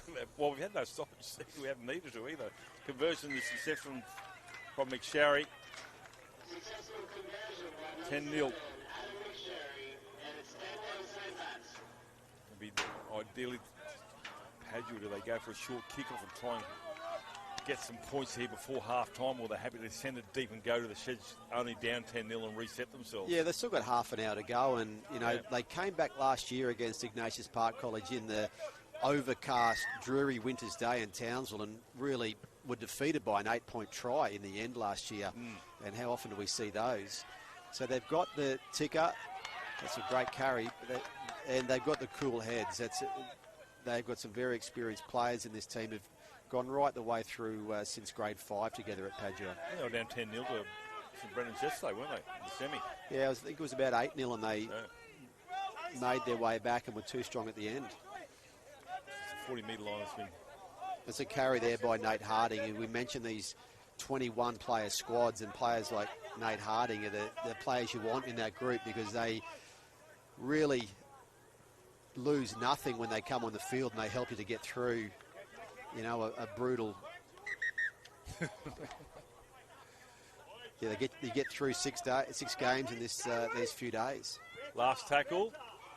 Just goes up. Only goes 10 metres in front of the kick. He's been allowed to bounce here. He needs to hang on to it, and he does. For a moment, then all he's going to knock it on and give it to St Pat. So here we go. I'll have a full set, no doubt. Maybe a second one here, Padua. St Pat's will definitely get one more set, but Padua, can they get out from their own end zone? They've had struggled to get out. Oh, it's solid tackle, good defence. Fullback again now here is Chaseling. And Chaseling gets over halfway. Slow play the ball. They're winning the wrestle here, St Pat's, as they did yesterday. Mercer stands in the tackle there of the try scorer, McFarlane. Last tackle now here for Padua. They're going to put it through the hands. Chaseling, that's been knocked down. They'll get 6 more. I don't know whether Campbell needed to do that, Crutch. They were pretty safe defensively on that right side, St Pat's. There's a big chance here. 35 metres out with 2.5 minutes to go. I tell you, these two teams, they might be in the final. They've also had the best hotel bookings this week, because the St Pat's guys came from the brown brick building over the back. That's where they've stayed all week. It's a pitching wedge here, and Padua College are about a 5-iron from here. It all helps. How about that? Exactly right. Yeah, let's walk across. Here we go. Sutherland. Padua looking to put some points on the board. Sweeping play. That's come off the knee. It's going to be rounded up there by Ramos. So now Padua will have to defend. There's 100 seconds left in this first half. Just since the order of the day, job's not done here from St Pat's. It's going to take the work of the lock forward from Padua to stop that play from going forward. That's the halfway line they're trying to walk towards. And Cookson will get up and play it. Short ball. Nate Harding. Thought he was going to have a break now. Well, he'll get one at half time. Well, he didn't want to go on early. Gone through a mountain of work. Lachlan Brown now. That's the 30. Referee Graham says last. McSherry puts a kick over, needs a bounce. I mean, Chaseling, he comes Yeah, up with a footy. It was well diffused by Chaseling. Great kick. Here we go here now. It's Falafi.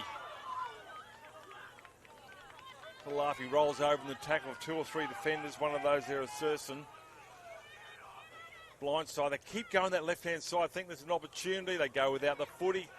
They might have to reinvent the wheel and try the right-hand side. The confidence of the Padua players on the left-hand side is shot to pieces in attack. They haven't been hitting the mark. There's been drop ball. It's gone into touch. I think that avenues should be closed now by Padua unless they can fix it up at half-time. They keep playing footy though, Padua, which is part of what we love about Confraternity Carnival and schoolboy footy. As we've got 11 seconds left and the referee rules time off, and it's very quickly stopped on the clock. How about that? That's not bad. Glad he's not in charge of the nuclear football. Trigger finger like that. Holy smokes, the Padua again, just not hitting the man. This will be the last play, and that will be half-time. So tries to Renahan in the 10th minute, then McFarlane in the 19th minute. And we've got a half-time score of 10 points to nil. Michael Crusher just quickly, mate, they've just got to, the Padua just really need to just sort of reset how they got here. Their error rate is too high, and they're taking advantage. St Pat's did it against TCC, and they're doing it again against Padua. That's right, they're taking advantage of the errors, but that Padua will back themselves here, so if they can get it right, and with the attacking firepower and the Pats Mackay team, we're in for a great second half. All right, we'll go to our sponsors, and one of those being CQ. We're back with the second half, the last 25 minutes of Confraternity.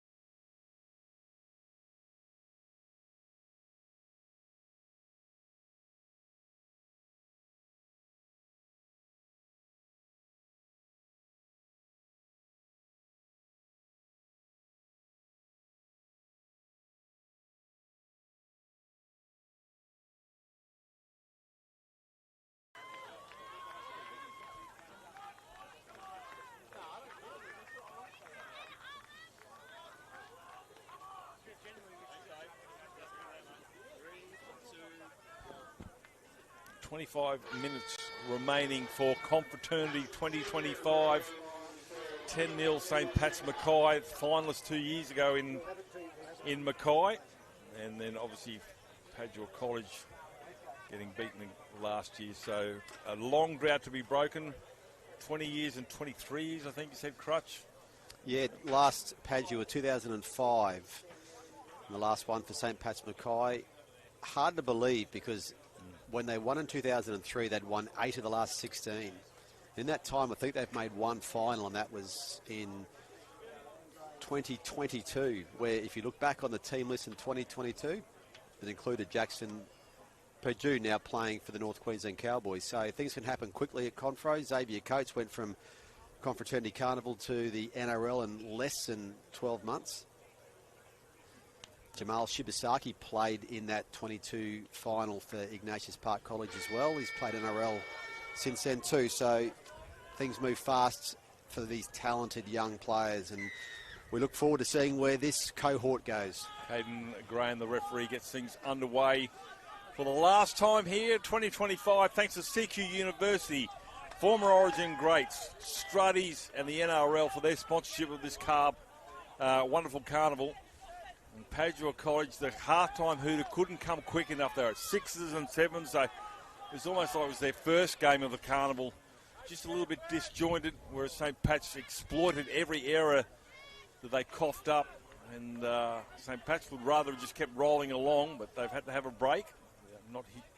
They're only human.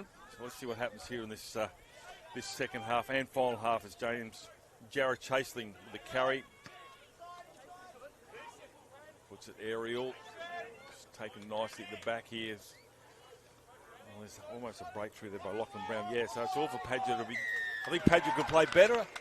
I'm not sure whether St Pat's can play any better. That's what Padua just don't need. Just those penalties like that, which Pats Mackay have feasted on this week, when they'll get McSherry's boot and drive them into the Padua half. So. Yeah, and I think you're right, mate. That kicking game, all important. If they're going to cough up ball and field position, Padua, McSherry will make you pay. It's for Oscar Bishop. Carry dummy half is Vella. Finds another forward, and a lot forward than that is Ryan John. Ryan John is driven sideways. Last thing that Badger want to do is lose league points early in this second half. Oh, it's a good carry. That's a good, strong carry there from Declan Grady. Declan Grady still going. Is this your first game of footy, Declan Grady? Where did you get that energy from? That's incredible. He's 8 out from the try line. Superhuman stuff. Now with Ryan John again. His second carry in this set. Padua scrambling. Line defence needs to be on point. They come through McSherry. Ball comes loose out the back. That will be a scrumpy. That's desperate and good defence there, led by the Padua number 3 and Harrison Vera. Yeah, that's the sort of intensity they needed, Padua, and Declan Grady on that left edge. He's scored some crucial tries this week. You can see why he's on the Cowboys books. He's been a really good player, and those halves from Pats Mackay have known he's a real weapon for them on that left edge. Big effort there. Let's see what comes from this. Padua needs to get to their kick. Got to erase a 10-0 scoreline. Half time.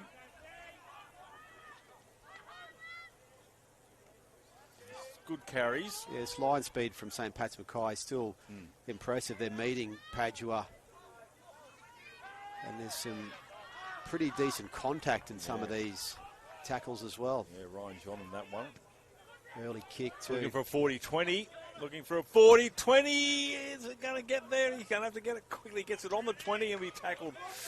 Good kick there from McSherry. And I just let him up and let him play that because there's no one back for St Pat's Mackay. You don't want to line that tackle player too long. Yeah, well, that sort of field position is Norman There's a turnover here as well. There's a big chance for Padua because St Pat's Mackay just slow back on that quick kick. They put a lot of effort into that line speed in that set, and that's a knock-on. That's what we've spoken about they've been good enough to force turnovers, St Pat's Mackay. We spoke about the Cathedral College yesterday. It was a game where they just had one of those schoolboy shockers, which every school's team can have at times. And Padua just showing a few glimpses there. They just had great field position. They had St Pat's Mackay on the back foot, and they've just turned it over. Well, in all honesty, if there wasn't a knock-on earlier, that's where they attempted 40-20, they would be playing it from anyway. That's the positive we can come out of it. Padua cannot give away a penalty here. They've just got to get these strike men into position, Padua, with the ball. That's all they have to do. Tackle there is Van der Meulen. This is more likely. They're winning the wrestle in this this part of the half. Now, been called out of the line there was Vera by the referee. They keep lining up to these forwards from St Pat's Mackay. They're lining up for carries. Carter by Bryan now. Gets across the 40, last tackle now, says referee Graham. Touch judges Angus Gall and Cullen Devine. Adam McSherry on a string. Takes that. Not contested against, so reasonably easy for me to say take there at the back from the 19. And I don't want to try it. Rogan can, no, I think I'm going to drop it 99 times out of 100. Not be happy if I grab one. Padua again find themselves in their own end of the ground. Tackle was O'Brien. And a little bit flat-footed too, the ball carriers. Crutch, I know they're gassed. Just not quite enough venom coming into these returns. Going to try another 40-20. Swallowing those to Lachlan Brown. Throws the ball across the field to Renahan, the try scorer, and Renahan will get to the 30. Renahan scoring the 10th minute, then McFarlane the 19th. One of those converted for a 10-0 scoreline. It's a half-time score, 7 minutes gone, second half. See changes coming on for St Pat's. It's Cookson and Cofton come back out in the park. Offload, here's a chance here now for Bella. Bella the 14. Bella still going, looking for support there. He's going to get monstered there on the cover defence. Reuben Smith. One of those tackles, they got numbers to the right hand side. The big forward, the number 10 is going for a charge. And Cofton has just come back on the park after having a drink. Easy as you like, tries to get there as the cover defence there. McSherry's held up. That's outstanding defence from Padua College. They looked really threaded through that middle there. McSherry saw the gap and they just closed it. That's the desperation of game 6 of Confro.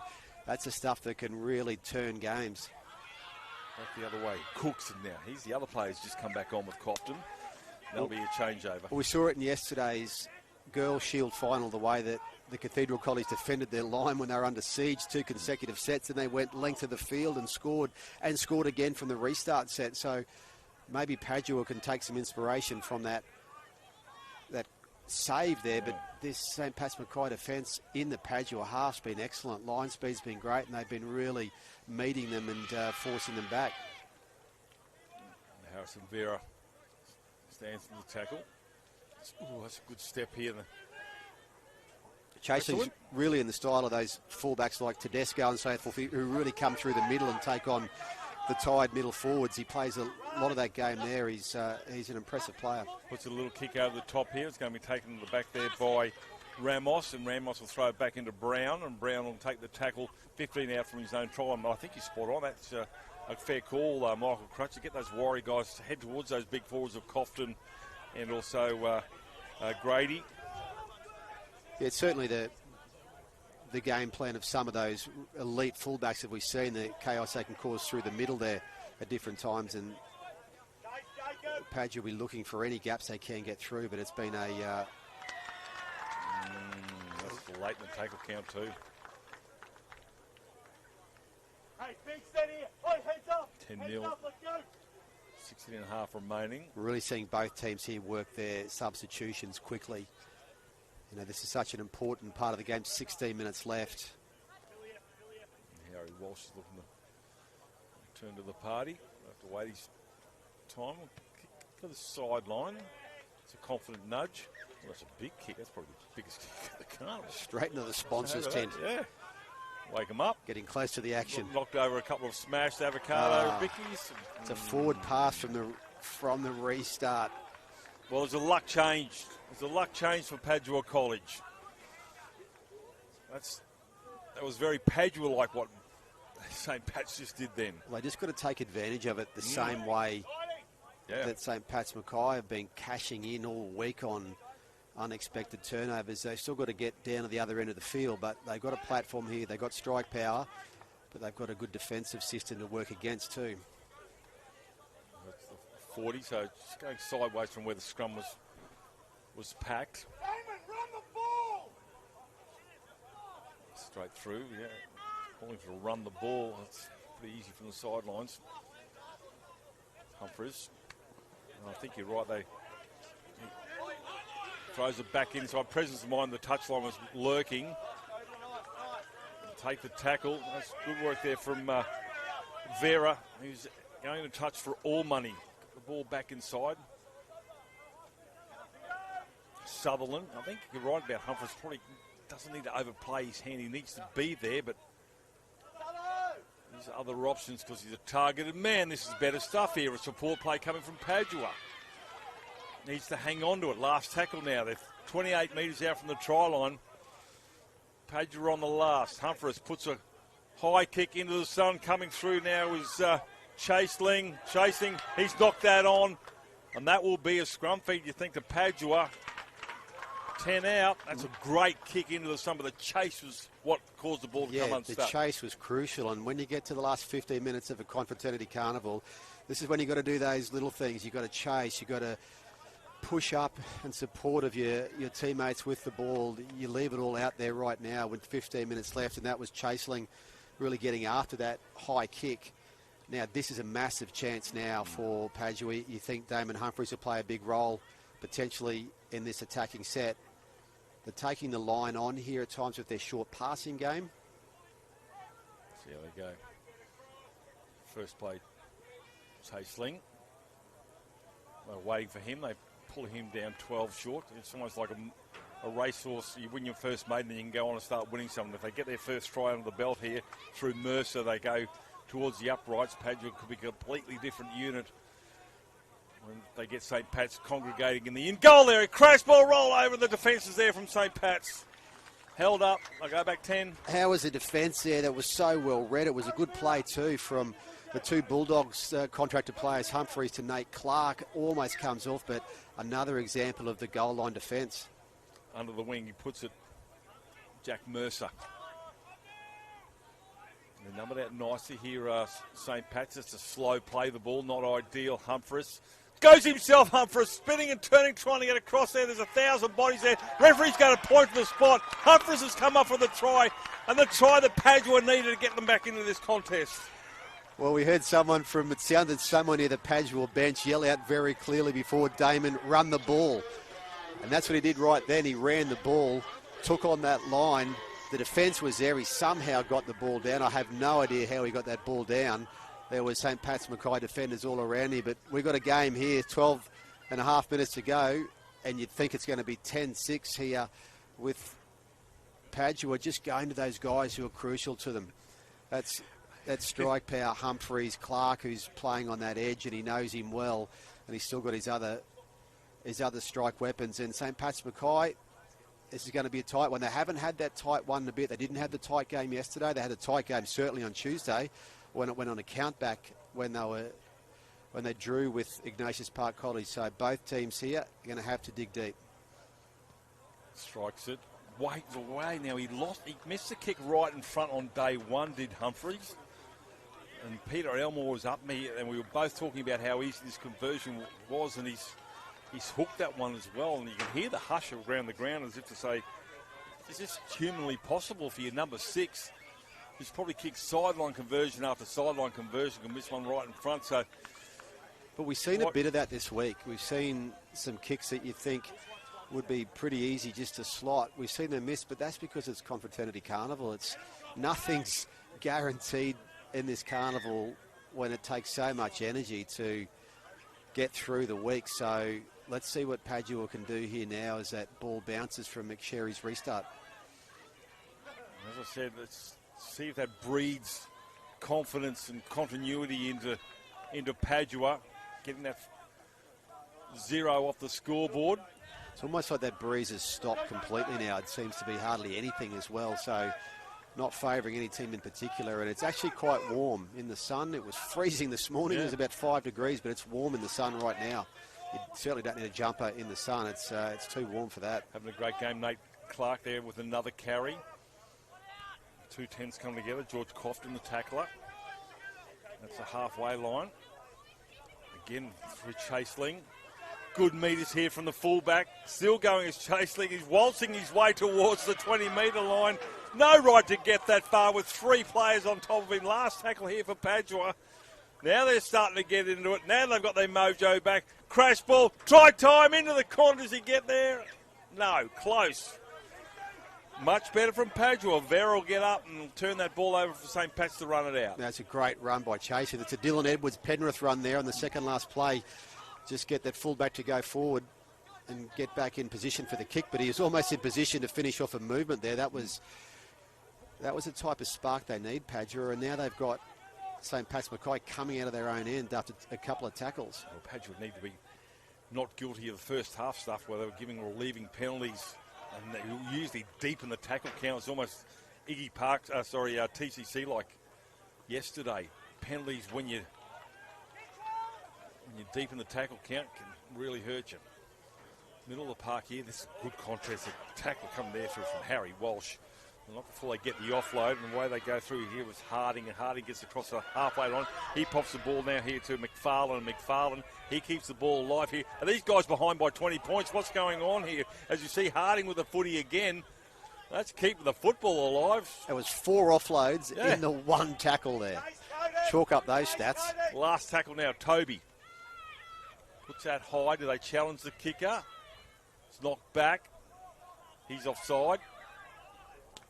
That should be a change over there to Padua. Well, that was that first offload that looked as though that tackle was wrapped up and the ball came out, and that buys you, 35 metres or so, and gets St Pat's Mackay in a much better position. They were looking at being well short of halfway for their kick. I think Padua, if they didn't knock that on, and the St Pat's player did, and it was picked up by a St Pat's player in front of him, I thought it constituted a penalty. But anyway, quibble over little things like that.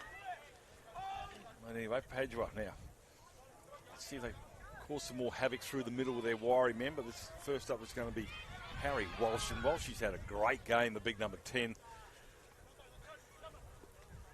Again, here's some Humphreys. Support play coming through here now is Nate Clark. Clark goes back the other way. Nate Clark. Clark goes himself. Clark still going as Nate Clark. Oh, he had him lurking outside him. The halfback was there as Sickles. Not done yet. Humphreys turns the ball back inside. Chaseling. Does he reach out? The referee's going to say last tackle. To the left. Humphreys bats it on. Try in the corner if they catch it. He does it. He goes over and scores. And Padua's number 19, Cooper Rogenkamp, brings it back within 2.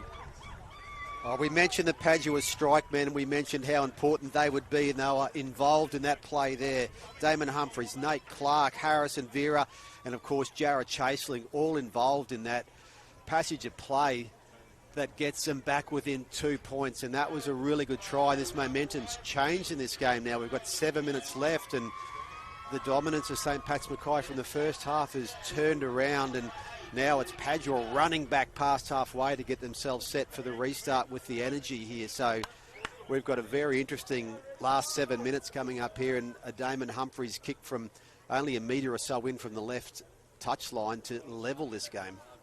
I've got a feeling he'll get this because he seems to kicking from the sideline, but not. We saw that the other day with Ignatius Park. They missed 2 kicks from literally metres to the left of the upright. Went from the sideline and it never looked like missing, which is schoolboy rugby league for you, John. Yep. Well, why would you be a coach? This to square it all up at 10-all. It's just gone to the right-hand side, unfortunately. So 10-8, but they were in touch and they've got confidence. Something that was lacking in the first half. But they're making metres in the middle through those narrow, wiry players.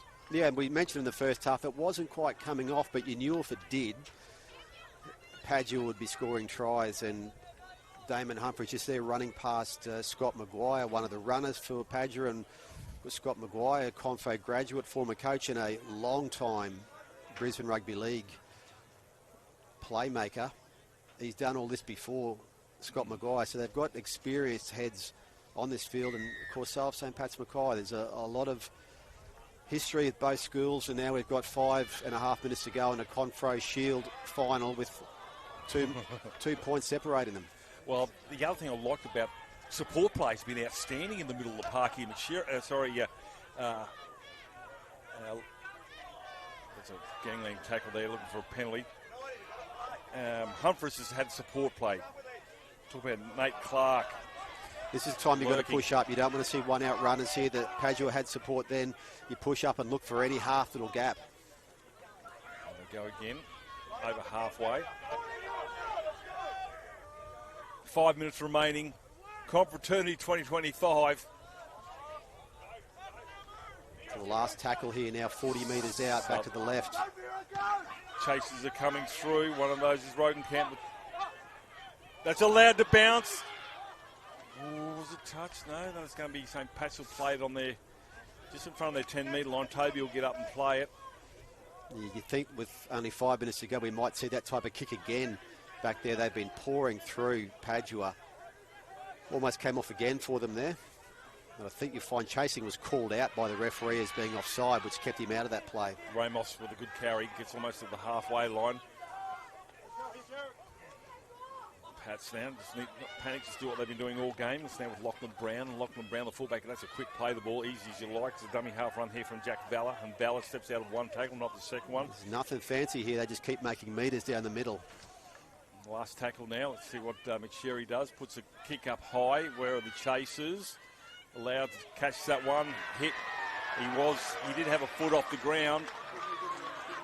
And that's a penalty every day of the week. Cannot tackle the player in the air. 4 minutes to go. So the task is pretty clear for Padua College. To pick up 2 points to at least level. And for St Pat's Mackay, this is what Confro comes down to. You know, two schools who've got 2-decade droughts, who've got really great histories, and who so desperately want to win this carnival, and we'll know about it in a few minutes. Humphries ruining that conversion attempt, perhaps. As we see Jacob Grant get up and play it. They go to the blind side. Chaseling gets over halfway. 3 minutes remaining. Humphries goes back the other way, tries to get through the forwards there. He's going to be monstered in the end there. An attack from Declan Grady. Those two know each other quite well. Mercer. Last tackle now for Padua. What they got? I'll send it aerial. Not as high as normal. Chasers are coming through. Contested. Oh, flies through the air. There's Calvin Ramos. Beauty in motion. What a take. Yeah, right into the sun there too. That's the corner you want to kick to at this time of day. He's down the back play there. Probably winded. The trainer wants the game to stop. It seems to have, he's had a squirt of water. I don't think it's too bad. That's time off, of course, in this final. So we've got 2 minutes 27 seconds left on the ground clock. And he got up and played and went straight back down. I think, to be honest, he was winded. That's all it'll be. I'm not a doctor. Well, I'm happy to charge.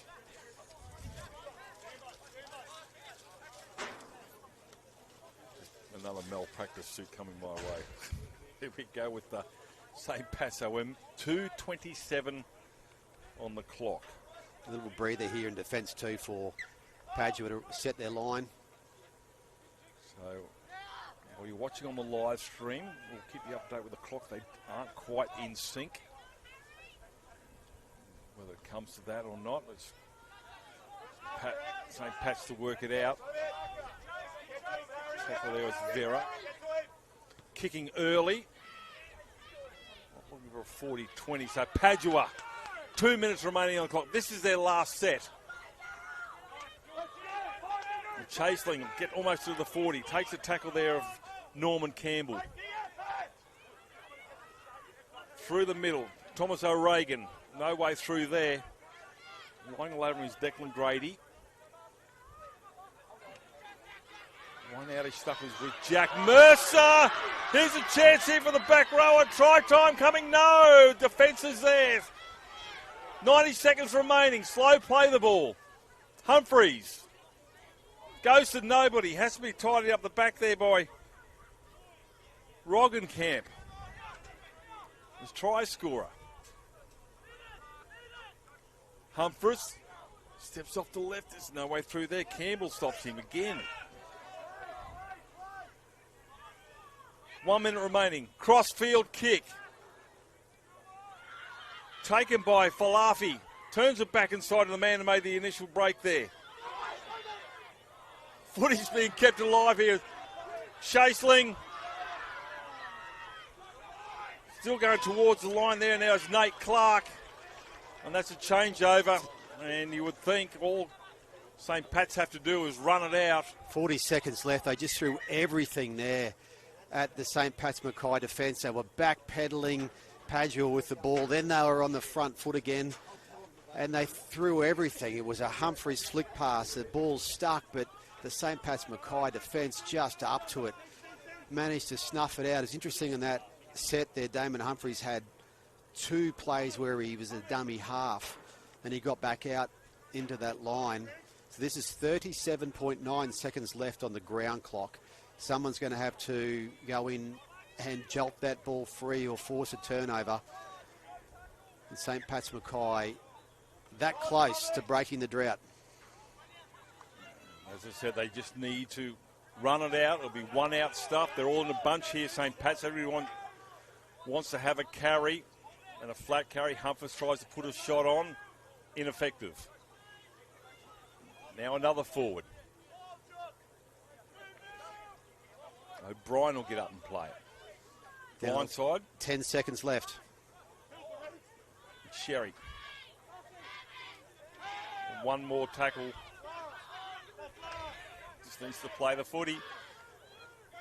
He'll take the tackle, go down. Then Lachlan Brown does go down. Full time.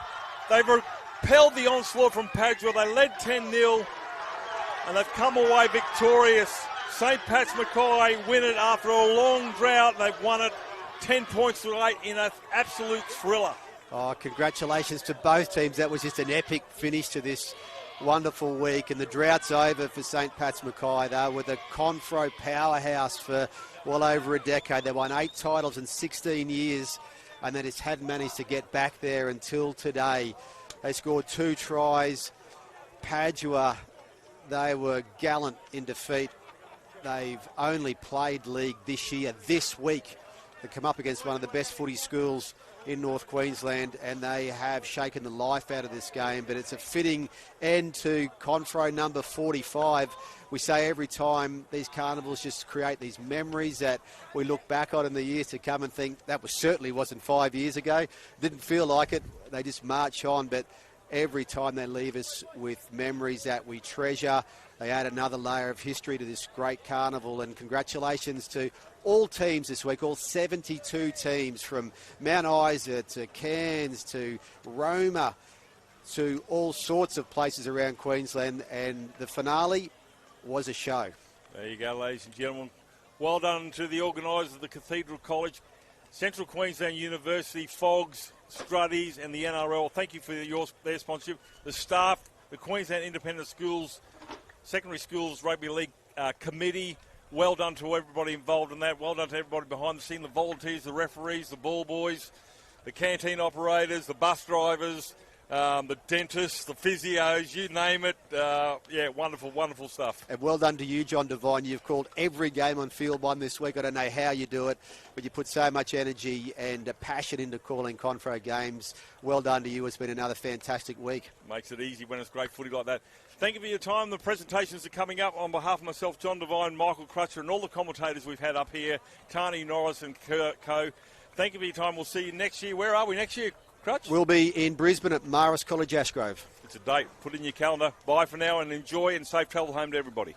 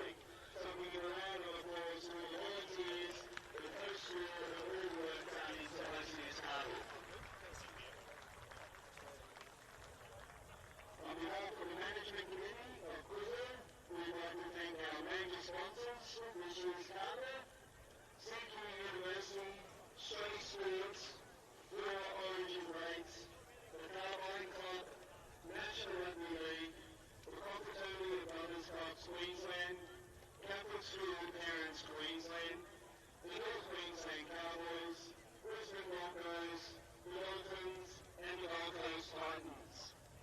We would also like to acknowledge the referees and referees coaches who officiated this week during this carnival. To begin our awards, I invite Mr. Peter McPhee from the referees to award the referees Team Fair Play Award. The recipients of this award are Chisholm College, if they want to come forward. So if the captain could come forward and collect the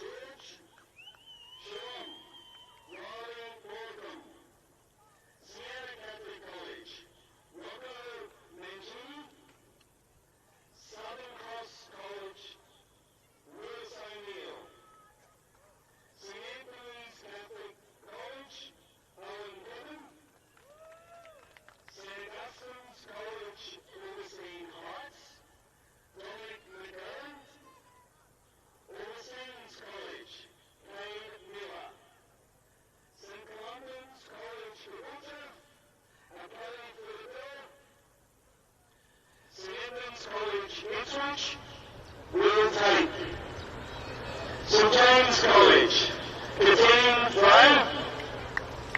St John's School of Roma, Lincoln Overley. St John's College, Nearmore, Jesse Jones. St Joseph's College, Harry O'Neill. St Lawrence's College, Caelan Mackay. St Mary's College, Alistair McLaughlin.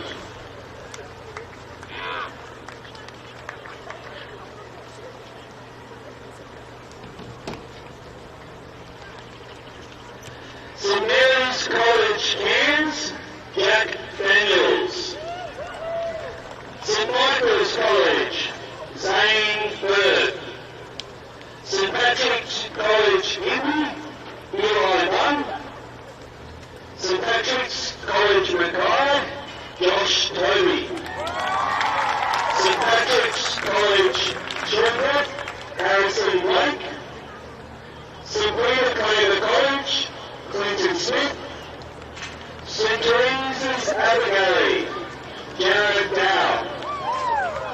St Thomas More College, Isaac Miller. St Brendan's College, Jaboon, Jake Symes.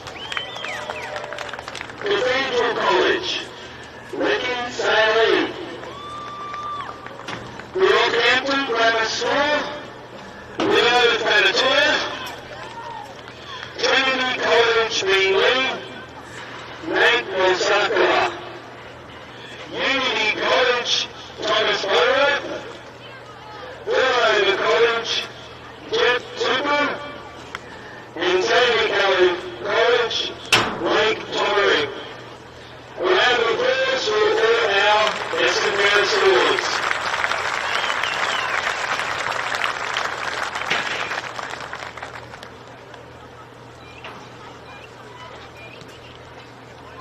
We continue with our Spirit of Confraternity Awards for each team. From All Souls St Edmonds, Billy Elliott. Aquinas College, Adam Doherty. Assumption College, Riley Wainwright.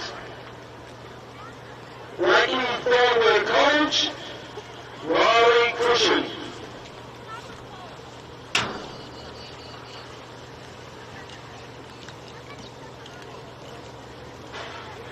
From Burdakin Catholic High School, Mason King.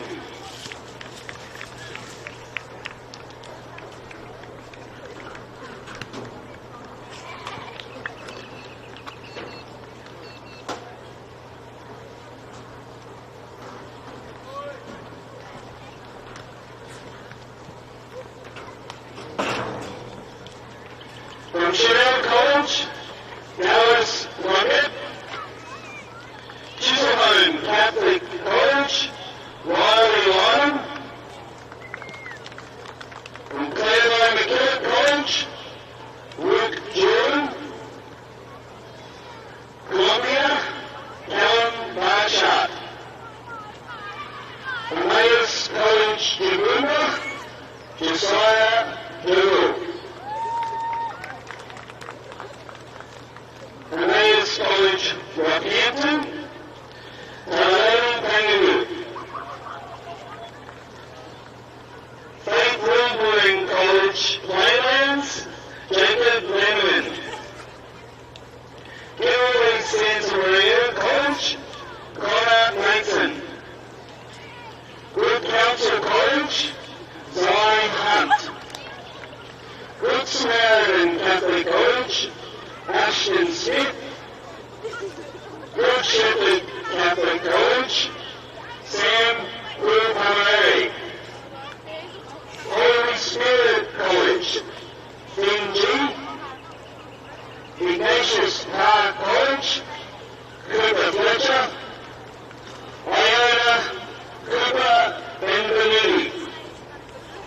Morris College, Ashgrove, Cooper Ludicote.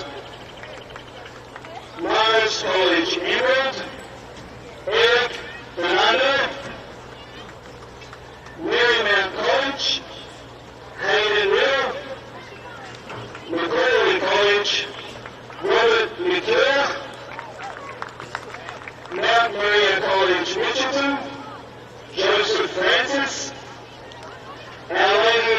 Southern Cross College, Cooper Collins. Graduate College, Damon Humphreys. Ryan Catholic College, Mitch Bowman. Sean Blake Freedom. So that's Taj Coates. And Sierra Catholic College, Blake Freedom. Southern Cross Catholic College, Joshua Nielsen. St Edmonds Catholic College, Nathan Perks. St Augustine's College, Augustine Heights, Jack Richardson. St Augustine's College, Cooper Mills. St Edmonds College, Caboolture, Blake Shukoni. St Edmonds College, Ipswich, Oscar Graves. St James College, Rico Torre. St John's School, Roma, Jeb Cornelius. St John's College, Nambour, Lewis Hornby. St Joseph's College, Robert Brewer. St Lawrence's College, Henry Edwards. St Mary's College, Darcy Dan.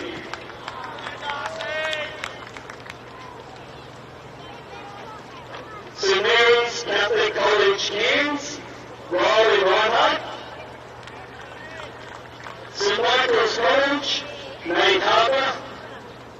St Patrick's College, Gibney, Harry Shaw. St Patrick's College, Mackay, Darcy McFarlane. St Patrick's College, Shelton, Tommy Scanlon. St William Faber College, Darian Morello. St George's College, Abigail, Frederick Nielsen. St Thomas More College, Noah Peterson. St Brendan's College, Green, Cameron Livoy. The Cathedral College, Nicky Busman. The Rockhampton Grammar School, Luke Flame. Trinity College, Dean Lee, Cooper Ledbetter. Unity College, William Thomas. Willamette College, Taj Graham. And Xavier Catholic College, Tyson Knight. Let's give a round of applause to all our school awards.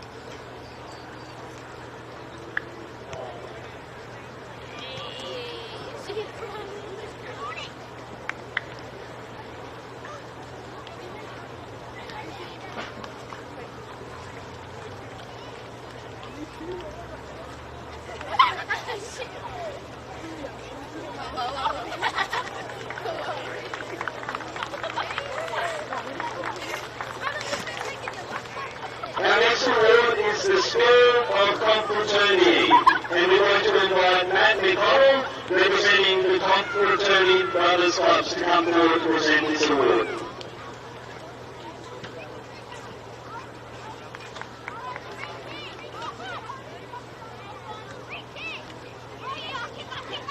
If on our major awards, we can ask just the captains come forward to collect the medals and trophies, and the rest of the team move to get a photo in front of there. And the winner of the Spirit of Confraternity is St Augustine's Cairns.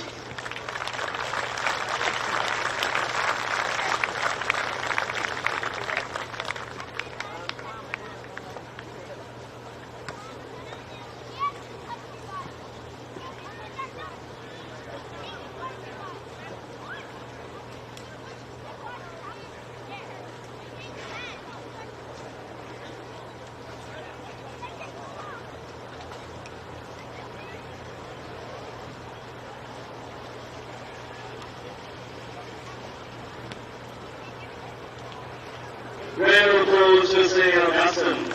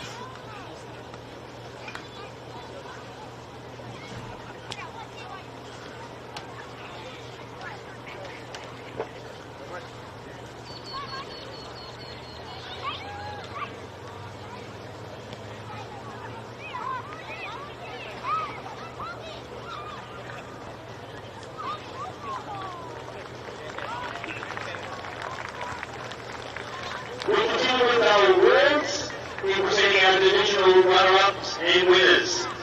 In the Confraternity Classic, we have the runner-up, Emmaus College Shimbunga, who will be presented with their members by our right member, Mr. Burdakin.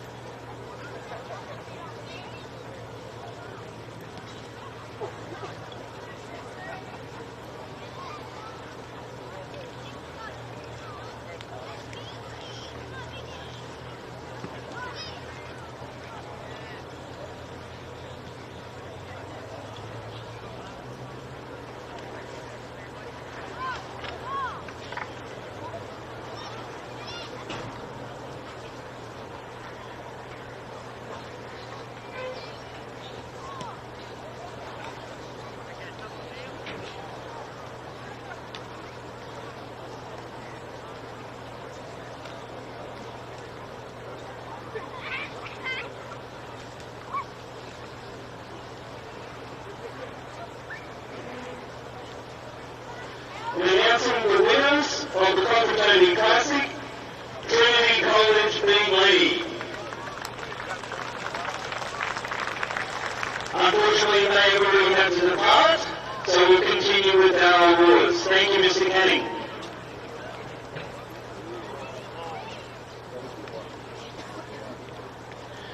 In our next division, our runners-up of the Family League Challenge. I'd like to invite Mark Bunting, the Crucial Operations Manager, to come forward and present these awards.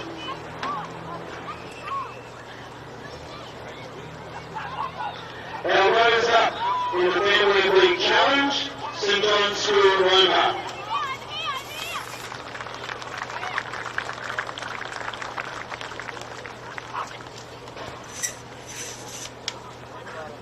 Unfortunately, they've had to leave as well, but we have a representative of their college coming forward.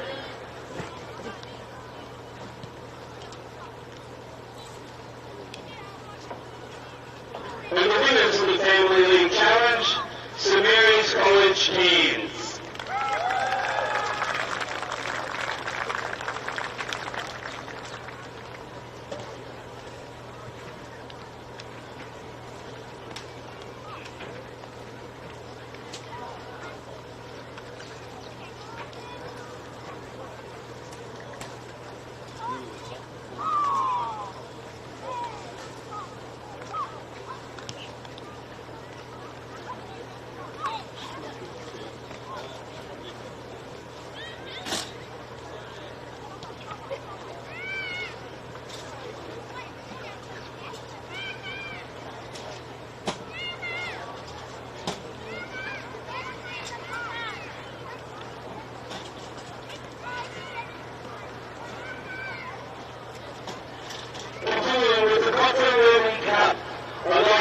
Sarah Wilker, Queensland, Western Australia and Northern Territory State Manager from the NRL, to come forward to present these awards.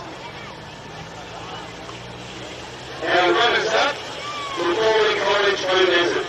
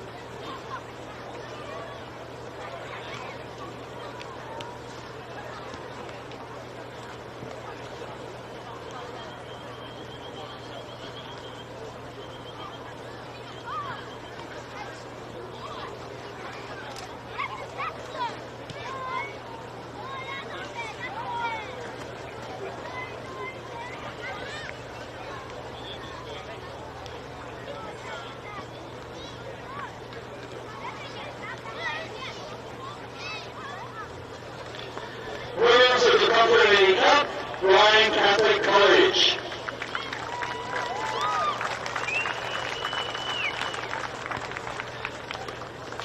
As your teams are calling through, if you would move forward quicker, to help speed up our processes.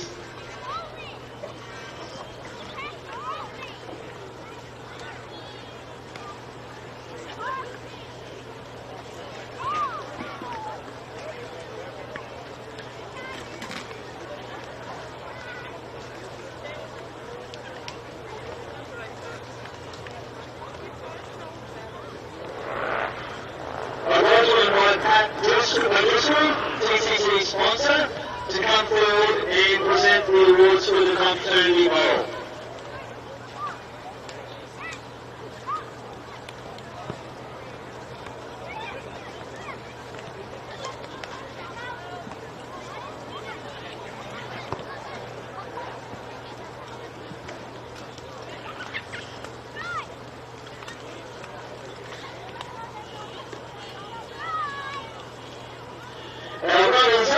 From the Confraternity Bowl, all souls St Gabriel's Charters Towers.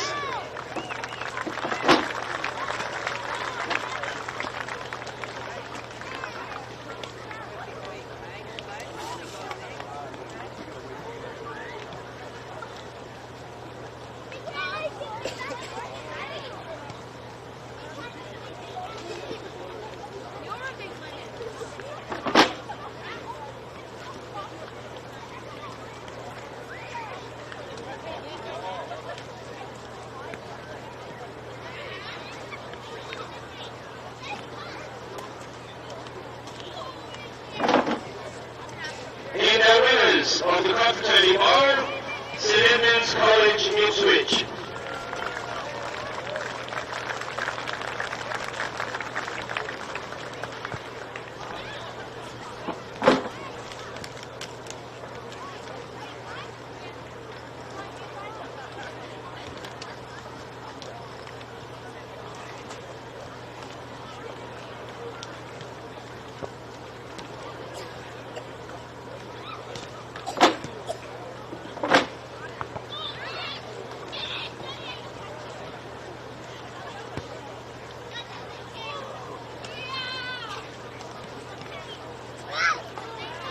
Welcome by Barbara Miller from CEU to present our next awards.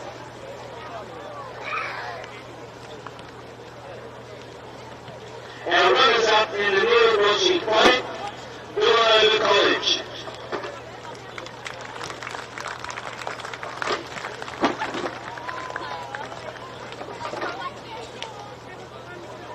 If we move straight up, guys.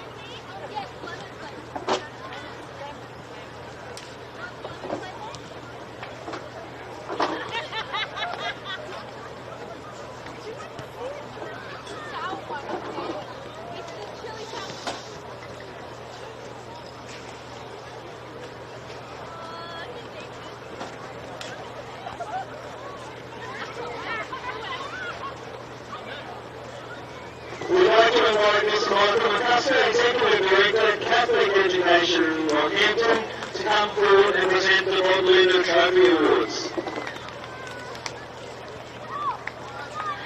Our runners-up, Burdakin College.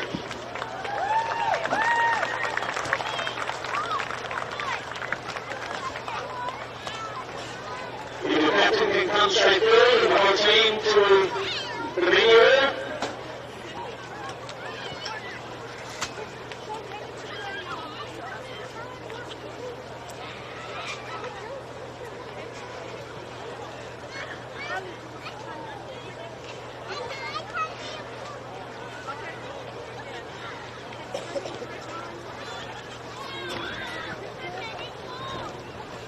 And our winners of the Bob Linder Trophy, Rockhampton Grammar School.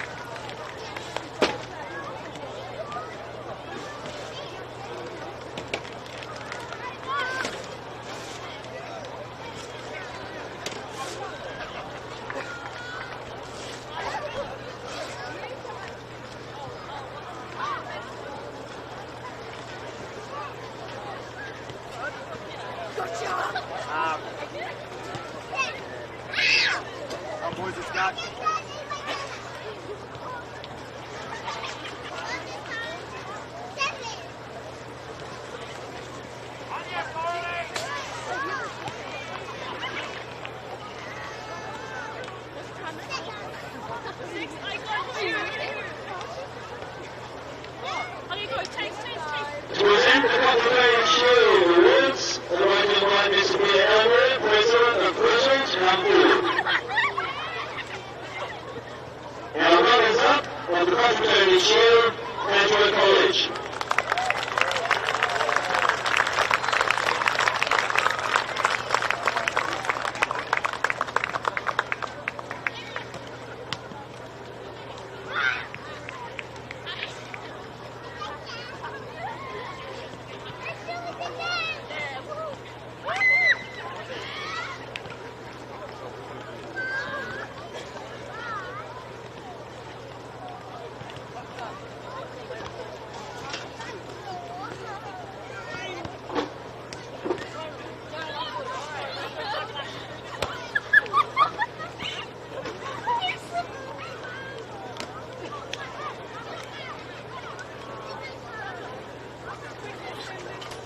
And our winners for the 2025 Confraternity Shield, St Patrick's Mackay.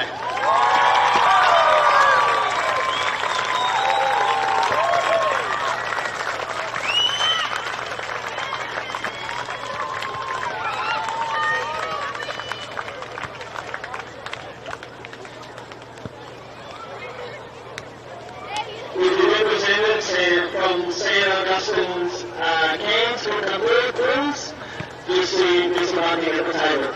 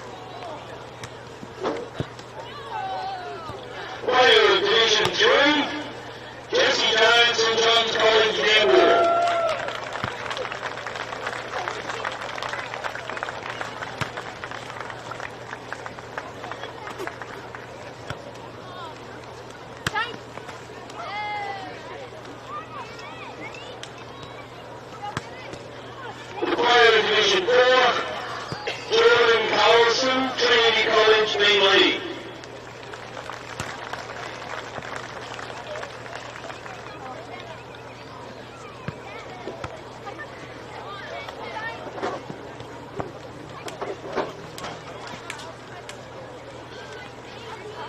For our next awards, can I invite Mr. Peter Quinn and Reg Cannon from the Carboying Club to come forward and present our awards.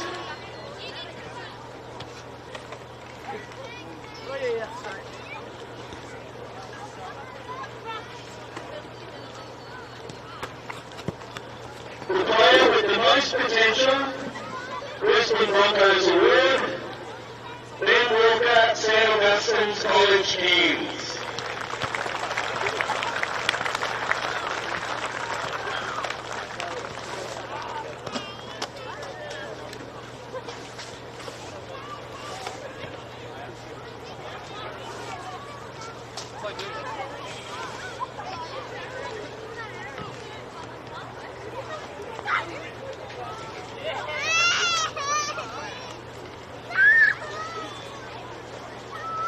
The Carboying Club Sport of the Carnival Room, which has a $1,500 bursary attached to it. Number 6 from Likely Formula, Chase Tansey.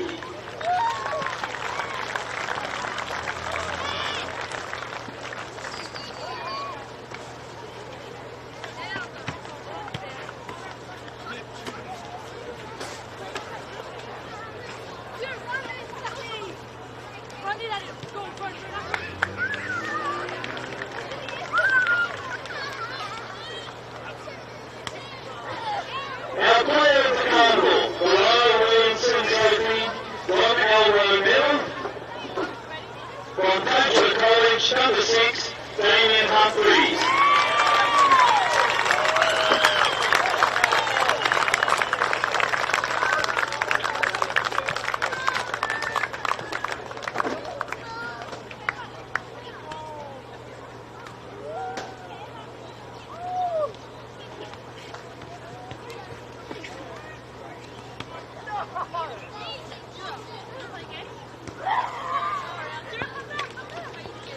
I'd now like to invite Mr. Murray Schultz, Chief Selector, to come forward and announce the honorary team for 2025.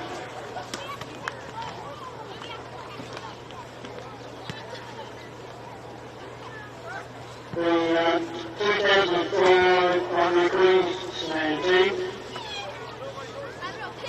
Number 1 fullback, wearing 1 for Norwich College Ashgrove, Liam Rice.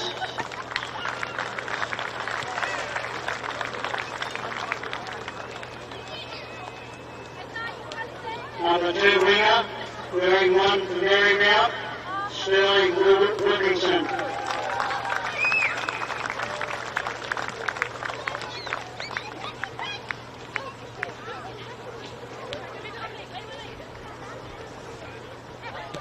Number 3, wearing 3 for Tangent College, Harrison Vera.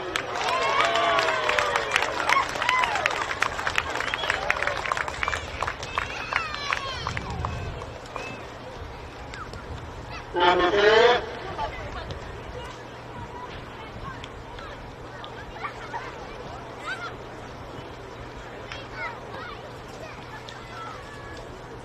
with number 4, wearing the sleeve for Rocket Grammar, Leon Fernandez.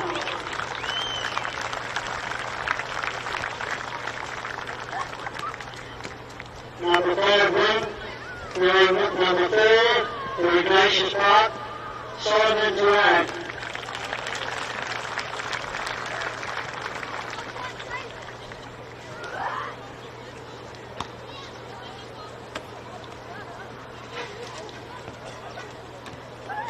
Number 6, wearing 6 for Padua, Damon Humphreys.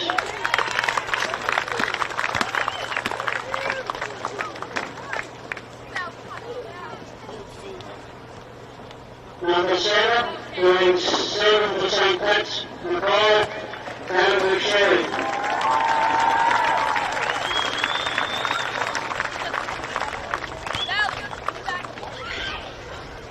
Number 8, wearing 8 for St Augustine's Cairns, Dave Miller.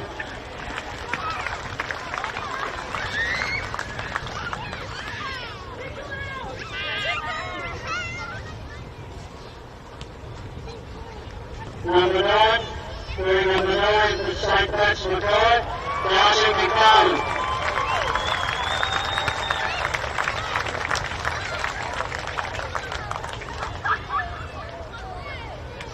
Number 10, wearing 10 for Ignatius Park, Silvani Abu.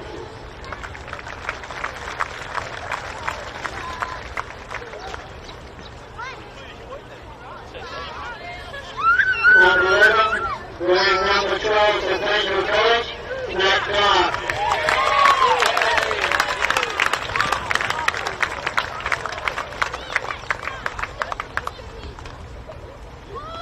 Number 12, wearing 12 for Aquinas College, Lynn Moore.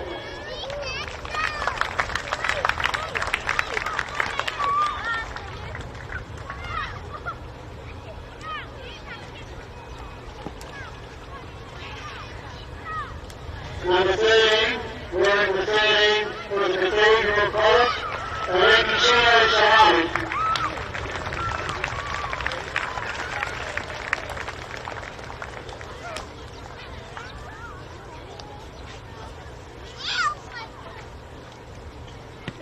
Now the reserves, 14, wearing number 6 for Merrimount, is Ryder Owen.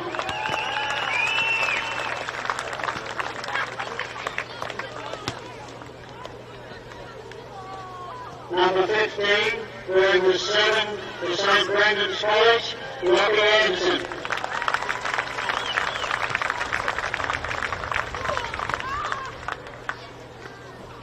Number 2, wearing the 2 for, number 16, wearing the 2 for Villanova, Sean Kelly.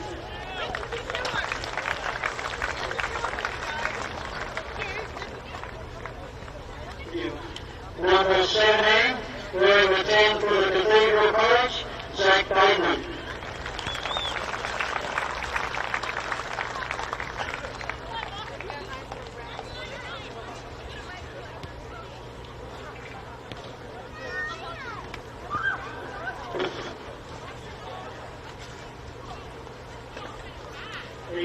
The other 2 is the coach, Jason Hamilton of Merrimount, and manager Todd Briggs, St Peter Claver. Thank you.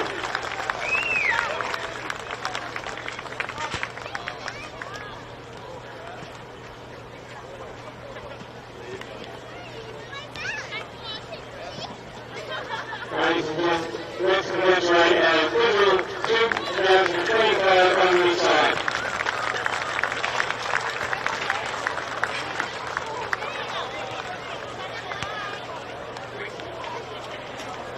Before we finish today's dinner, one more minute, I'd like to make an acknowledgement.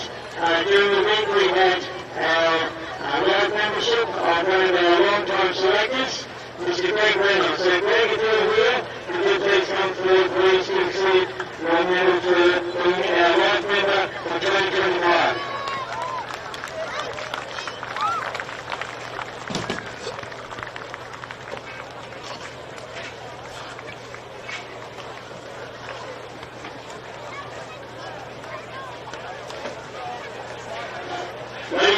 Ladies and gentlemen, thank you again for a wonderful week of rugby. Safe travels. A big thank you to all the parents, staff and volunteers that have made this carnival come together. We look forward to seeing you all again in Brisbane in 2026. Safe travels.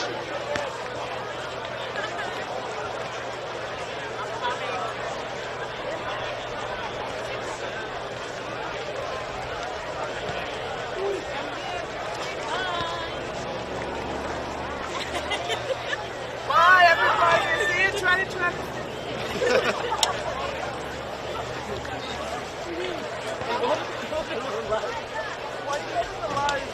That's the last thing anyone saw. Oh, too good.